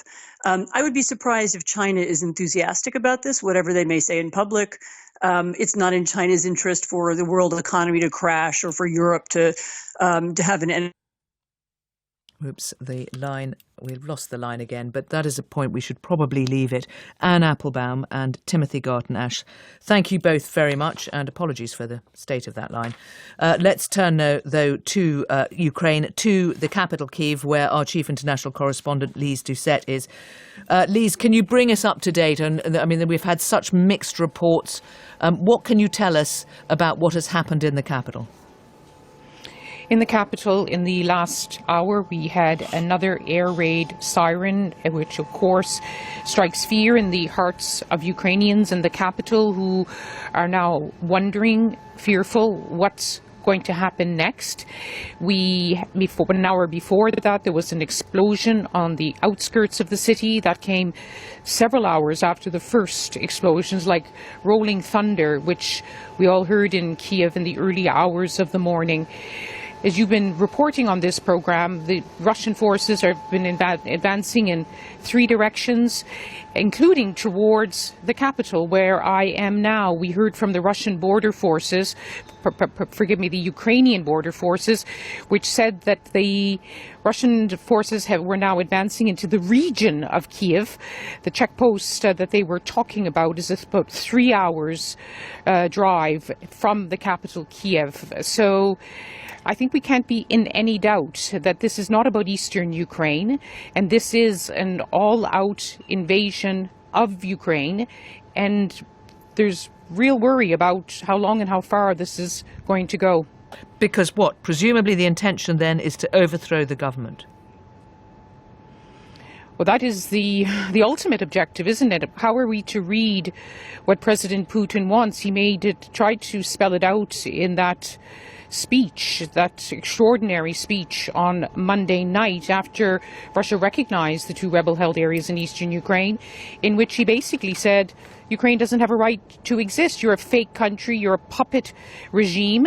And the kind of language we are hearing out of Moscow today about denazification of Ukraine, demilitarization of Ukraine, the words are threatening. The movements on the ground are threatening. This is a dangerous, dangerous moment, an existential moment for Ukraine, and indeed for the whole European security architecture. Those words of the NATO Secretary General, that this is a war of a scale and type that we thought belonged in history, and now it is unfolding before our eyes. And you can feel it here in Kyiv. Well, and Lise, I was wondering, what can you tell us about the resistance of the Ukrainian army? What fight they have been able to put up? The Ukrainian army is in a much better position, much stronger, more numbers than it was in 2014 when Russian forces came in, where there was almost not a fight. But there's been shelling, of course, ever since then. I've been coming in and out for many weeks now into Kyiv, and there was not a day when there wasn't a report of ammunition, of weapons that were landing at airports in Ukraine to help the Ukrainian forces. You heard from Anne Applebaum saying that they need help with intelligence and communications, because this is being fought not just with troops in trenches, this is being fought in cyber warfare. There was a cyber attack yesterday. This is about economic sabotage. This is a full frontal attack on Ukraine using all of the weapons in the armory of the Russian Federation, including disinformation. So we're watching very closely how this is being described. Lise Doucette in the capital of Ukraine, Kyiv, thank you very much. Well, that is it from us. The latest will be with Evan in PM at 5 o'clock. That's The World at 1, and I'm going to leave you with some of the sounds of the past 12 hours. The invasion, the attack that Russia promised would never happen, has now started. We are imposing martial law in all regions of our state. To say that anyone is willing to kill anyone is very difficult, but what I do know is that I'm prepared to go very far to defend my country. We're fighting for our future. Whoever tries to interfere with us, and even more so to create threats for our country, will lead you to such consequences that you have never experienced in your history. Return to your borders. Send your troops and your tanks and your planes back to their barracks and hangars. Back away from the brink before it is too late. Our mission is clear. Diplomatically, politically, economically, and eventually militarily. This hideous and barbaric venture of Vladimir Putin must end in failure. Studio direction for The World at One was by Antonio Fernandez, and the editor was Rebecca Keating. And we'll have more analysis of the invasion of Ukraine in the briefing room tonight at 8. Let's hear more now from David Aronovich. Last night, Russia invaded the neighbouring country of Ukraine, despite warnings from the United States, the European Union and Britain that there would be consequences. It's been made clear that those consequences will not involve direct military action. When it comes to fighting, the Ukrainians are on their own. What remains are sanctions. Tonight, in a special live edition of the Briefing Room, I'll be finding out how far those sanctions might go, what their objective would be, and what price Russia and the world would pay. Join me, David Aronovich, in the Briefing Room at 8 p.m. tonight on BBC Radio 4.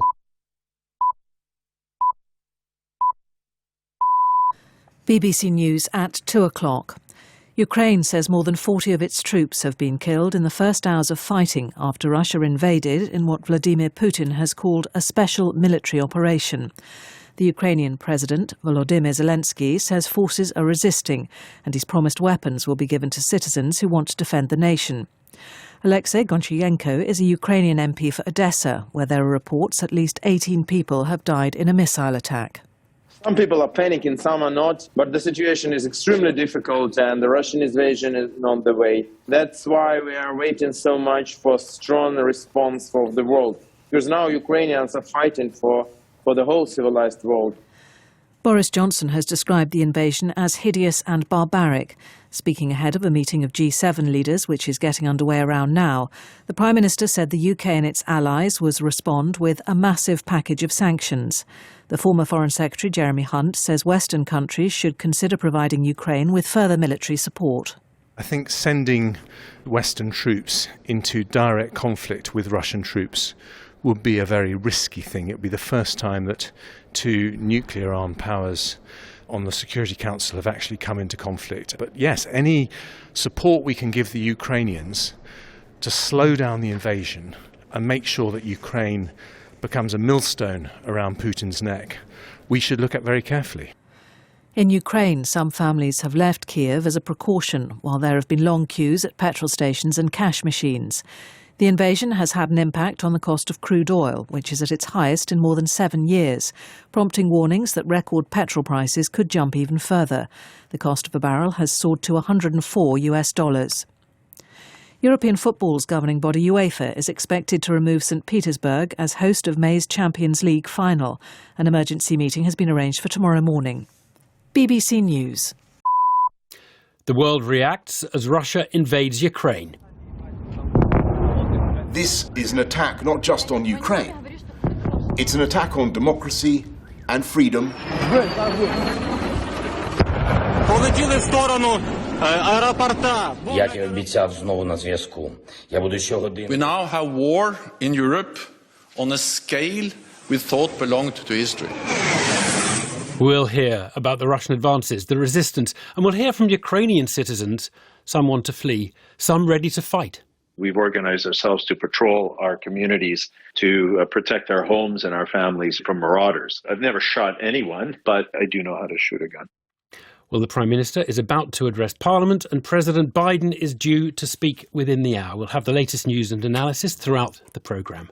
But we'll start with a bulletin read today by Chris Aldridge. Ukraine is attempting to repel what it's described as a full-scale invasion by Russia after Moscow's forces breached the border in multiple locations early this morning. Russia has fired missiles at cities and military targets, and there are reports of dozens of casualties, including Ukrainian civilians and soldiers, as well as Russian troops.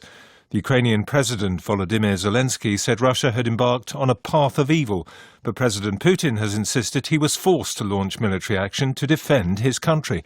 Our correspondent James Waterhouse reports from Ukraine's capital. For now, the centre of Kiev finds itself in the quiet eye of a growing storm.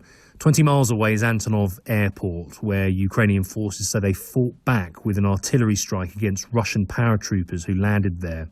The country's interior ministry says fighting is continuing in the whole of southeastern and central Ukraine.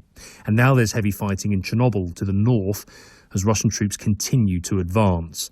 There have been reports of explosions to the south in Odessa, as well as Russian troops moving in from annexed Crimea and fighting in the region around Kharkiv to the northeast. Swapping his dark suit for a military uniform, President Zelensky said losses had been suffered, but some Russian troops had been captured.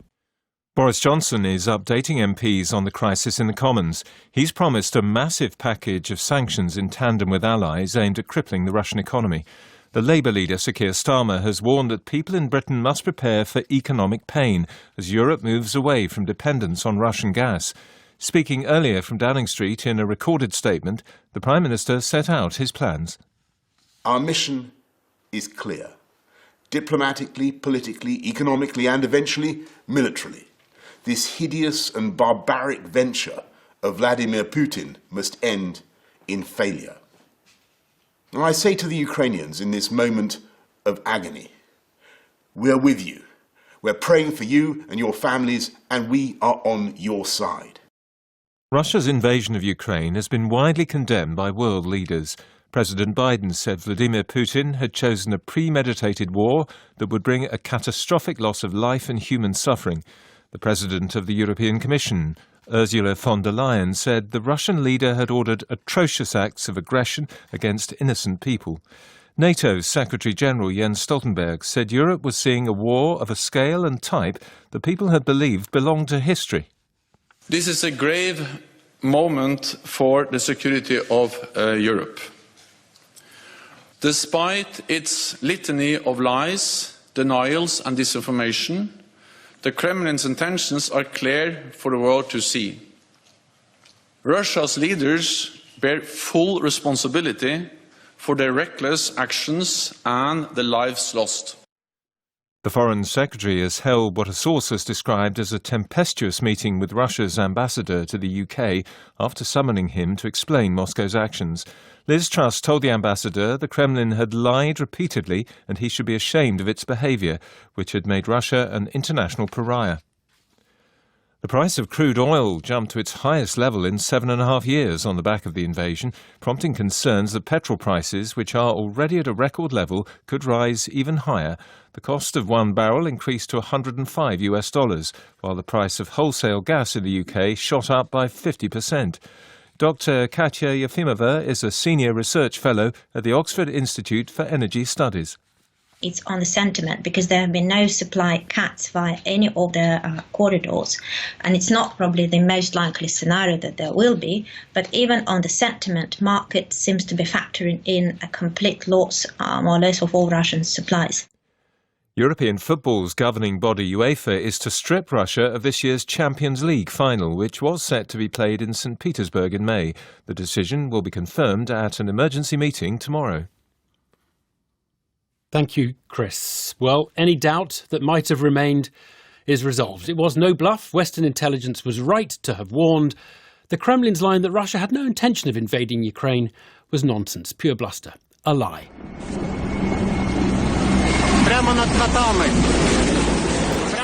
An attack came from the air, helicopters there flying over the Kiev Oblast province.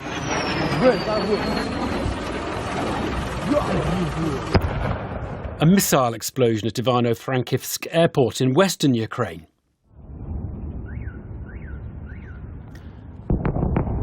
And explosions in Kharkiv. Attacks around the country. Meanwhile, in the capital, traffic queues built up as many people tried to leave Kiev.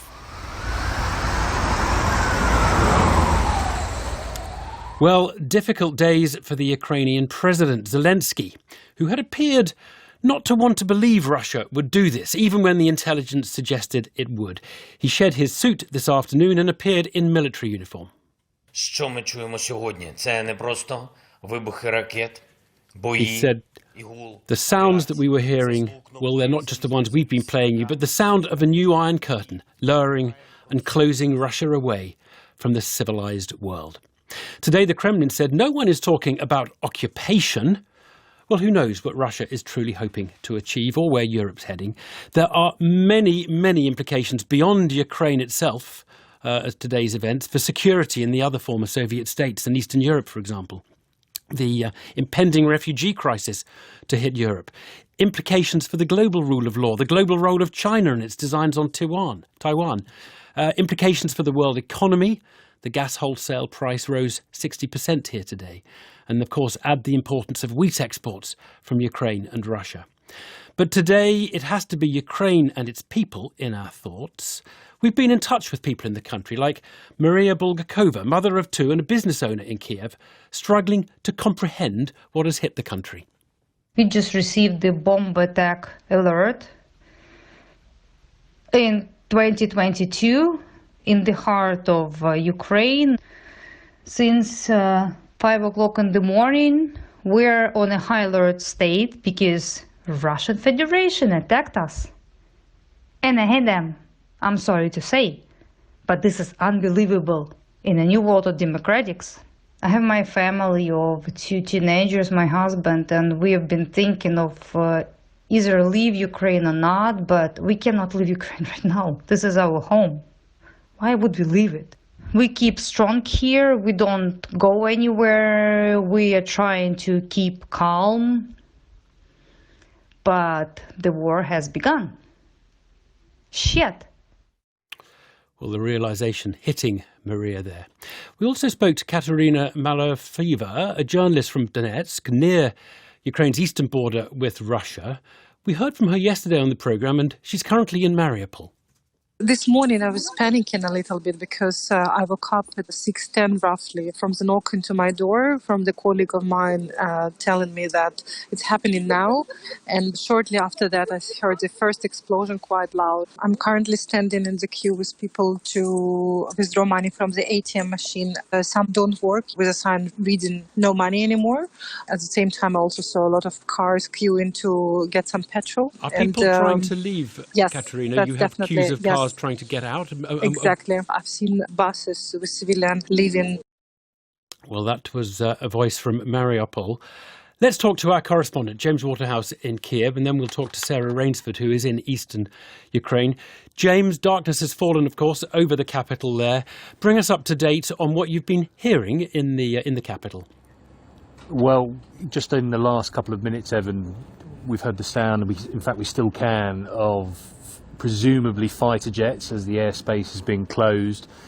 But this is a city that has dramatically changed in the past 24 hours. As I look ahead to St Michael's Square, somewhere that would typically be busy, it is completely empty, aside for the occasional vehicle that passes along the cobbled streets here. There has been intense fighting 30 kilometres away at Antonov Airport, Ukraine's biggest cargo port, effectively, which is also a military base. Ukrainian forces say they've launched a counter-artillery strike on Russian paratroopers who have tried to take control there. Officials also say that the Russian troops have taken control of the Chernobyl power plant. That's just happened in the last minute or so, we understand, and have taken personnel there hostage. So Kiev now finds itself in the sort of quiet eye of a growing storm. To my right, Independence Square, Ukraine's symbol of people power, political will, the site of a revolution that toppled the last pro-Moscow president. That lays empty. It's got one of the busiest roads in the city that runs past it. I can't see any traffic as we speak. This is a city that has long staunchly refused to change its behaviour, its vibrant style, in the face of a crisis that has lasted for years. And today that has very much changed. It is quiet. It has been the scene of panic earlier on as thousands tried to leave, queue for cash at cash points, panic by food and clothing. It is quiet, it is darker, and it is a tragic day for Ukraine. James, you've got power there, I'm assuming, and you say panic buying food. Are people actually able to to get food at the moment? There are some supermarkets open, fewer. Restaurants have closed their doors because the mayor, Vitaly Klitschko, has announced a curfew that is going to be coming in shortly. I've got to say, even with the panic this morning, though, there was now a minority, a faint scattering of people and businesses that decided to remain open as normal. Some coffee shops were open on Peter's Square. There was an elderly couple I saw wandering through and pausing to take a picture of St Michael's Cathedral. But what we also saw for the first time, and it was quite striking when you hadn't seen it before, were people in military uniforms. This is now a country under martial law. It's in a state of emergency. We saw vehicles of personnel being offloaded. Further afield there are checkpoints. People are having their papers checked, vehicles getting pulled over. We've seen, as you just said, President Zelensky in a military uniform give a bit of insight into fighting. There is apparently fighting still very much happening in central and southeastern Ukraine. He's talked about the biggest difficulties being to the south, where Russian troops have advanced north from annexed Crimea. That apparently is causing Ukrainian forces the most problems. He talked of losses, and he also talked of Russian troops being taken hostage. But this was a day when a president, for months, who'd been saying, stay calm, we've seen no intelligence to suggest Russia is going to escalate things further. Today has been a day when he has said anyone who wants to defend Ukraine and who wants a weapon will be issued with one. And he also urged people to give blood at local hospitals. James, this is a world away from the Ukraine of yesterday. Yeah, indeed. So, James, thanks for that. The picture in the capital there, Sarah Rainsford, is in eastern Ukraine. What about there, Sarah? Well, it's somehow similar to what James was describing in Kiev, but somehow different. I mean, first and foremost, this is a region of Ukraine that has known war now for 8 years, because part of the Donbass lies behind a front line, a ceasefire line it was called before, but there's no ceasefire there anymore. That's the region that Russia has recognized now as the two rebel republics of the DNR and the LNR. But Mr. Putin's made it pretty clear in his statements over the past few days that he wants more territory, that the regions he's recognized actually extend much further than the current land that they occupy. So there's been significant fighting now, and an increase in fighting all along the contact line, particularly to the south. In fact, some of the people we've been working with here today, they have relatives along that line, and they've been making frantic phone calls all day trying to evacuate relatives, trying to get them to safety, to make sure they were out of the direct line of fire, because people have been killed there today. Certainly 3 civilians we know were killed in one particular area. So on the line itself, an active fighting day, active clashes. A little bit back from that in the area of the Donbass where we spent the day, there were thuds of explosions in the distance throughout the day, sporadically. That appeared to be military targets being hit. I was woken by the first one just before 5 o'clock this morning outside Kramatorsk. We think that was the military airport that was struck. But at the same time as the kind of extraordinary sounds and sights of the beginning of a major military incursion by Russia, you had a kind of weird normality too. There were people out walking their dogs. People went to work this morning almost as normal.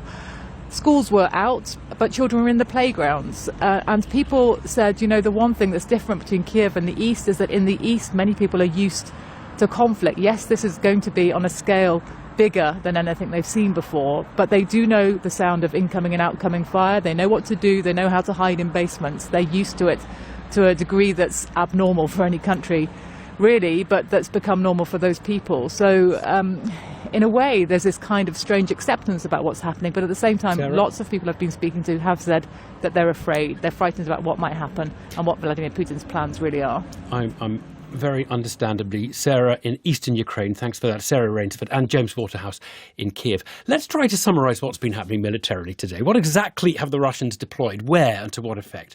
Now, I'm joined by Jack Watling. Dr. Watling is from the Defence and Security think tank, RUSI, the Royal United Services Institute. Jack, what have the Russians actually been doing today?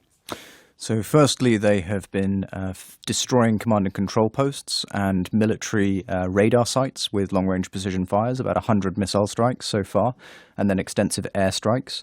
They have been engaged in heavy fighting to fix Ukrainian forces in the Donbass.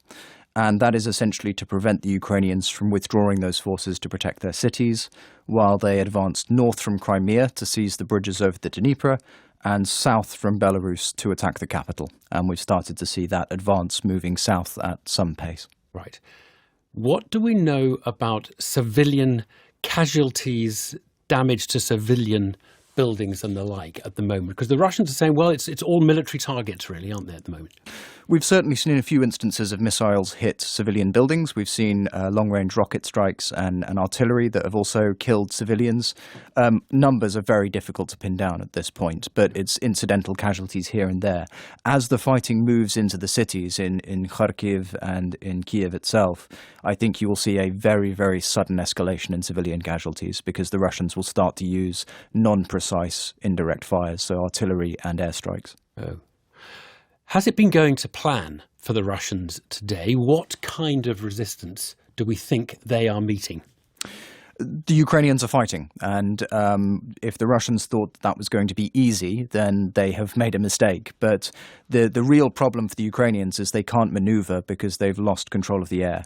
And therefore, the Russians can bypass them and can go after their main objectives. So what we will see is we will see Ukrainians resist and resist with determination, but it will be in isolated areas. They're not able to mount a sustained all-round defense, and they're not able to counterattack effectively. Jack, thank you for that. It's 18 minutes past 5 now. While we have been on air, the Prime Minister has been on his feet talking to MPs. He gave a lunchtime address to the nation, televised address to the nation. He's on his feet in the Commons and has been setting out the UK sanctions package to impose a cost on Russia for this. This is what he's been saying. Now we have a clear mission. Diplomatically, politically, economically, and eventually militarily, this hideous and barbarous venture of Vladimir Putin must end in failure. At the G7 meeting this afternoon, we agreed to work in unity to maximise the economic price that Putin will pay for his aggression. And this must include ending Europe's collective dependence on Russian oil and gas that has served to empower Putin for too long. So I welcomed, again, Chancellor Scholz's excellent decision to halt the certification of Nord Stream 2. Mr. Speaker, countries that together comprise about half the world economy are now engaged in maximising pressure, economic pressure, on one that makes up a mere 2%. For our part today, the UK is announcing the largest and most severe package of economic sanctions that Russia has ever seen. With new financial measures, we're taking new powers to target Russian finance, in addition to the banks we've already sanctioned this week. Today, in concert with the United States, we are imposing a full asset freeze on VTB. More broadly, these powers will enable us totally to exclude Russian banks from the UK financial system, which is, of course, by far the largest in Europe, stopping them from accessing sterling and clearing payments through the UK. And with around half of Russia's trade currently in US dollars and sterling, I'm pleased to tell the House that the United States is taking similar measures. These powers will also enable us to ban Russian state and private companies from raising funds in the UK, banning dealing with their securities and making loans to them. We will limit the amount of money that Russian nationals will be able to deposit in their UK bank accounts, and sanctions will also be applied to Belarus for its role in the assault on Ukraine. Overall, we'll be imposing asset freezes on more than 100 new entities and individuals, on top of the hundreds that we've already announced. This includes all the major manufacturers that support Putin's war machine. Furthermore, we are also banning Aeroflot from the UK. Next, on top of these financial measures and in full concert with the United States and the EU, we will introduce new trade restrictions and stringent export controls similar to those that they in the US are implementing. So, There you have it, the package of measures set out to MPs just in the last few minutes by the Prime Minister. We can talk to Alicia Kearns, Conservative MP on the Foreign Affairs Committee in Parliament. Alicia, there was a feeling, I think, among many of your colleagues and that he didn't go far enough earlier this week. Is this package, does this measure up to the task? I think it does. I was one of the MPs who was very clear with the Prime Minister that we needed a hard economic shock against Putin and his enablers.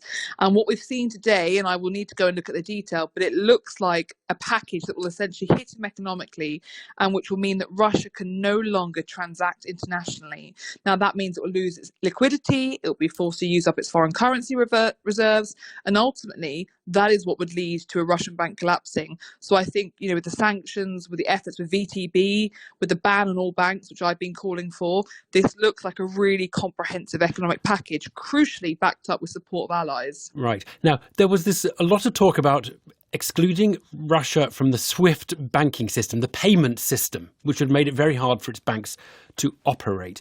That is, I understand it has not been included in this package and has not been agreed because there are allies saying we don't think we can go that far. Indeed. The message was quite clear from the Prime Minister that he wanted to ban Russia from SWIFT, that perhaps allies weren't behind him. But I think it's important with SWIFT that this is ultimately what people often see as the nuclear button when it comes to Russia and their economic system, but I'm not convinced it is. It's ultimately a messaging system. If we were to disconnect Russia from SWIFT, they would essentially find other ways in which for their banks to communicate with other banks worldwide through cutouts and through other front banks. So whilst it would be useful, actually the most important thing we can do is the sort of bans that we've seen today from the Prime Minister, because that actually cuts out their ability to operate and to balance their books. So actually what we've done is far more effective. It goes after the banks and it's ultimately the jugular. Can I ask you, Alicia, do you think the West has let Ukraine down at any level? That we have given so much verbal support and we have scuppered as soon as the missiles fly. Do you feel Ukrainians have reason to feel they've been let down by the West? I think all of us in the world will feel some sort of culpability. However, we have to be very clear. This is the result of the actions of one man and one man alone. And it is quite clear that he was not going to be deterred. And actually, the first missile flew this morning. And this afternoon, you have seen what I now believe to be a comprehensive package from the government hitting oil, gas, sanctions, banks, Belarus, entities, Aeroflot, trade sanctions, domestic reform. And now we also need to lean in on the humanitarian side and make sure we support the resistance. I've spoken to Ukrainian MPs this afternoon. They still believe that the UK has been their number one support throughout all of this, just as they felt that when I was in Ukraine only a few weeks ago. Alicia, thanks for that instant analysis of the package just set out to Parliament by the Prime Minister. Alicia Kearns there, Conservative MP. I'm still with Jack Watling from RUSI here. Now, Jack, you seem to know a lot about what the Russian game plan militarily is. What is the Russian plan for the occupation? Where does it go from here? So the Russians mapped out quite extensively from the summer all of the local officials that they could work with and those that they thought would organise resistance. They had war games in December to work out which bits of the military would hunt those people down. And so they have the architecture for occupation administrations at an oblast by oblast level. And they will try and implement that plan. Another component is to seize critical national infrastructure, which includes places like power plants, including Chernobyl, and thereby to control the flow of services into different parts of the country. And so, yes, they won't put a Russian governor in charge of Ukraine, though. That's not what, or is that what you think they'll actually try and do? They will put a Ukrainian face in front of that occupation, but it forces any Ukrainian resistance to then face the choice of killing fellow Ukrainians, if they want to resist. Right. Makes it harder for the resistance. Jack, thank you for that, and I hope we can talk a little later in the programme. Now, a full-scale attack on a country, ground and air, it has brought the defence instinct out among many Ukrainians. Now, I spoke to one based just near the main airport near Kiev. Daniel Bilak's been involved in creating a neighbourhood defence force. I heard at 5:10 this morning when I heard explosions near Borispil, where I live, near the airport. And so that was quite a wake-up call. My wife tried to leave today with our children, but the roads going outside the city were just packed. Nothing was even moving. So she turned around and came back. So we're all here. Tell me about what defence you and the Ukrainian army, the reservists, can muster at this point. The Territorial Defence Forces, as you might know, were only formed in January, and so how all of this is going to play out is anybody's guess. I mean, what we've done here in our community is we've organized ourselves. People have their own ammunition, their own weapons, and we've organized ourselves to patrol our communities to protect our homes and our families especially from marauders. Have you used a gun before? Are you experienced in that, Daniel? I do know how to shoot. I've never shot anyone, but yes, I do know how to shoot a gun. It's looting you're really trying to stop, maintaining neighbourhood order, rather than taking on Russian troops as such if you see them in the street or tanks rolling down the road. You're right. I mean, our job at this stage, is to self-organize, something Ukrainians are very, very good at. We are going to protect our communities, protect our families. And that takes the pressure off the National Guard, the police, and the military to do frontline fighting. You were born in Toronto, Daniel. You have family in Canada. At any point in the last couple of months have you thought, my best option, my family's best option, is to leave Ukraine? Obviously, you look at all of the options. This is my home. We have things to defend.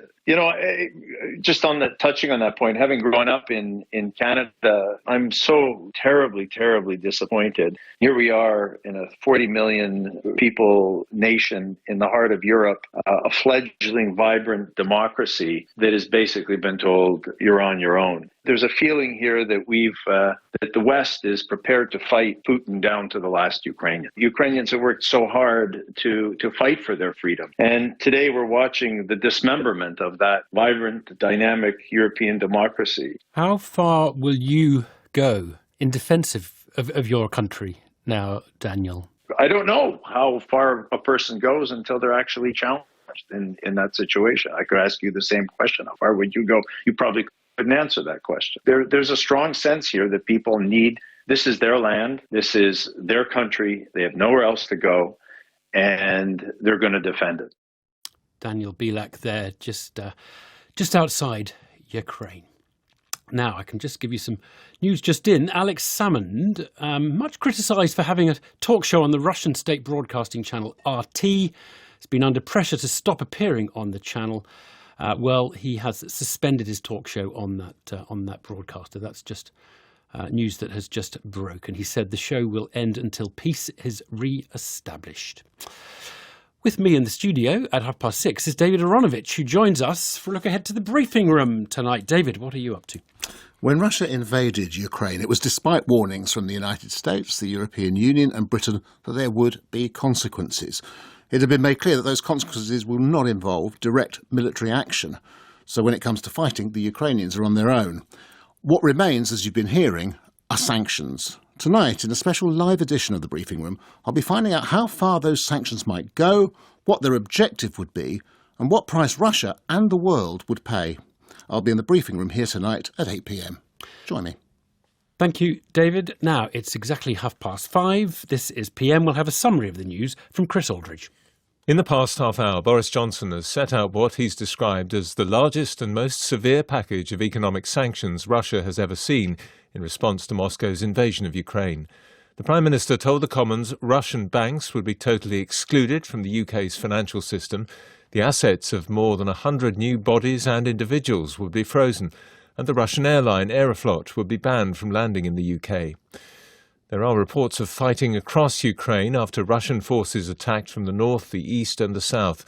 Moscow claims to have destroyed 70 Ukrainian military targets, and Russian paratroopers have taken control of an airbase 20 miles outside the capital, Kiev. Dozens of people, both civilian and military, are reported to have been killed.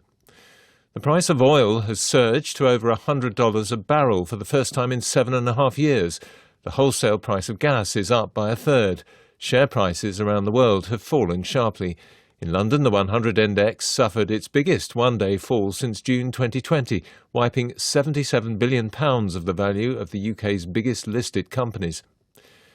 In other news, the first government figures to be published for the number of people crossing the Channel in small boats show 28,500 arrived in the UK last year. That compares with 8,500 in 2020. A woman who starved her daughter to death has been jailed for 9 years and 7 months.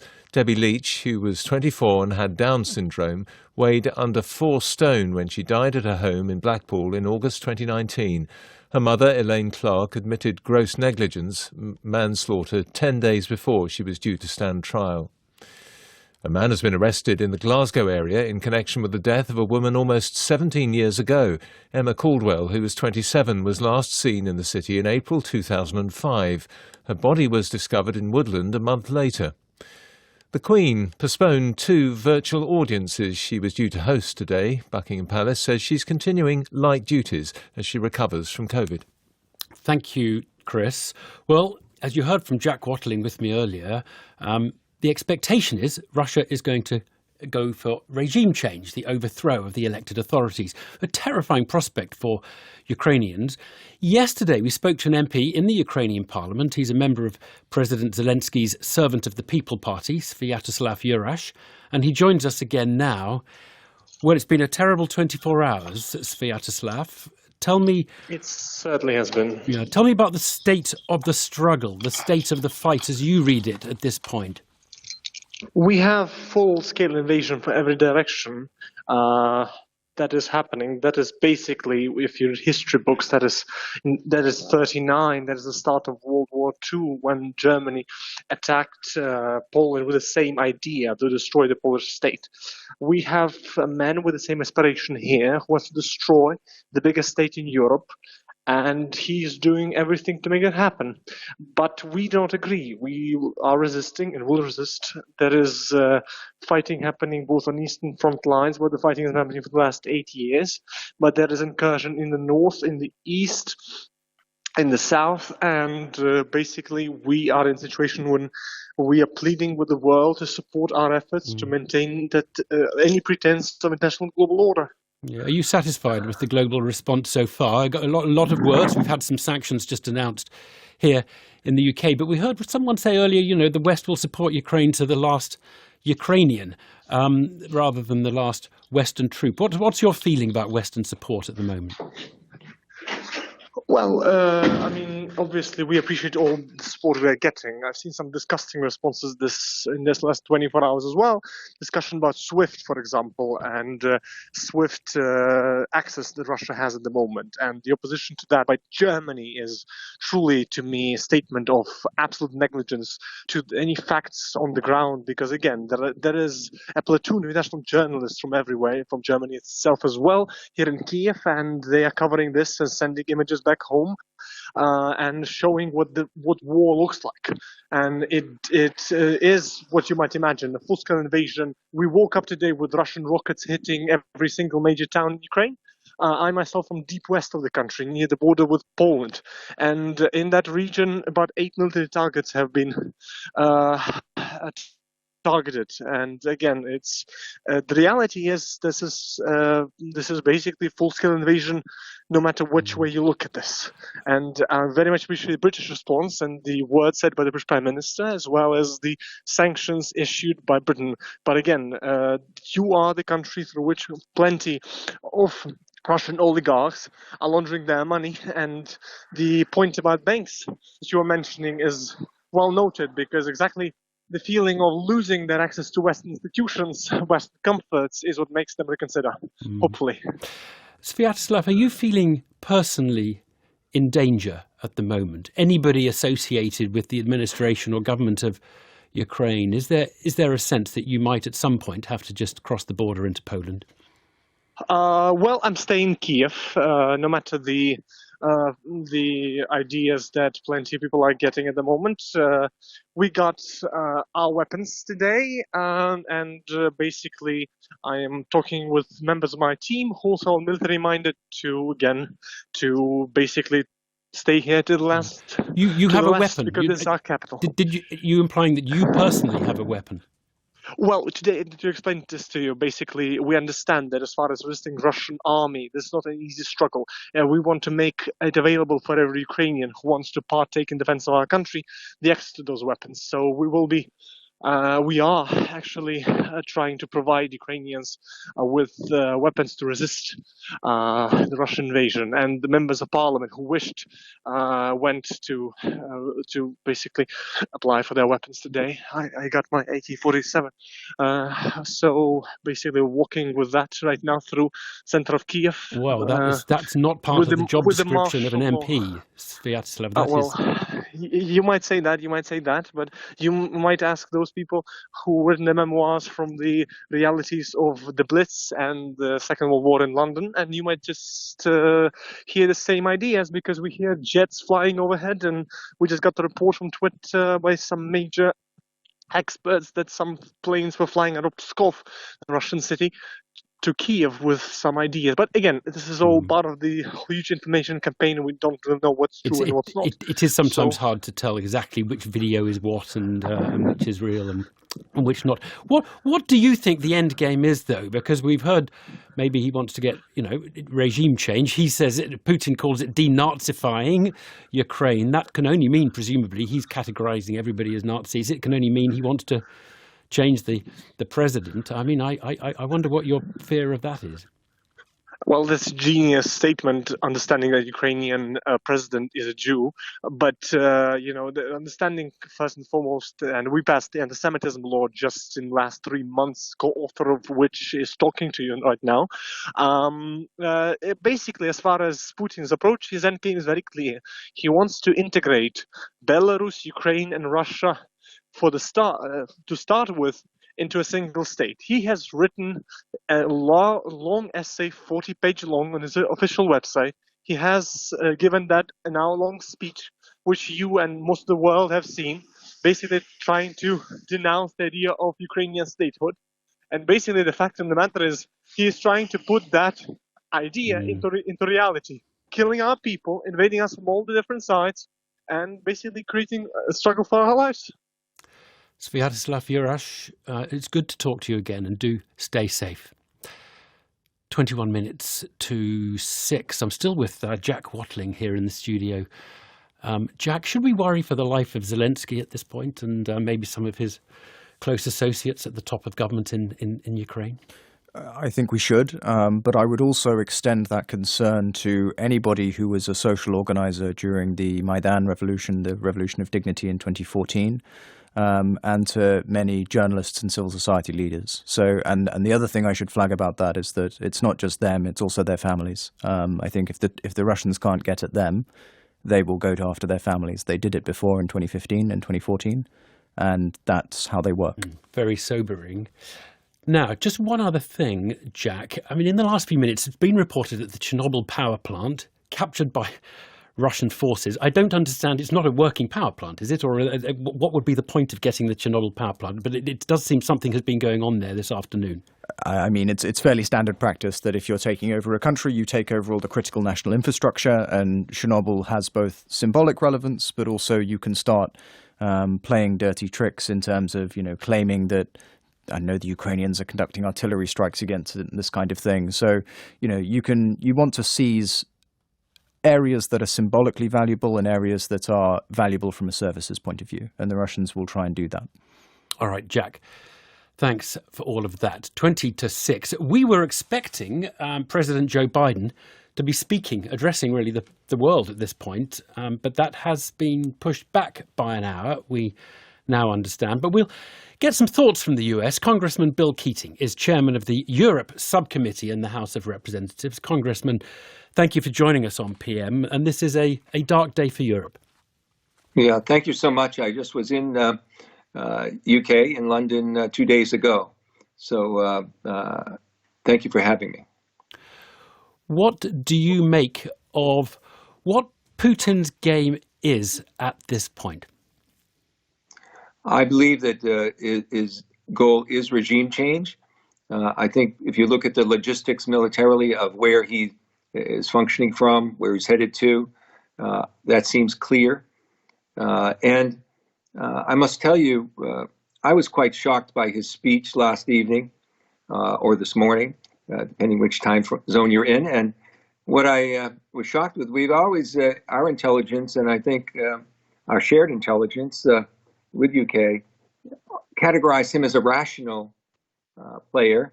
But in listening to last evening's speech, I have a different opinion. He's completely unhinged. He's taking his personal grievances, which he's internalized evidently for 2 decades, and he's unleashing them, talking about the humiliation that people have suffered during this period, talking, as your prior guest had just said, Nazization that's there. So it's clear, despite the great efforts at diplomacy that were given, and I was briefed, and I think it's a shared intelligence with UK, that this was his plan, and it's something that he was heading to. Diplomacy was off the table in his book. I think he was stalling for time, or at least trying to lay out what he wanted in exchange, knowing that he wouldn't get that. So you can go back 15 or 20 years to listen to his speeches, and those of us listening thought these are just his opinions, not an action plan. Well, but it's clear this was an action plan. Well, look, we haven't talked about it on the programme yet. What did you make last night of that threat to anyone who might impede Russian efforts in Ukraine? It felt like, the way he phrased it, something history has never seen before, as though it was a nuclear threat, really. He was upping it to keep out of our way or else. Whether he'd actually do it or not, that's the way I took it. He's a nuclear power, saying he would unleash, if anyone got in his way, he would unleash a response the likes of which the world has never seen. So what are you left to think? Whether it's a threat or reality, with him right now, I don't know what to make one way or the other, and it's the kind of confusion he likes to convey as a ploy. But I think now you have to question his rationality as a whole. Let's talk about Western sanctions. There are some who think the West is not tough enough to impose pain on its own people in order to punish Russia, and that actually that is why Putin gets away with doing the things he does. And that if we want to really hurt Russia, we're going to obviously hurt ourselves by perhaps depriving ourselves of gas in Europe, or having to share American gas with the Americans, or creating problems for our banks because we've created problems for their banks. Are we tough enough in our sanctions response to take pain ourselves to see Russia pay a price? I think when you're looking at exerting maximum pressure with the sanctions, you have to realize it has to be done in a coordinated fashion. If it was the U.S. alone, we wouldn't be effective. If it was the European Union and our European allies alone, it wouldn't be as effective as with the U.S. So the key is to create the maximum pressure to isolate, make them a pariah of the world. And we have to do that together. So when people are saying in our country, or perhaps in Europe, we could up the ante on different sanctions, we have to do it in a coordinated fashion. I think the President Biden's announcement today will make clear that we're going to provide this maximum pressure. And importantly, when I was in the Munich Security Conference talking to people, the export pressure that can be brought from countries like Japan and Singapore and Taiwan on semiconductors and chips to really make it difficult on the other parts of their economy besides finance and oil. I think that that coordinated approach will bring the maximum pressure. So we can always look at other things that can be done, but we want to do it in a coordinated way to exert the most pressure. Congressman, thank you for sharing your time with us. That's Bill Keating, chairman of the Europe Subcommittee in the House of Representatives over in the States. We do have a line from President Biden. He says the G7 agreed on a devastating packages of sanctions against Russia. The G7 leaders were talking earlier today. Now, the Kremlin briefing today, a regular daily update of journalists, reiterated the purported objectives of this invasion set out by President Putin. The spokesperson saying, ideally, we need to liberate and clean out Ukraine from Nazis, pro-Nazi people and ideology. And that means neutralization of the military potential. But there has been some dissent, risky as it is, in Russia.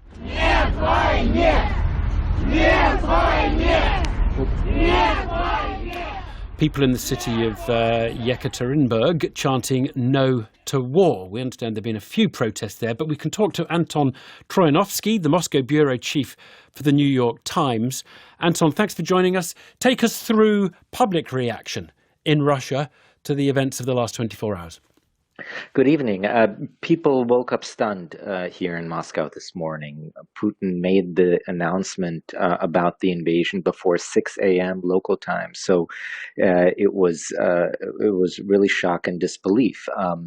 Even though the West had been warning about a potential Russian invasion for months, here in Russia, next to no one really believed that this could happen. It just seemed so unthinkable that Russia would attack a neighboring country. So folks have been expressing their disbelief there. As you pointed out, there have been some limited protests, but it's also a feeling of there's not much we can do at this point to influence Putin. It seems as though the Russians have actually been arresting people at those, the authorities in Russia have been arresting people at those protests, or some of them. So we've seen, I don't know whether you've seen it, sort of reports of maybe hundreds of people being arrested. Yeah, absolutely. Russia has had a massive crackdown on dissent over the last year. And so everyone expects that to continue, perhaps even accelerate now that this invasion has begun. Anton, do the Russian people believe Ukraine is run by Nazis? Is that propaganda line working? To some extent it is. Certainly the people who get all their news from TV, especially older generations, the television airwaves here are entirely controlled by the Kremlin. So for those people, yes, they've been hearing it on the news for 8 years now. There are younger people here or people who get more of their news online who have a more nuanced view. But I would say that even a lot of the people who kind of buy into the overall narrative that Ukraine had an armed coup, that it has a lot of nationalist influence, even people who believe that, I think many of them are still in shock by what they're seeing on their screens today. Yeah, so it's not jingoism and celebration at the start of a war Absolutely today. Not. No, Absolutely Well, not. The nation may well find itself paying an economic price if the sanctions that the West is currently announcing, if those work, there will be sacrifices by the Russian population, no? Yes, and that is something people are expecting. They see this as many Russians see this action as enormously devastating for Russia. Absolutely. Anton, thank you for that. Anton Troyanovsky, Moscow bureau chief for the New York Times. Well, this changes everything. A turning point in Europe's history, according to President Macron of France when he addressed his people today. Certainly, European history is being made in the wrong kind of way. Well, the Cold War ended in 1989, the Soviet Union shortly afterwards, and there's been a ragged stability since then in terms of Russia and the US. A preeminent US conflict obviously has occurred. You can ask people in Georgia, for example, but nothing quite like this. Let us take stock with Professor Sir Richard Evans, Regius Professor Emeritus of History at the University of Cambridge, and Professor Mary Calder, the Director of the Conflict and Civil Society Unite at the London School of Economics. And thank you both for joining us. Well, what a day. Richard, Professor Evans, talk us through what you make of the events of the last 24 hours and where they leave Europe. Well, thanks for having me on, Evans. Absolutely shocking. I mean, like other people, including people who know more than I do about Ukraine and Russia, absolutely surprised by this. And hardly anybody thought that Putin would actually do it. But he has launched a full-scale invasion by air and by land. The missiles have been falling on Kiev. It looks as if he's now hell-bent on taking the country over. And I think what he really wants to do is to kind of reconstitute under a different ideological sign the old Soviet Union. And Ukraine was an important part of the Soviet Union. It became independent after the fall of communism, and as it were, he wants it back. You won't get it all back. I mean, you can't aspire to getting Lithuania, Estonia and Latvia back, can you? They're in the EU and NATO. Those, yes, exactly. That is a different ballgame altogether, because Ukraine is not in NATO. NATO is a defensive alliance, and if one country is attacked, the others are pledged to defend it. So it will change the whole situation again, and even more drastically if he tried to invade the small Baltic states. And remember, Ukraine is a large country. It's got a very large geographical area. There's over 40 million people in it, and it looks as if a lot of them are determined to resist the Russians. So I don't think it's going to be a quick operation. I think it's going to be fairly long-term resistance with guerrilla warfare, with partisans and all the rest of it. And that, of course, again reproduces the kind of situation after Germans invaded Eastern Europe in the 1940s, beginning with Poland in 1939. Mary, what's your basic take on the events of the day? I think that Putin's really worried about staying in power. I think he finds democracy an incredible threat. So I think it's less about geopolitical goals and more about his fear that a democratic success in Ukraine will have ramifications for Russia. He wants to end democracy in Ukraine.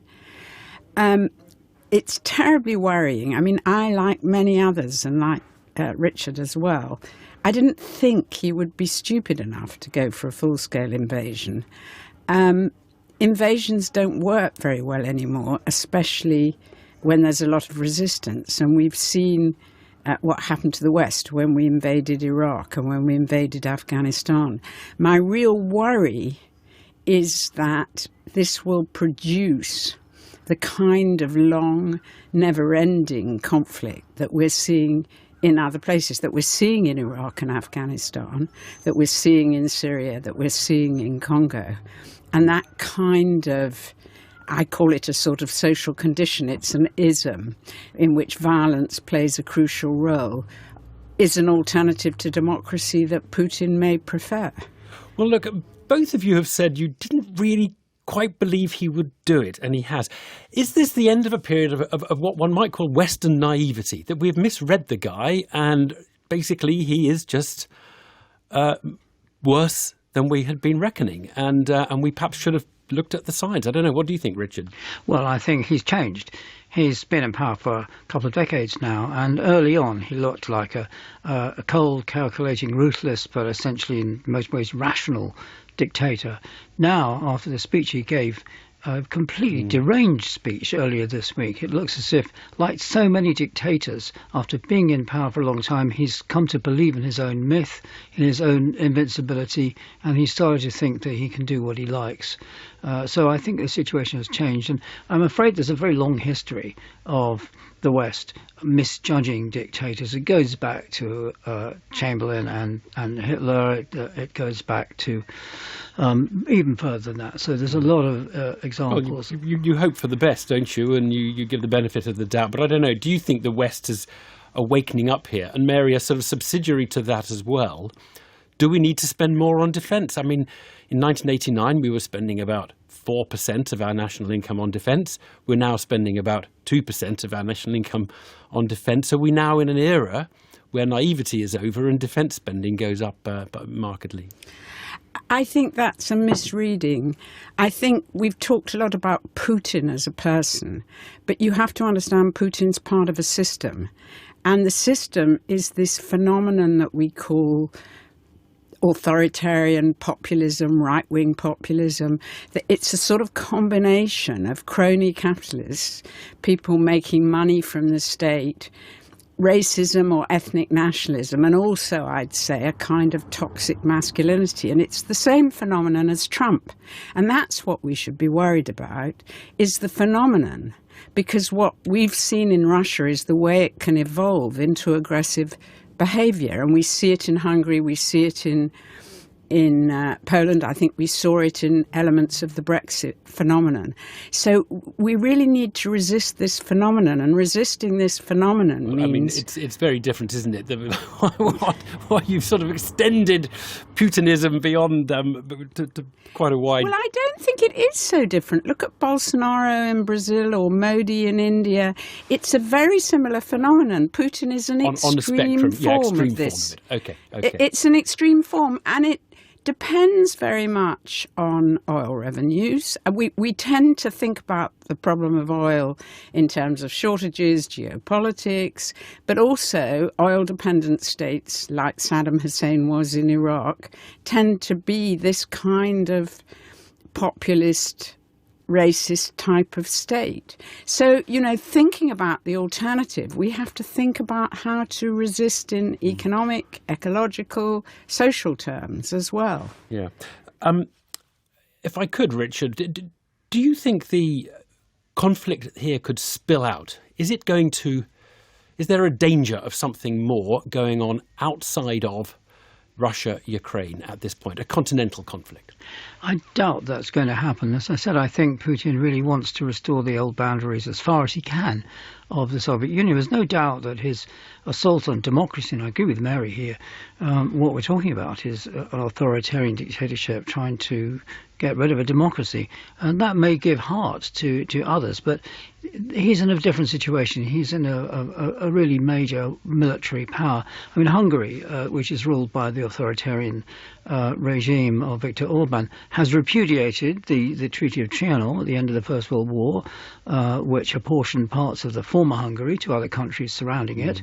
But I doubt very much whether he's going to invade them. I just don't think that's... I think he's a bit more rational than that. What is very alarming is how a dictatorship can evolve into something that is needlessly and pointlessly aggressive. I cannot see anything that Putin really has to gain by this. Well, this is something we're going to be talking about for weeks, months, and perhaps beyond. So Richard Evans and Mary Kaldor, thank you both very much. And I should say Russian police detained 1,000 people at anti-war protests in 47 cities, says one protest monitor group.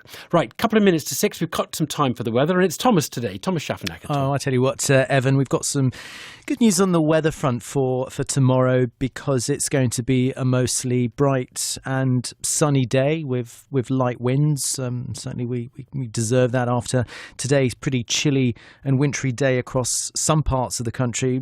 For example, in the north of the UK, we've had wintry shower after wintry shower, some snow settling across the hills, and not only, some thunderstorms around too. But all of that is going to be dying away. The winds will die down tonight. The skies will clear. And so we go through the course of the night. And that takes us into tomorrow morning. And we'll be waking up to some calm weather across the UK. Temperatures will be close to freezing in many areas, particularly across the north. But the afternoon is looking relatively pleasant. And if you're wondering what the weekend is going to bring, I can tell you it is going to be a mostly dry and bright weekend for most of us. Perhaps a little bit of rain in the Western Isles of Scotland, but that's pretty much it. So not bad on the weather front. Back to you. Thank you very much, Thomas. Well, what can one say? A war in Europe.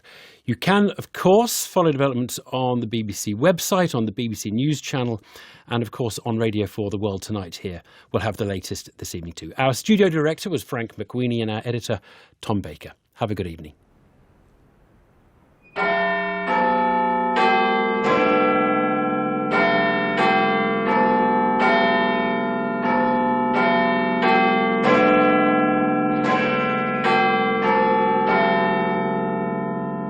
BBC News at 6 o'clock. This is Caroline Nichols. Good evening.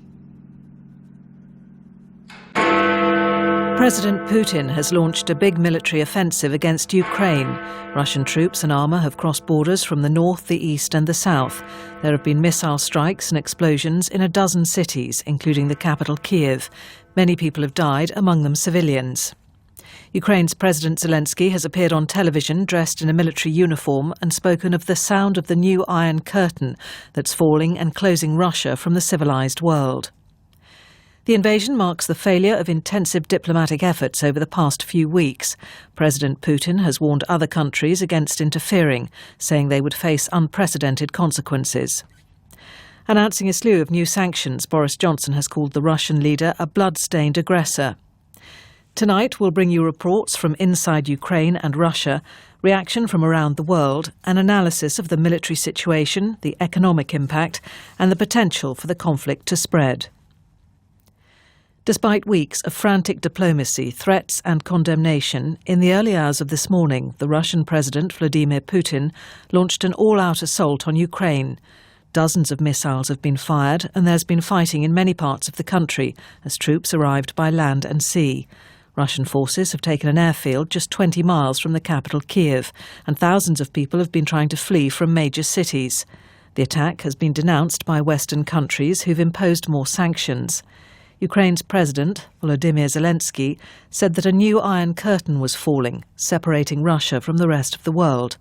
Our diplomatic correspondent, Paul Adams, is in Kiev and sent this report.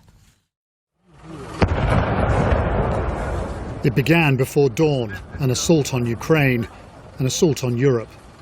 After weeks of promising he meant this country no harm, Vladimir Putin finally gave the order to attack. Within minutes, targets had been hit all over this huge country. From airports in the west and south to apartment blocks in the east, salvos of rockets fired from inside Russia rained down on the outskirts of Ukraine's second-largest city, Kharkiv. Soon, armoured columns crossed into the country from Crimea in the south and Belarus in the north, moving swiftly, perhaps with the intention of cutting the country in two. At an airport no more than 20 miles from the centre of Kiev, paratroops arrived while it was still dark, quickly establishing a base that could be used to launch attacks on the capital. President Zelensky appeared twice, first to accuse Vladimir Putin of starting a war against the whole democratic world, and then this afternoon swapping his suit for military garb and saying a new Iron Curtain was falling, cutting off Russia from the civilized world. Our task, he said, to make sure it does not fall on Ukrainian territory. Here in Kiev, so calm through recent weeks of this mounting crisis, there was shock, fear, and for some, panic. People sheltered underground, formed long queues at supermarkets and banks, and in many cases got in their cars and tried to drive out, causing gridlock. At Kiev's bus station, young people looked for any way to leave. I'm going to my parents. They are living in the middle of Ukraine, and I think it's safer there. Everyone said that at 4 a.m. it's going to start a war, but it was nothing, and I going to sleep, and then my mother called me and said that war is started. We're going to Cherkasy, to our family, to be together now in this not very safe time in Ukraine, but we will have a victory. But the odds are desperately stacked against them. Ukraine is resilient and determined, but its armed forces are no match for Moscow's huge war machine. Politicians know there's a limit to the fight they can put up, but they're urging Western governments to punish Vladimir Putin as hard as they can. Ina Sovsun is a member of parliament. On behalf of the whole of Ukraine, on behalf of the families of 40 Ukrainian soldiers who have already died, on behalf of the family of a 15-year-old kid who was killed at his home in Kharkiv region this morning in the shelling attacks, please introduce all the possible sanctions. There is no way for diplomacy right now. The battle is now raging on many fronts. In some places, the Ukrainian army has been able to inflict damage on the advancing Russians. This evening, President Zelensky said his forces were fighting to prevent Russian troops from capturing the former nuclear plant at Chernobyl. But with the Russians advancing quickly on several fronts, Ukraine's future as a free country hangs in the balance. One of the clearest signals from Vladimir Putin that he intended to attack Ukraine came when Russia officially recognized two separatist territories in the southeastern region known as the Donbass. Russian-backed rebels took part of Donetsk and Luhansk in 2014, and there's been military conflict ever since. Our Eastern Europe correspondent Sarah Rainsford is in the region. The first dull thud of an explosion came just before 5 o'clock this morning in Kramatorsk, jolting a nervous town awake as Vladimir Putin's invasion began. As daylight came, we found cars lined up at petrol stations and queues at cash points. Special trains were laid on later to carry some 7,000 people west to greater safety. People who rolled their cases to the station with no idea how long they'd be gone for. There is still some life on the streets here, though. There's been a war in this region for 8 years now. Ukrainian soldiers fighting separatists backed by Russia. But Moscow has always denied deploying its troops. Now Vladimir Putin is sending them in openly. He claims it's to protect Russian speakers against genocide. That is a lie. There is no such thing here.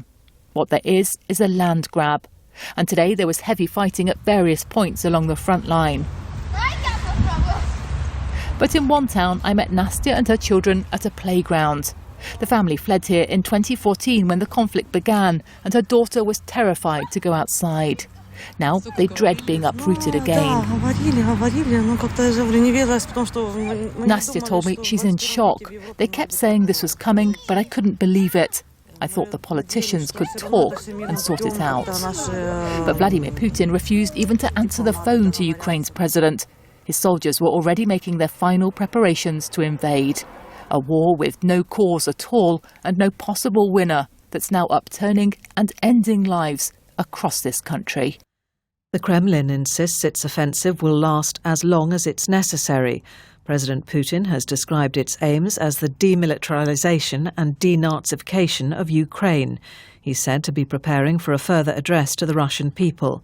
State media has strongly defended the military action, but there is some opposition to it. Our Moscow correspondent Steve Rosenberg reports from the Russian capital. There are moments that change the course of history. Would this be one? Vladimir Putin announced a special military operation. In reality, it was a full-scale invasion of Ukraine. The Kremlin leader said the West had been pumping Ukraine with weapons, turning it into an anti-Russia. Moscow's red lines had been crossed, and Russia had to defend itself. And then a veiled threat. Any country that tried to stand in Russia's way should know Russia would respond immediately, with consequences the likes of which have never been experienced before.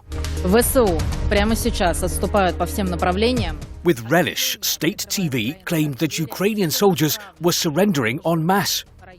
Many Russians are influenced by what they see and hear in the state media, but not everyone. We're against the war, and we want the whole world to know that, said one woman with a placard in the centre of Moscow. She was one of 3 protesters. Police detained them. This is not a conflict the Russian public wants. It is very much Putin's war. A Russian political scientist said to me the other day that Vladimir Putin was now more like an Ayatollah than an ex-KGB officer. He is driven by an almost messianic idea, not only to force Ukraine back into Moscow's orbit, but to rebuild for Russia a wider sphere of influence.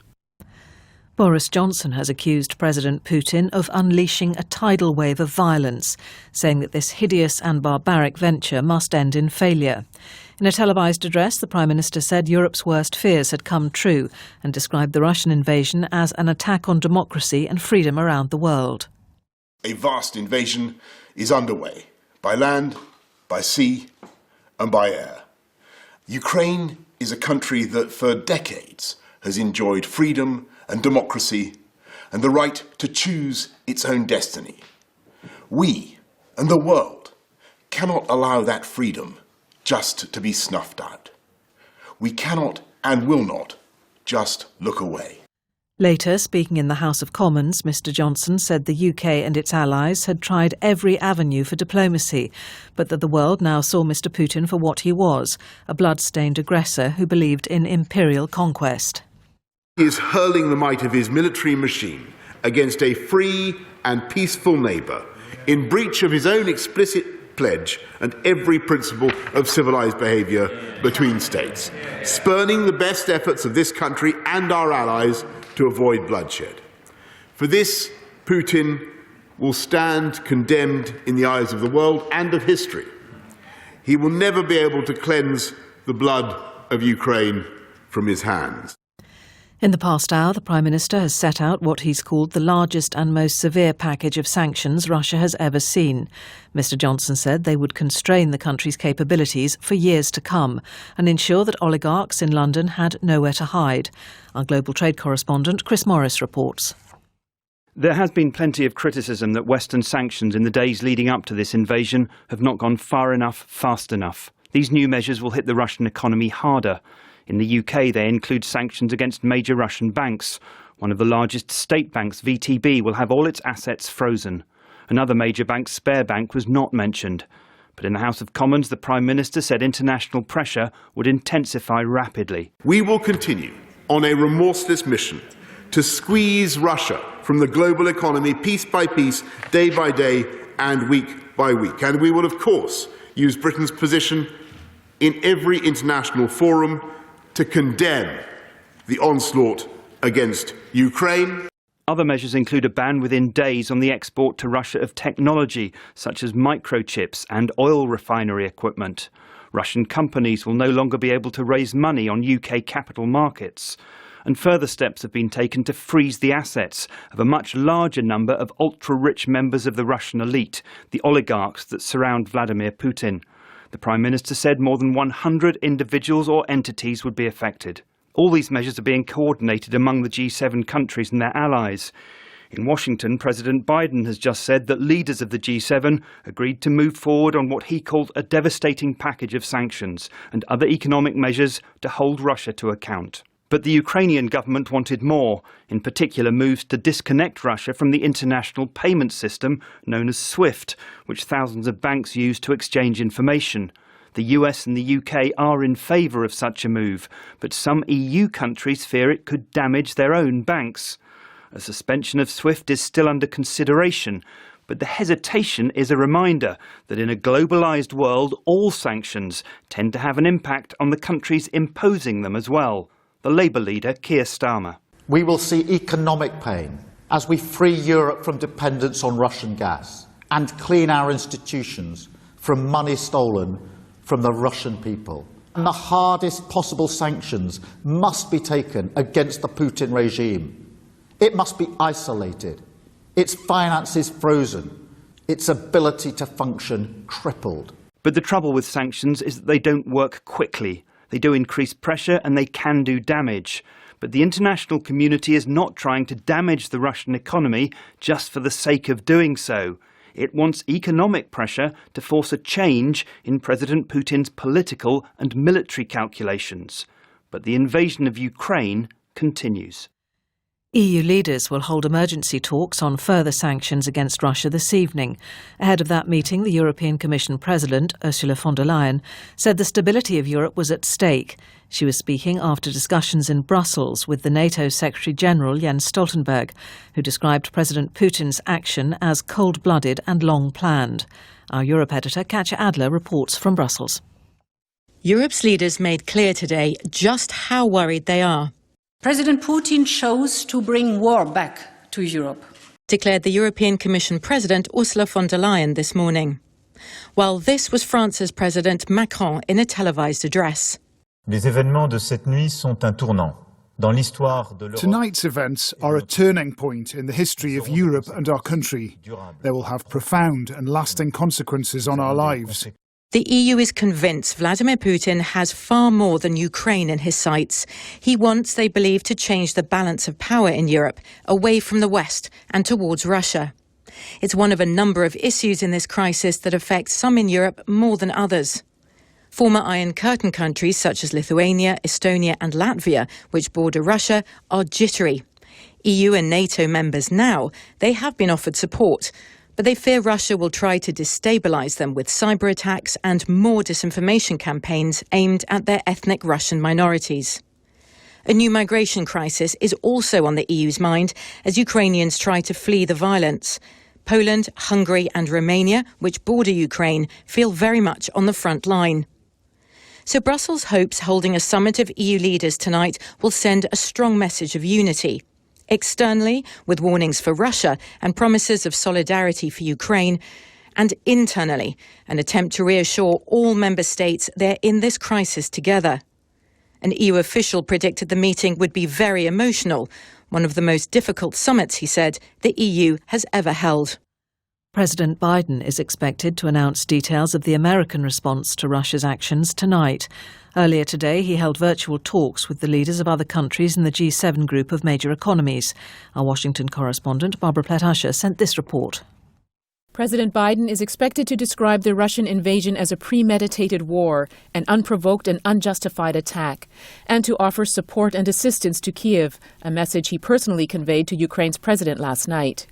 Crucially, he's set to announce tougher economic penalties, likely further targeting Russian financial institutions and blocking access to technology vital for Russia's economy. There's bipartisan support for harsh measures. The top Republican in the Senate, Mitch McConnell, told Mr. Biden not to hold back. I have some advice. Ratchet the sanctions all the way up. Don't hold any back. Every single available tough sanction should be employed, and should be employed now. An initial round of sanctions earlier this week failed to deter the invasion Mr. Biden's administration has long and loudly predicted. A senior defense official told journalists it was unfolding as the Pentagon had expected it would. He said this appeared to be the first phase in what would likely be a large-scale operation with multiple phases, and that the Defense Department still believed it was aimed at decapitating the government in Kyiv. President Biden has made clear that he won't deploy troops to help the Ukrainians fight, but the U.S. is sending weapons and ammunition to back the resistance. While Russia's actions led to a chorus of condemnation from much of the international community, China's statements on the matter have been noticeably more muted. The last few years have seen closer ties forged between Moscow and China. Our diplomatic correspondent Caroline Hawley reports. While Western countries accused Russia of ripping up the international rulebook, a Chinese foreign ministry official today pointedly refused to use the word invasion and accused the United States of fanning the flames of conflict. Moscow and Beijing have recently been forging closer ties. President Putin was one of the few world leaders to show up at the opening ceremony of the Winter Olympic Games. He and his Chinese counterpart Xi Jinping agreed then to work together, essentially to build their own international order, untroubled by concerns over human rights or democratic values. They backed each other over Taiwan and Ukraine. This so-called no-limits pact of cooperation might have emboldened President Putin to order his troops into Ukraine. China has blamed NATO expansion for causing this crisis, but Ukraine is a key trading partner and a war there is not in Beijing's economic interests. It's calling for a return to dialogue, and if Vladimir Putin is now going to listen to anyone, it's probably Xi Jinping. The governing body of European football, UEFA, has strongly condemned the invasion and is expected to strip Russia of hosting duties for the Champions League final due to be held in St. Petersburg in May. UEFA, which is also under pressure because of its commercial partnership with the Russian energy firm Gazprom, has called an emergency meeting for tomorrow morning. The former Scotland First Minister Alex Salmond has suspended his talk show on the Russian broadcaster RT. Mr. Salmond had been under pressure to stop appearing on the channel because of the situation in Ukraine. Yesterday, the current First Minister, Nicola Sturgeon, said it was unthinkable that the show should go on under the circumstances. Mr. Salmond says it will not continue until peace is re-established. The invasion of Ukraine has led to a day of turmoil on the financial markets. In Moscow, trading was briefly suspended after stocks fell 45%. In London, £77 billion was wiped off the value of the biggest listed companies. The cost of crude oil and gas has soared because of concerns that supplies from Russia could be disrupted. More from our business correspondent, Theo Leggett. In a dramatic day on the energy markets, the cost of wholesale gas in the UK and Europe soared, increasing by 60% at one point. The price of Brent crude oil rose above $100 a barrel. Europe obtains about 40% of its gas from Russia and nearly a third of its oil. The concern is that these supplies could be disrupted, either through political or military activity. If prices remain high, businesses and consumers will feel the effects. Millions of UK households are already facing huge increases in their energy bills in April. Analysts are warning there could be a further significant rise in October, pushing the average bill for customers who are not on a fixed-price deal to more than £3,000 a year. Fears that high energy prices will cause economic harm and concerns about further sanctions sent share prices tumbling across Europe. The main stock markets in Moscow closed down more than 30%. But the price of gold, often seen as a haven in times of crisis, hit its highest level in a year and a half. In the city, the 100 share index ended the day down 291 points at 7,207. That's a fall of nearly 4% and the biggest one-day loss since June 2020. On Wall Street, the Dow Jones dropped 800 points when it opened, but is starting to rally. A few moments ago, it was down 625 points at 32,507. On the currency markets, the pound had its worst day of trading against the dollar for 2 years. It's down by more than a cent at $1.33.8. Against the euro, sterling is at €1.19.8. That makes a euro worth 83.5 pence. In Russia, Ukrainian forces face one of the biggest military adversaries on the planet, and one that has been battle-tested during its involvement in the civil war in Syria. Our defence correspondent, Jonathan Beale, has this assessment of how the two sides in this latest conflict match up. On nearly every scale, Ukraine's forces are outgunned and outmatched. Western officials believe Russia had massed an army of up to 190,000 troops on the border between the two countries. That's slightly smaller than the entire Ukraine armed forces of 200,000. But Russia has more advanced weapons. It's already used its long-range cruise missiles to target Ukraine's military installations, Russia's version of shock and awe. It also has some of the world's most sophisticated air defence systems. And it's in the air that Russia has the biggest advantage. Jack Watling of the Royal United Services Institute says Ukraine's air force is already outnumbered by at least 3 to 1. They will very quickly gain air superiority. As soon as they do, the over 200,000 Ukrainian troops stop being an army that can maneuver and reposition itself to fight whichever axes the Russians advance on, and instead becomes a collection of independent units that will struggle to reposition themselves without coming under air attack. There are fears that Ukraine's forces could soon be pinned down, finding it harder to repel Russian advances from multiple directions. But they may have a chance of holding key cities, including Kiev. Urban warfare is often bloody, giving the defender an advantage if prepared. The Russians might rely on special forces and agents to help achieve President Putin's objective of removing the government. But the question now is, how long can Ukraine hold out on its own against Russia's modern, massive military machine? The former Ukrainian Prime Minister Alexei Honcharuk is among politicians in the country who've warned that Russia's offensive could lead to a third world war. Our security correspondent Frank Gardner has been assessing the likelihood of wider conflict. The shock and awe of Russia's heavily armed invasion is prompting some, notably in Ukraine, to speculate whether this is the prelude to a third world war. It's not, at least for as long as NATO does not come into direct contact with the advancing Russian forces. The two big strategic questions now surrounding this conflict are, what does President Putin intend to do with Ukraine once his forces have overrun it? And does he have designs on other East European nations? Ukraine is not a NATO member, hence no NATO forces have come to its defence. But Poland and the Baltic states of Latvia, Lithuania and Estonia are in NATO, and they are distinctly nervous they could be next in line for an armed incursion. Taking no chances, NATO has deployed extra troops and weaponry to these frontline states to act as a deterrent, but no one knows what plans Mr. Putin has next. The Chancellor, Rishi Sunak, has pledged to deliver a low-tax economy, despite pushing ahead with plans to increase national insurance from April. In a speech at City University in London, Mr. Sunak said cutting taxes would allow for economic freedom and prosperity, but said it would involve making difficult and often unpopular arguments on spending. I firmly believe in lower taxes. The most powerful case for the dynamic market economy is that it brings economic freedom and prosperity. And the best expression of that freedom is for all of us to be able to make decisions about how to save, invest, or use the money we earn. The marginal pound our country produces is far better spent by individuals and businesses than government. The Labour leader, Sir Keir Starmer, was due to make a separate speech outlining his plan for what he called a new technological revolution, but he cancelled it due to the ongoing situation in Ukraine.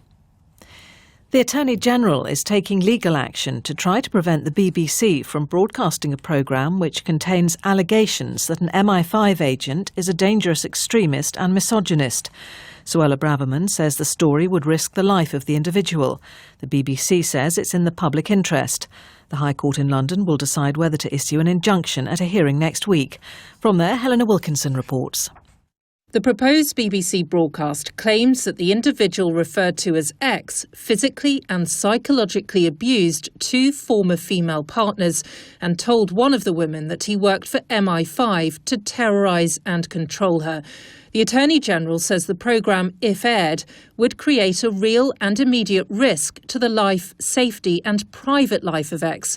Suella Braverman also argues that irrespective of the truth of the allegations, the broadcast would damage the public interest and national security. The BBC says broadcasting the story and the identification of X by name are in the public interest. The programme will say that MI5 should have known about X's behaviour and should have realised that it was inappropriate to use him as an agent. The application for an injunction stopping the broadcast will be heard at the High Court next week. Part of it will be held in closed proceedings, the other in public. The Attorney General had wanted all of it to be held in private, but the judge, Mr Justice Chamberlain, ruled against her. The Queen has postponed another 2 virtual engagements as she continues to experience COVID-19 symptoms. Buckingham Palace says she's carrying out light duties and held a telephone audience with Boris Johnson yesterday. The Queen, who is 95, tested positive for the virus on Sunday. Public health guidance has been updated in England to recommend that people continue isolating if they test positive for COVID, despite the legal requirement to do so ending today. It says people who live with others who are positive should minimise their contacts too. Our health correspondent Nick Triggle has more details. While the need to self-isolate after testing positive will not be enforced by law in England from today, fresh guidance from the UK Health Security Agency has made it clear people should still take the utmost care to avoid passing on the virus. It says people should stay at home, not have visitors and get others to pick up food and medicines they may need. The guidance also says people should let close contacts know they've had a positive test. People who live in the same house as someone who is positive should also minimise their contacts, including working from home if possible. Officials are reminding people they can infect others from 2 days before symptoms start and for up to 10 days after. The guidance says isolation can be ended early after 5 days if people test negative on a lateral flow test for 2 consecutive days. Sources within the Treasury have confirmed to the BBC that the Chancellor, Rishi Sunak, has been sent a questionnaire by police investigating Downing Street gatherings during COVID lockdowns. Mr Sunak is one of dozens of politicians and officials, including the Prime Minister, to be asked about the events. Earlier this month, Mr Sunak wrote in The Sun that being in a party of sound money was the only party he was interested in. The headlines again. Russia has launched a full-scale assault on Ukraine, its forces attacking the country from the north, east and south. There are reports of many deaths. There's been widespread international condemnation and a raft of new sanctions. Thousands of people have fled major cities. The President of Ukraine has warned it could be the start of a major European war. With his analysis on what the invasion means for relations between Russia and the West, here's our World Affairs editor, John Simpson. It's hard to avoid the feeling that the world as we've known it since the fall of the Berlin Wall in 1989 has changed for good. Ever since the collapse of the Soviet Union, we've got used to thinking that the old division of Europe was a thing of the past. There were plenty of signs that this wasn't so, culminating in Russia's swallowing up of Crimea, an integral part of Ukraine, in 2014. Even though Russia had signed a treaty accepting Ukraine's territorial integrity. There were speeches and some sanctions from the West, but nothing to worry Vladimir Putin. This time, Russia can't any longer be seen as just another country we can all do business with. Some countries, Germany, Austria, Italy among them, will still depend on Russian gas and oil more than others. But we're in new territory now. And it looks like Cold War Mark II. BBC News. Hello, good evening. It's 10 o'clock. Welcome to The World Tonight. I'm Julian Warwicker with a special hour-long programme. Russian forces have launched a full-scale assault on Ukraine, with its military attacking the country from many directions. Ukraine says it's fighting on several fronts as it tries to repel the Russian invasion. Russians came from all four sides. They're taking a couple of towns. We see people being killed, both civilians and military personnel. We'll have the latest from Kiev with our chief international correspondent, Lise Doucette, and reports from around the country after a day of intense fighting. We'll hear about the impact on Ukrainians. We're shocked. We're totally shocked. We are afraid for our children, for our families. Where can I go? We don't know where to go. And from the people who've decided to leave Ukraine.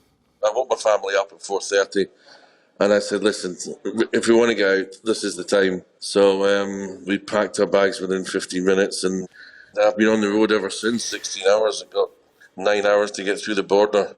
The UK, US and EU announced what they describe as the most severe sanctions Russia has ever seen. But will they change Vladimir Putin's mind?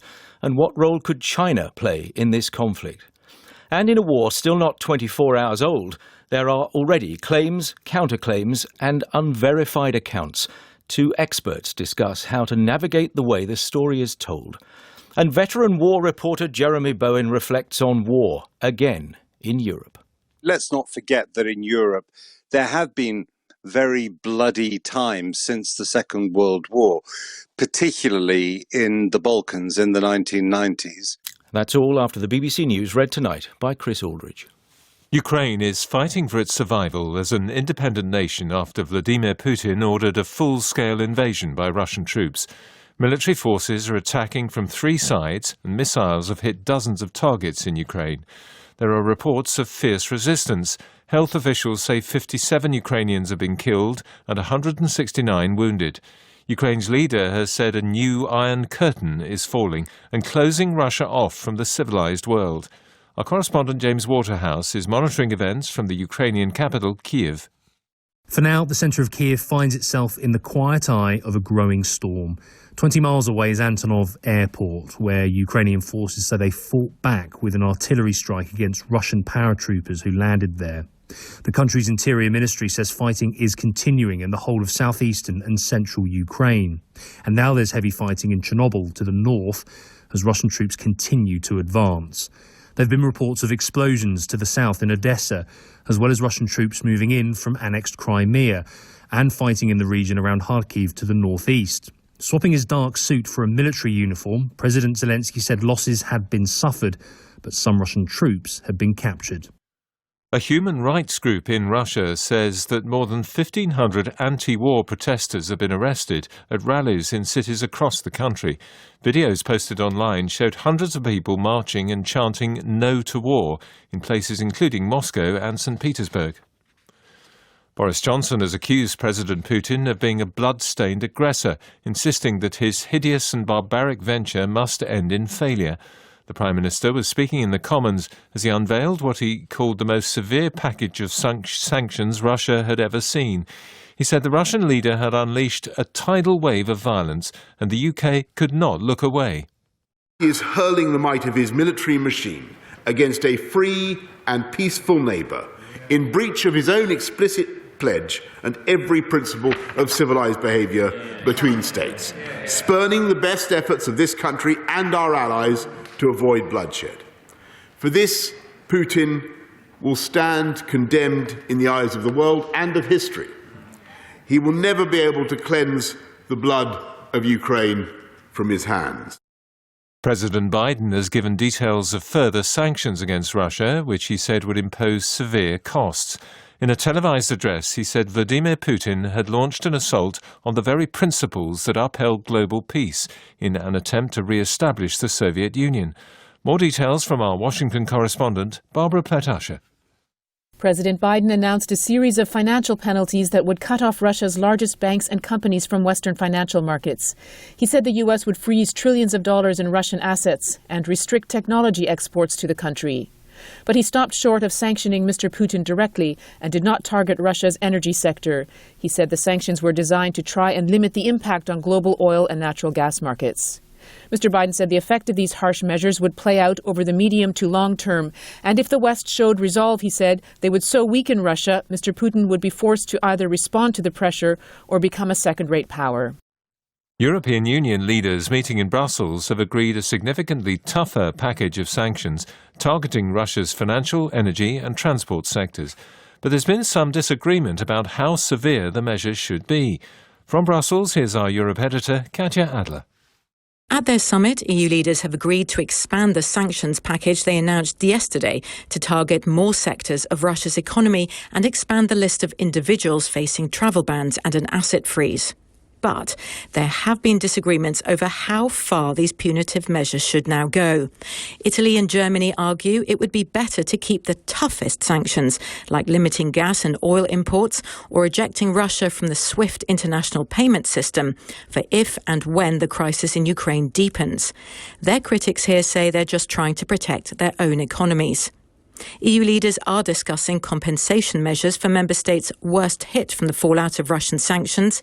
They're also preparing contingency plans for a possible new migration crisis if Ukrainians choose to flee the fighting. And they've agreed tonight to draw up separate sanctions targeting the Kremlin's close ally, Belarus.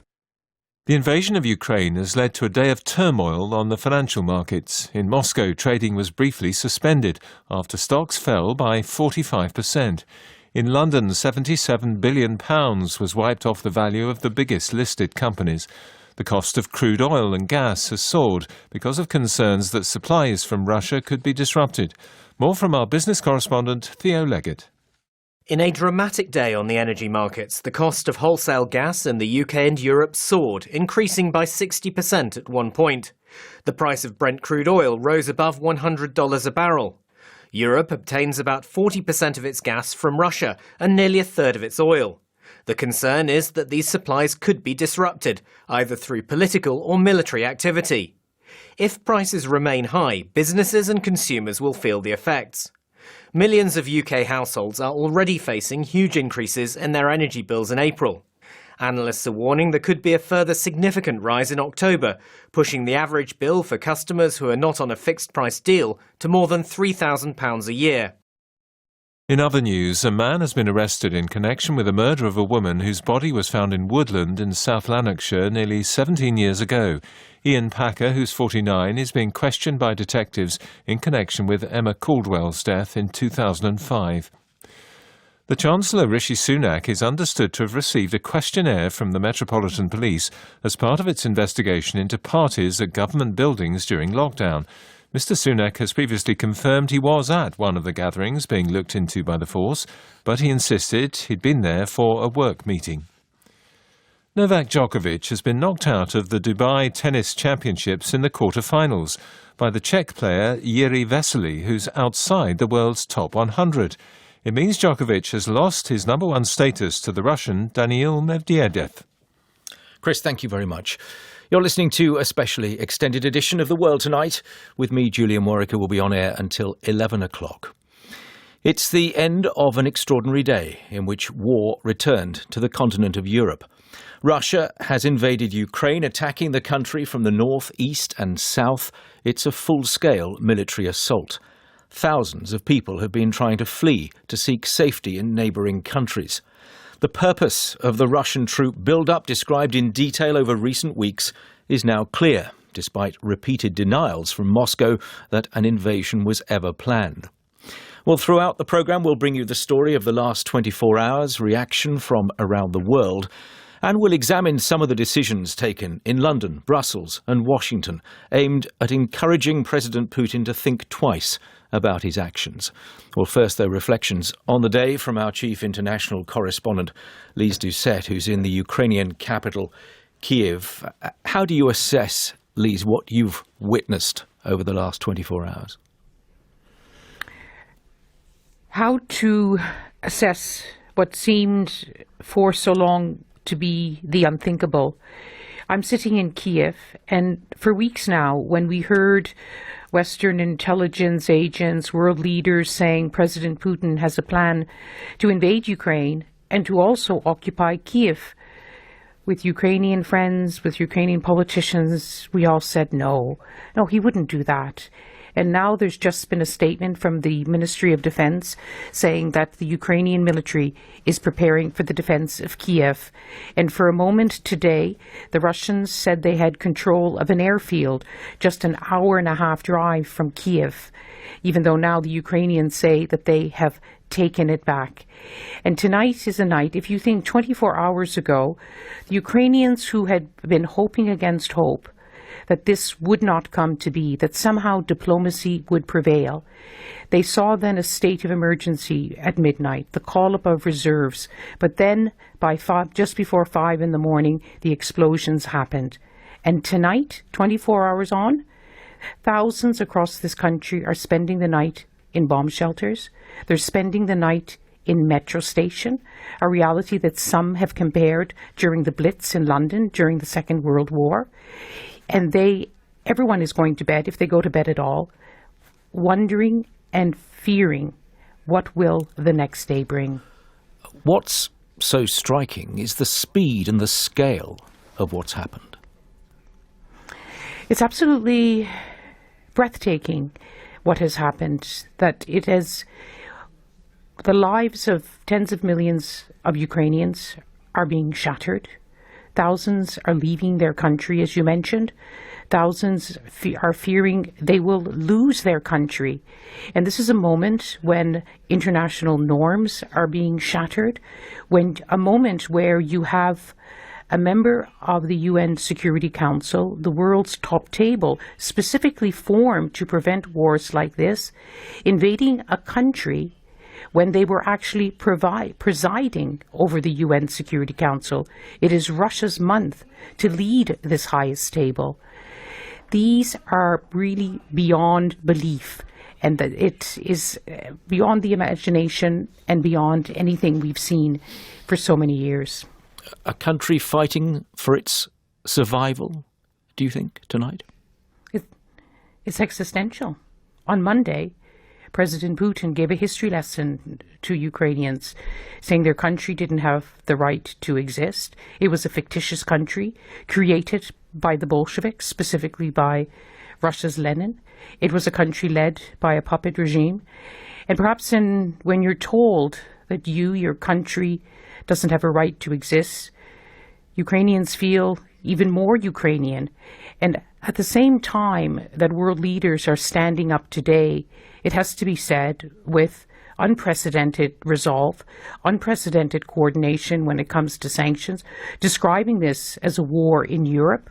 What is it coming down to here in Ukraine? Well, you have a president who said, if you have any experience in battle, why don't you come and pick up a gun and you'll fight for Ukraine? Lise, thank you very much. Lise Doucette, our chief international correspondent in Kiev. Well, the BBC's international correspondent Orla Guerin reports now on how the Russian invasion has hit every part of the country. From early morning in eastern Ukraine, we found queues at ATMs. Now there is war. People want cash in their pockets and fear it may run short.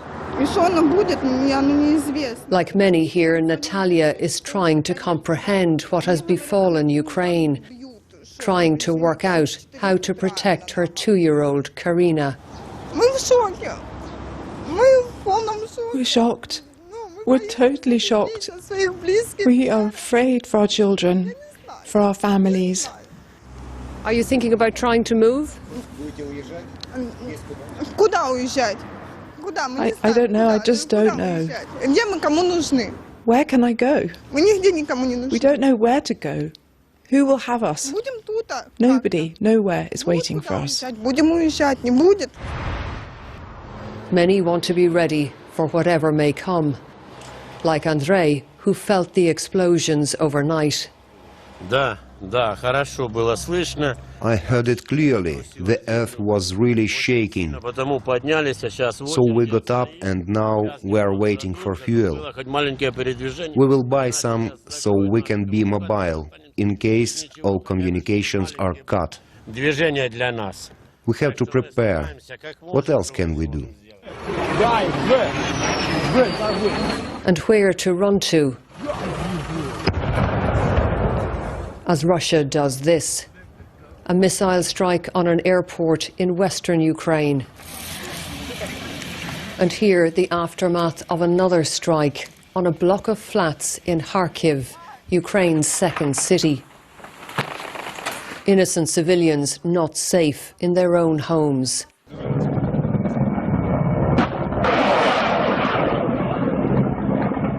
In the battle for Ukraine, Russia is controlling the skies. Here, Ukrainian forces try to bring down helicopters, but they are outgunned. They've been suffering losses. We don't know how many.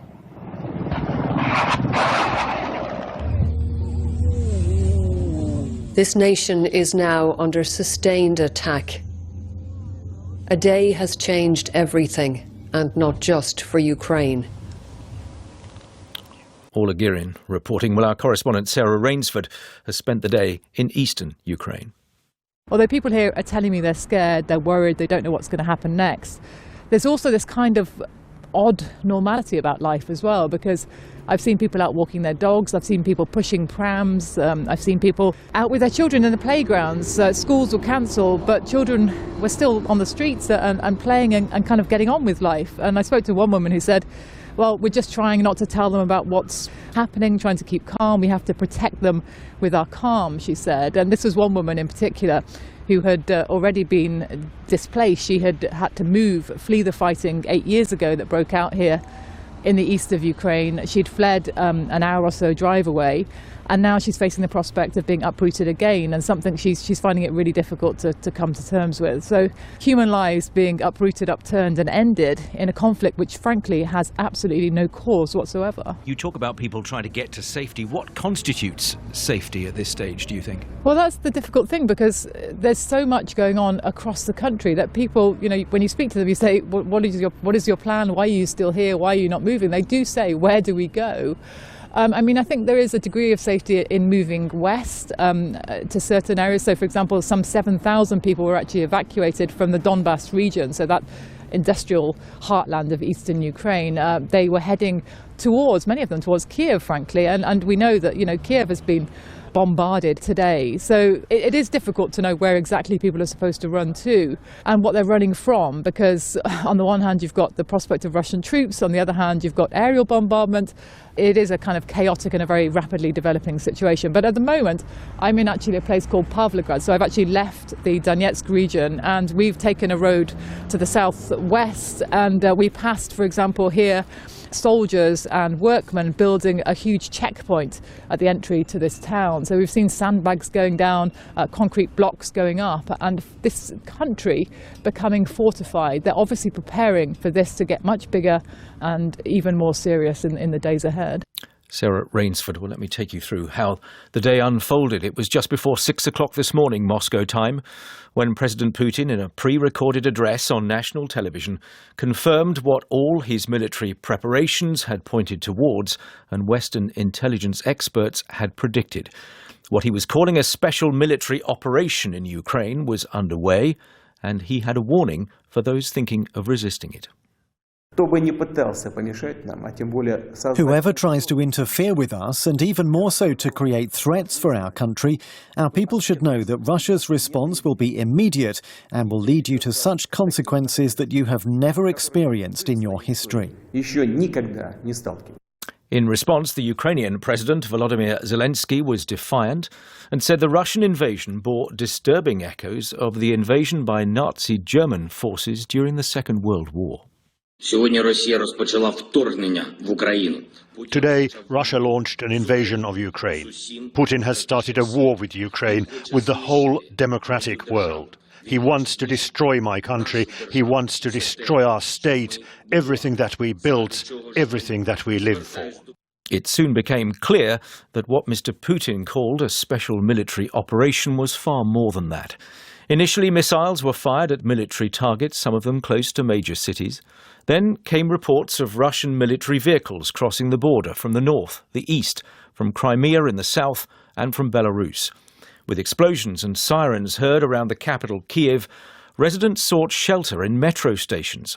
Traffic jams formed, with people trying to leave the country, or at least the main population centres. At a Kiev bus station, these young Ukrainians were among those hoping to get out of the capital. I'm going to my parents. They are living in the middle of Ukraine, and I think it's safer there. We're going to Cherkasy, to our family, to be together now in this not very safe time in Ukraine. To the west and the southwest, Ukrainian citizens began crossing its border into Romania. The United Nations High Commissioner for Refugees, Filippo Grandi, said thousands of people in Ukraine had already left their homes. We are particularly worried about displacement, about people on the move.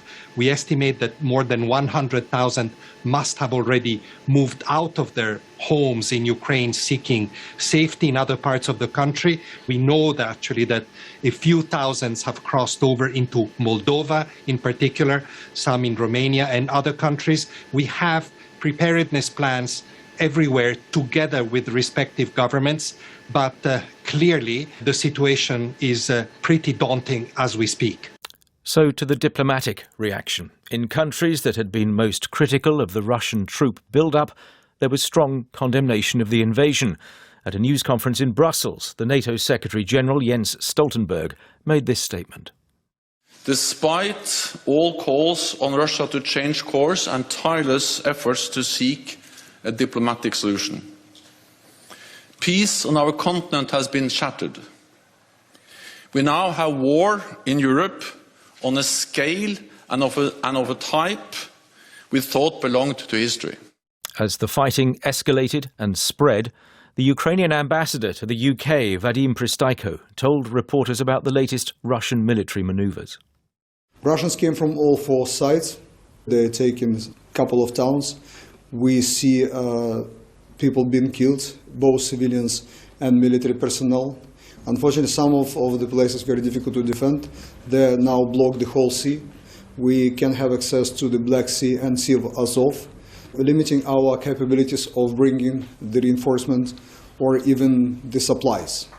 One of the supplies we will need quite soon, quite critically, the fuels, because they are targeting specifically fuel depots and the infrastructure, critical infrastructure, dams, bridges. There was also fighting around the site of the former nuclear power plant in Chernobyl. Ukrainian presidential advisor Mikhailo Podolyak said they'd lost control of it. There's been a surge of anti-war protests in nearly 40 towns and cities across Russia. Videos posted online show hundreds of people marching and chanting "No to War" in Moscow, St. Petersburg, Siberia and Western Russia. Demonstrators gathered in Moscow's Pushkin Square chanting "No War."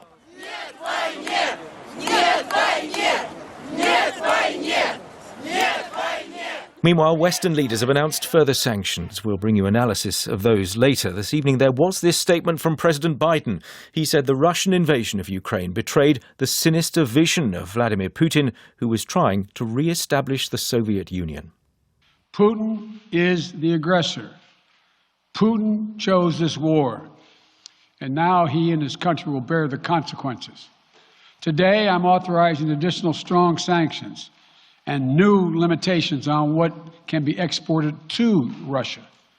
This is going to impose severe cost on the Russian economy, both immediately and over time. We have purposely designed these sanctions to maximize the long-term impact on Russia and to minimize the impact on the United States and our allies. And I want to be clear, the United States is not doing this alone. Well, we've already heard about how some Ukrainians are reacting. Just before we came on air, I spoke to Stuart Mackenzie, a Scot who's lived in Ukraine for more than 20 years. We spoke to him on The World Tonight 2 weeks ago when Britons were first ordered to leave Ukraine by the Foreign Office. He spent the day queuing at the Polish border with his wife, mother-in-law and children, and he told us about their decision to leave at dawn this morning. I woke my family up at 4:30 and I said, listen, if we want to go out, this is the time. And spoke with my children and my mother-in-law, and we made a decision to, okay, let's get out. So we packed our bags within 15 minutes, and we had some bombs go off in Kiev around 5:30. And I've been on the road ever since, 16 hours. I got 9 hours to get through the border. We saw tanks on the road. There was cars just lined up trying to get fuel. There was no food, of course, in these places. And when we were ahead of the time, I mean, we were lucky to get out of Kiev, because if you woke up in Kiev around 7, 8 o'clock in the morning, it was already gridlocked. So I'm just blessed that I managed to get my children out. The rule was that if it ever, we would stay as long as we could. That wouldn't put the kids in any danger. And we've managed to do that. And you've left behind a home and presumably many possessions. And my brother's still there with two young children, and 28 years of friendships and a house and my office. My main business is in Poland, but I've got all my employees. I've got, you can imagine, you're not happy for leaving everybody behind. And then they're going through some very difficult times right now. Those 9 hours you spent at the border, what was going on? Was that simply because there were so many people there trying to do the same as you? We only had maybe a kilometre before the border, and we were one of the earlier ones. I mean, you couldn't see the end of it. I mean, they must be 24 hours waiting there to get through at least. It was very subdued, everybody just couldn't understand, what was going on here. And it was a very unsurreal experience. People were just dazed that it was like this, we're trying to make sure that, we had enough water and food supplies, but, and trying to share them with the cars next door and things like that. But it was a very subdued, just people were just in shock. I mean, I'm a lucky one. I've got business in Poland. These guys are leaving their country for no reason, for not doing anything wrong. You must be shattered. How's the rest of the family? You've had the children with you all day. How are they doing? They're doing remarkable. Children are just beautiful. Yeah, they were great, to be honest. They rose to the challenge, but you're right. I'm absolutely shattered. I didn't sleep much. I only slept 2 hours, and then I was on the road for 16 hours, and with all the emotions going through, you can imagine. I just keep going back to at least my children are safe, and I don't need to put them through any emotional turmoil and psychological problems, seeing and being in such a situation. Stuart Mackenzie, who's had a remarkable day crossing into Poland.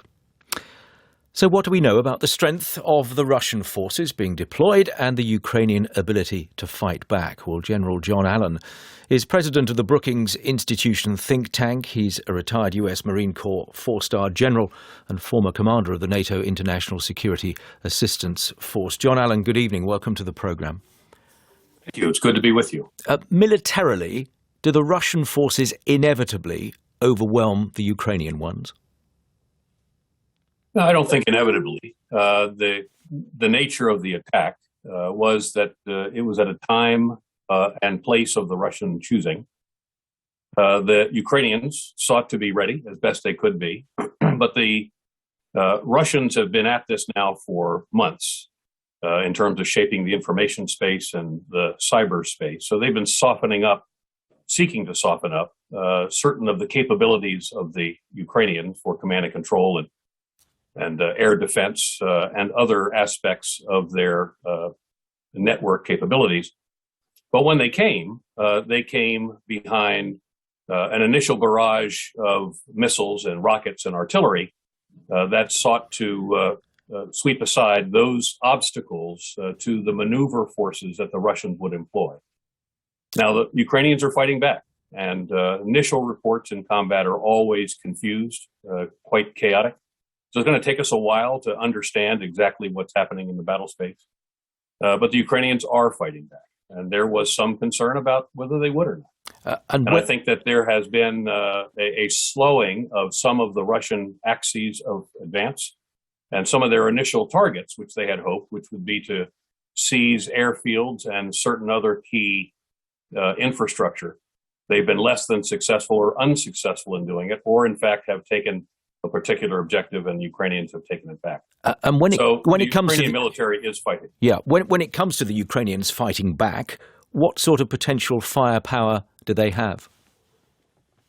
Well, not anything along the lines that the Russians have. The Russian firepower, Russian military forces, of course, are known for their artillery, both tube artillery and rocket artillery capabilities.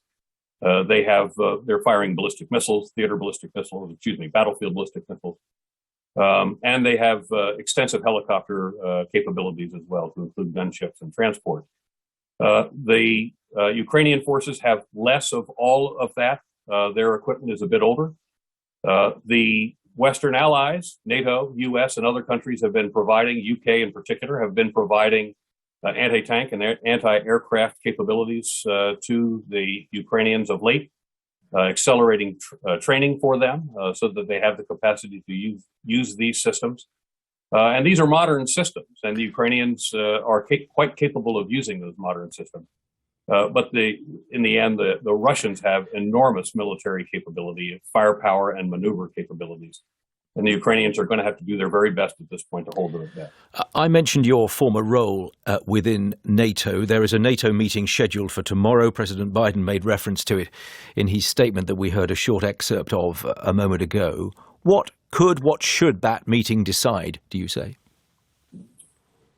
Well, the Article 4 of the Washington Treaty has been invoked by certain of the members of NATO, which is that they are sufficiently concerned that the time is now for the North Atlantic Council, the meeting you're talking about, to convene, to begin to discuss about options with respect to how NATO will posture its forces, ultimately to defend NATO territory.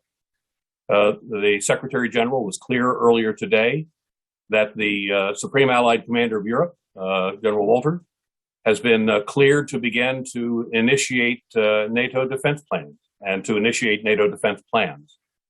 And of course, Article 5, which is the traditional article that an attack on one state of NATO is an attack on all the states, that remains operative and out there. In the meantime, NATO will meet. NATO will determine what actions are necessary in order to be very clear with the capacity to deter any additional Russian aggression potentially spilling over into NATO, to make it very clear that NATO will react very clearly in the defense of its territory. And you can count on it. Tomorrow there will be a very serious conversation about what options NATO has with the posturing of its forces and the employment of its defense plans to ensure that Russia understands that every inch of NATO will be very thoroughly defended.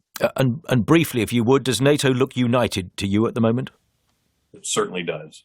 There was a hope, I think, with Vladimir Putin, that his bluster and his operations in the information sphere and his cyber attacks might break down European cohesion and coherence, might in fact unsettle the NATO alliance, might even serve to separate America from the Euro-Atlantic alliance. And in fact, we've not seen NATO this unified and this prepared in a very long time.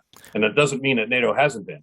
This has really been a unifying moment for the North Atlantic Treaty and a unifying moment for our forces in NATO. Thank you very much. So if Vladimir Putin had hoped to break down cohesion, he in fact has reversed that. And we see our allies very strongly and very solidly together on this matter. General John Allen, thank you very much indeed. You're listening to a special extended edition of The World Tonight. A reminder of our headlines this evening. Ukrainian forces are battling the Russian military on several fronts after Moscow launched a huge assault this morning. Civilians in Ukraine have been leaving their homes, seeking safety in other parts of the country and in neighbouring nations. Well, in response to the invasion, the UK and the US announced further sanctions against Russian individuals and entities. The EU says it's preparing massive and targeted sanctions to block Russia's access to technology and financial markets. Boris Johnson announced what he described as the most severe package of economic sanctions that Russia had ever seen. These powers will enable us totally to exclude Russian banks from the UK financial system, which is, of course, by far the largest in Europe, stopping them from accessing sterling and clearing payments through the UK. And with around half of Russia's trade currently in US dollars and sterling, I'm pleased to tell the House that the United States is taking similar measures. These powers will also enable us to ban Russian state and private companies from raising funds in the UK, banning dealing with their securities and making loans to them. Well, he also announced sanctions on Belarus for their role in the conflict and the banning of Russia's Aeroflot from the UK. And in Washington, President Biden said, quote, "We've cut off Russia's government from Western financing." Let's talk through all these with Tom Keating, founding director of the Center for Financial Crime and Security Studies at the military think tank RUSI. Tom, good evening.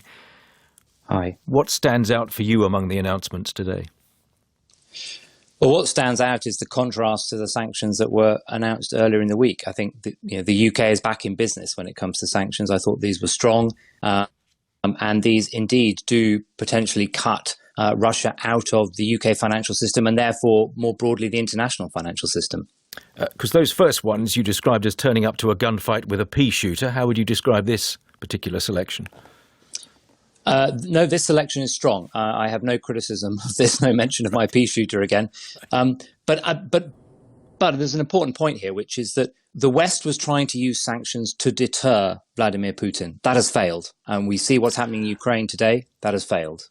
And Russia would be ready for what's just been presented by Boris Johnson, Joe Biden and others, won't it? It will have been. I mean, it's had 8 years to plan, and it certainly has planned for sanctions. And this is the problem. In a way, the West is relying entirely on sanctions to do the job, obviously supplying military equipment as well. But we need to be in for the long haul now, unfortunately. There has been talk of SWIFT. This is the financial messaging service.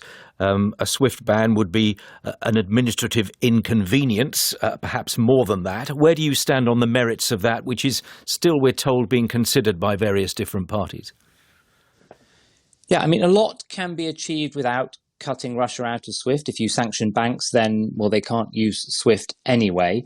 I think there is an important consideration here, which is SWIFT is a payment messaging system, and Western banks have a lot of exposure to Russian banks, and they want that money back.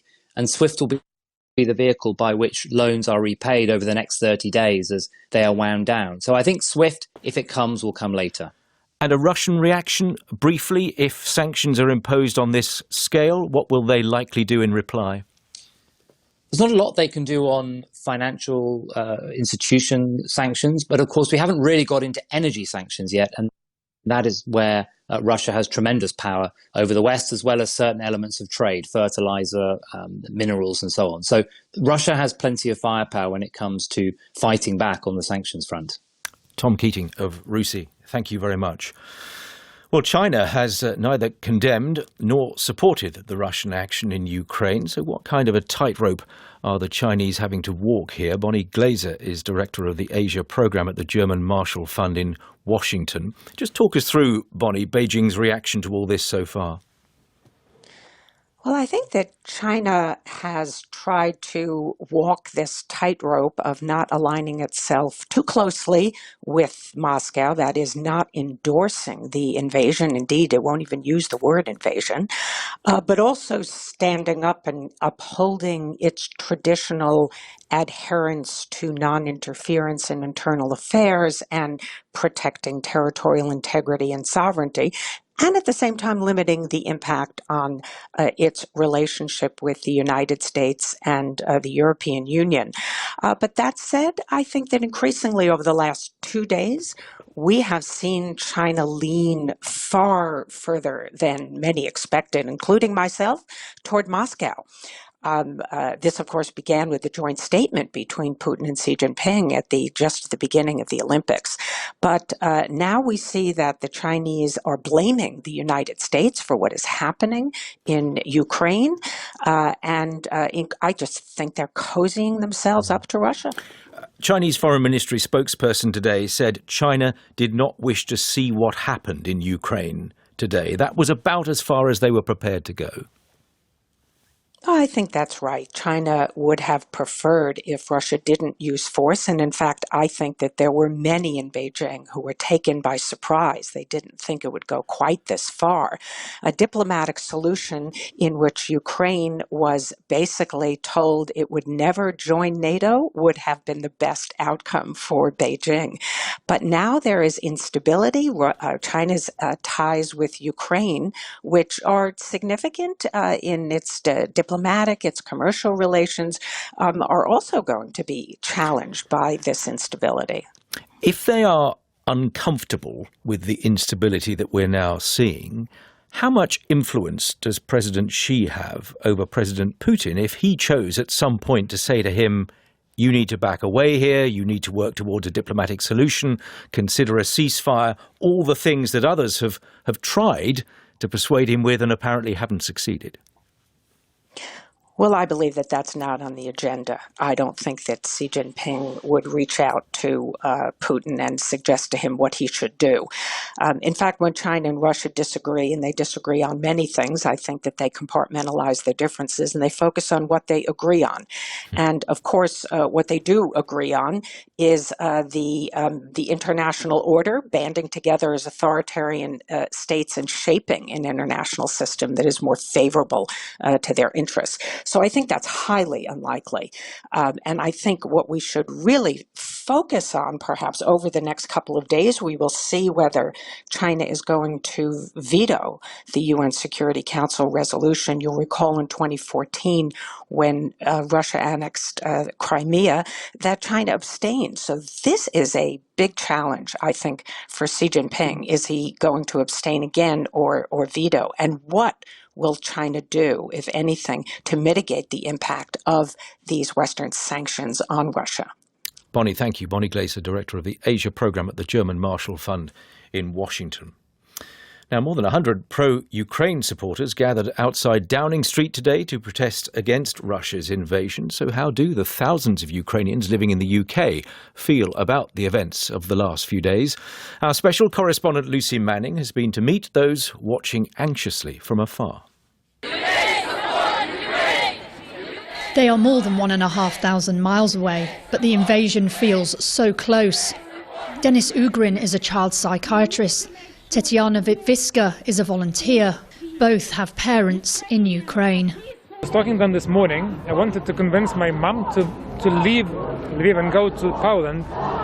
But despite the fact that she is not terribly healthy at the moment, she refuses to go.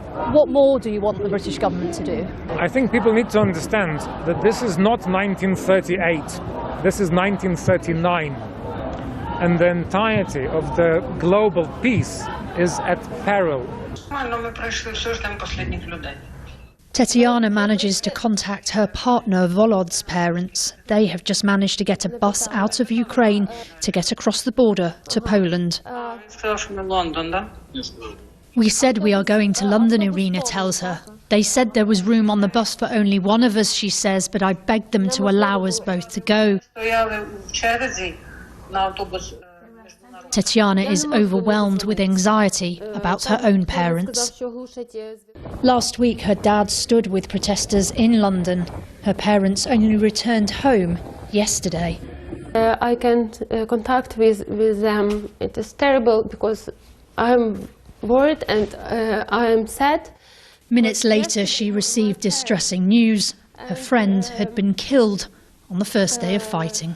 My friends died. I'm so sorry. I'm so sorry. That's hard. And I'm scared very well because it is near parents' home. Tonight, she finally managed to speak to them. In a day, their freedom gone and trapped in a war. Lucy Manning with Ukrainians living here in Britain. Well, now today, the OSCE, the Organisation for Security and Cooperation in Europe, announced that they will evacuate their international mission members from Ukraine. The breakaway regions in the east of the country, Donetsk and Luhansk, which President Putin recognised as independent republics earlier in the week, were seized by Russian-backed rebels after Russia invaded Crimea in 2014. and since then more than 14,000 people have died in the east in a conflict between the rebels and Ukrainian forces. Well, monitors from the OSCE have been there ever since that initial invasion, and Alexander Huj was their principal deputy chief monitor until October 2018 and joins me now live. Good evening to you. Good evening. And what's your reaction, first of all, to this announcement from the OSCE that they will evacuate their current mission members? Thank you for having me here. I believe that the OSCE has been assessing the situation and been drawing their conclusion that it might be not safe at this stage to continue operating. How they will do that withdrawal, I think, remains to be seen. Still, that decision is certainly or most likely based on security concerns. And what impact will their absence have in trying to get some sort of independent evaluation of what is happening there? Indeed, over the past 8 years or so, this monitoring mission has tried to provide decision makers and the general public with verified information as to what is happening in eastern Ukraine, for that matter in the rest of Ukraine, as monitors are deployed throughout that large country. That information has helped the discussion in Paris, in Berlin, in Minsk, and has also informed the public about what actually is happening. Now, with this not there any longer, as incomplete as it might have been during these 8 years, an important tool of diplomacy has been lost. As I said, you were part of the special monitoring mission from March 2014 when Crimea was annexed. I wonder, was there ever a moment after that, and after the 2 breakaway regions in the east were seized, when you felt there was a possible route away from conflict? It was very clear right from the beginning that this conflict was not caused by a group dynamic on the ground where an ethnic group fights another ethnic group. It was very clear that this was a politically driven conflict. And in the absence of political will to end it, it wasn't possible that it did end. The conflict lasted, plus minus, bigger and smaller in violations of the agreements, for 8 years, and has just reached now another level. But did you ever imagine it would reach the level we're at today? It was certainly in the beginning not imaginable that this conflict will reach this dimension. But I also think that now, today, we have not yet reached the top of the escalation spiral in this war. But if the problem was politics, then it needs politics to solve it. And that looks miles away just now, doesn't it? It does indeed. And I believe what happened today is that we have to realize that the order that we have been relying on to keep stability in Europe has been shattered. It is now very important that everyone stands together to uphold and to defend the values that helped us to keep Europe safe and stable for the past 70 years. Until such solutions are found, interim solutions must be found. And what is very important now, I also believe, that in all these discussions, the people of Ukraine that are being caught in the middle of this fighting and bear the brunt of it and started to leave their homes are being looked after, that humanitarian efforts are being undertaken to make sure that their suffering is being eased wherever that is possible, in and outside Ukraine. Thank you very much for coming on, Alexander Huj. Well, with modern-day warfare come modern-day communications, and not all of them are reliable. For those of us keen to get as true a picture as we can of what's going on in Ukraine, there is the challenge of trying to decide what is trustworthy and what isn't, especially on social media. Ilya Yablokov is a lecturer in journalism and digital media at the University of Sheffield. And Shayan Sadarizadeh is a disinformation journalist here at the BBC. Good evening to you both. Thank you very much for coming on the programme. Shayan, to you first. I know you've been monitoring social media during the day, trying to verify some of the video footage which has appeared on there. How much of a challenge is that? Yeah, it's a huge challenge, obviously. It's a major global story, and millions of people are coming to us to get factual information about this really tragic war that broke out this morning. So we knew from the very beginning that we would be facing quite a lot of content, and that was exactly the case. Early in the morning, we saw tons of footage being shared online that claimed to be from Ukraine, and we took our time to make sure we checked every single one of them. I mean, we can't go through all of them. That's impossible. The amount of content that was being shared today about the war in Ukraine, it's impossible for a team of 5, 6, 7 journalists to go through everything. But at least we tried to get through as much as we could and make sure what we were running on our platforms, on our outlets, were 100% genuine and checked and verified. So some either wasn't from Ukraine or was from maybe years ago. Is that right? Yeah, definitely. We did see some content going viral that was from the 2014 Russia-Ukraine war. We saw some videos from the 2011 Libyan war. We saw footage of the 2020 Beirut explosion going viral. And we also saw some content that was taken out of context. So there was something that had happened in Ukraine in the past, but it was being shared as if it was today, or something that had been done, like the Russian military had taken some military exercises and it was being shared as if it was happening in the skies of Ukraine today. Ilya, give us a sense of how this story is being told in Russia, both via conventional media and social media. Well, basically, we have kind of two channels. The first one is aimed at domestic audience in Russia. And certainly there are echo chambers that are very much in support of what is happening in Ukraine right now. The second channel is aimed at the Ukrainian public, or everyone who is interested in that. So basically inside Russia, we have a very strong stream of comments, of posts that say that it's the Donetsk and Luhansk armies, the so-called armies, that are kind of pushing out the quote-unquote occupants, and that the Russian army is working at the military objects. And certainly in Ukraine, it's a slightly similar message that we are trying to kind of get rid of the military people, and we're not hitting on civilians. And what of dissenting voices on either side? How free are people to say the opposite to what is considered to be the government line? That's quite interesting. I mean, certainly what I see on my social media is representative of what people I have as friends, as colleagues, etc.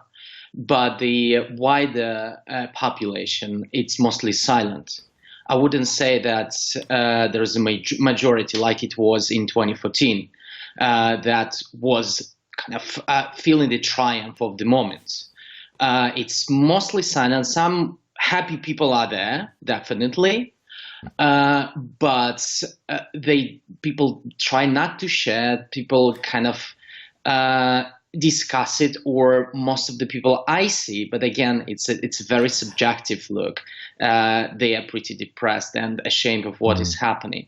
Cheyenne, as people go online, as they look at things, click on things, possibly share things, what do they need to be wary of? What do they need to be guarded and cautious about? Yeah, I mean, a few very simple things is if you just take a few seconds before you hit share or retweet, depending on the platform you are, if you just pause before you hit that button to consider whether what you're seeing seems genuine. Is it from a source that you're familiar with? Is it somebody or a source that you trust? The thing is, we in news organizations, we spend quite a lot of time sometimes to verify a particular piece of content, and it obviously may not be possible for people at home to do it. However, you can just check whether you're familiar with a particular source, whether the video looks or seems like it's from Ukraine. Does it look like it is shot in the middle of winter in a country that has really cold weather at this time of the year? These are like really simple things. You can check street signs, and you can check or shop signs, see whether they look like they're in Ukrainian. They could be in Ukraine. And then if you're not 100% sure, or if you don't trust it, the best solution always is don't share it. Okay. That's sound advice. Thank you both very much, Cheyenne Salarizadeh and Ilya Yablokov. So here we are at the end of a day when war returned to Europe. Well, earlier tonight I spoke to one of the BBC's most senior and experienced foreign correspondents, Jeremy Bowen, who's author of a book called War Stories. He's reported for several years on conflict in the Middle East. He was in Bosnia and Kosovo during the Balkan Wars of the 1990s. And he too is now absorbing the news that Russia has invaded Ukraine. I asked him, how did we get here? In a sense, perhaps for now and for today, it's an argument that doesn't really matter, but it's something that we need to understand and to look back on and try and work out properly. And that is this whole business of what happened in the 1990s, about the opportunities that were missed to change the security architecture of Europe to something that suited the post-Cold War, that perhaps offered Russia, which was, don't forget, in the 1990s under Gorbachev and then under Yeltsin, was seen as a friend of the West. There was, in the course of the diplomacy of the last couple of months, a lot of debate about just exactly the rights and the wrongs of the expansion of NATO into the former communist satellites of Eastern Europe, and whether or not that really mattered. And of course, coming from Moscow, there were loud noises saying it really did matter. I came upon an article that a man called George Kennan wrote in 1997 in the New York Times. George Kennan was a guru of thinking about the Soviet Union in the years of the Cold War. He was the one who, after the Second World War, as the Cold War was starting, the Iron Curtain was coming down, came up with the idea of containment. He wrote this piece absolutely deploring the expansion of NATO in 1997. And he said he's advancing a view, bluntly stated, I'm quoting now, expanding NATO would be the most fateful error of American policy in the entire post-Cold War era. And just one more line or two from him. He says, such a decision, wrote Kennan, may be expected to inflame the nationalistic, anti-Western and militaristic tendencies in Russian opinion. So that was, you could say that perhaps he had the gift of prophecy. Because President Biden this very evening referred to the Soviet Union and accused Vladimir Putin of looking to re-establish it. In your mind, is Vladimir Putin's ultimate aim clear here? I think that perhaps not exactly the Soviet Union, but the glory of Russia, which for him was symbolized and embodied in the Soviet Union, which of course he served in the KGB. And I've seen since 2015, the way that the Russians have come back into the Middle East. And Putin didn't do that just because he was concerned about the activities of Islamist extremists or because he wanted to help his ally, President Assad. He did it because he wanted to establish that Russia was a player, that Russia was a world power. And in fact, in terms of that part of the Middle East, he pretty much succeeded. Russia calls the shots there. Russia won the war for the Assad regime. So this is a deeper and more significant item on his agenda, what happens in the near abroad for the Russians, and also the restoration of what he believes is the rightful position of a country with its history. So it's become a terribly toxic brew. This is already very serious. Clearly, we know of casualties. How much more serious do you think it could get? Well, the problem is that when fighting starts and people start getting killed and commanders take things into their own hands, or they push forward, or perhaps they chase their enemies over borders, it could get very serious indeed. While the fighting goes on and while the Russians push forward, really anything can happen. That was Jeremy Bowen, the BBC's Middle East editor, with his thoughts on the events of today and how they sit alongside the events of the last few decades in Europe and beyond. Just time for our closing headline on this specially extended edition of The World Tonight. Ukrainian forces are battling a sustained onslaught from Russia, which launched an all-out military assault early this morning. Despite weeks of frantic diplomacy, the imposition of sanctions and widespread condemnation, Vladimir Putin ordered troops in by land, air and sea. Thousands of people have been trying to flee from Ukraine's major cities. And that's The World Tonight. This is Julian Morica for now from me and everybody on the programme. Good night. Studio direction was by Alison Purcell-Davis. The editor was Julia Ross-Roy. And that extended edition of The World Tonight means that we didn't broadcast the scheduled episode of Violets this evening, but it is available now on BBC Sounds. On BBC One. I'll get this business done. And then no more. The final series. You consistently fail to understand your own limitations. This is my mission, and I will have no limitations. Take a good look, Tom, because one of us isn't going to be here for long. And you're still looking for trouble big enough to kill you. One last deal to be done. Then my Peaky Blinders rest. Peaky Blinders. Starts on Sunday at 9 on BBC One and iPlayer. Gabby Roslin will be testing our movie knowledge after the news with a few impressions thrown in from Alistair McGowan and Ronnie Ancona.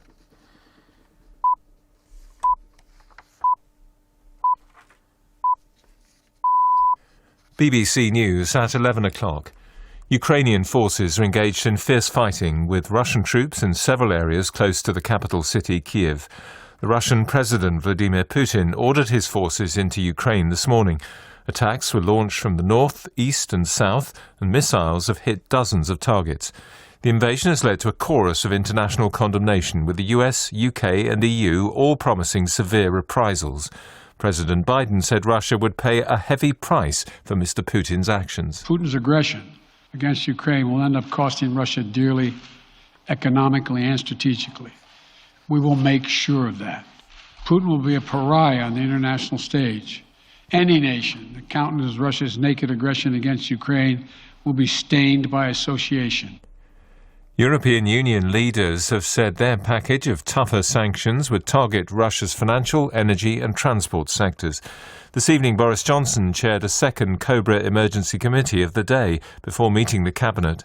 Earlier in the Commons, he said that major Russian banks would be banned from the UK's financial system.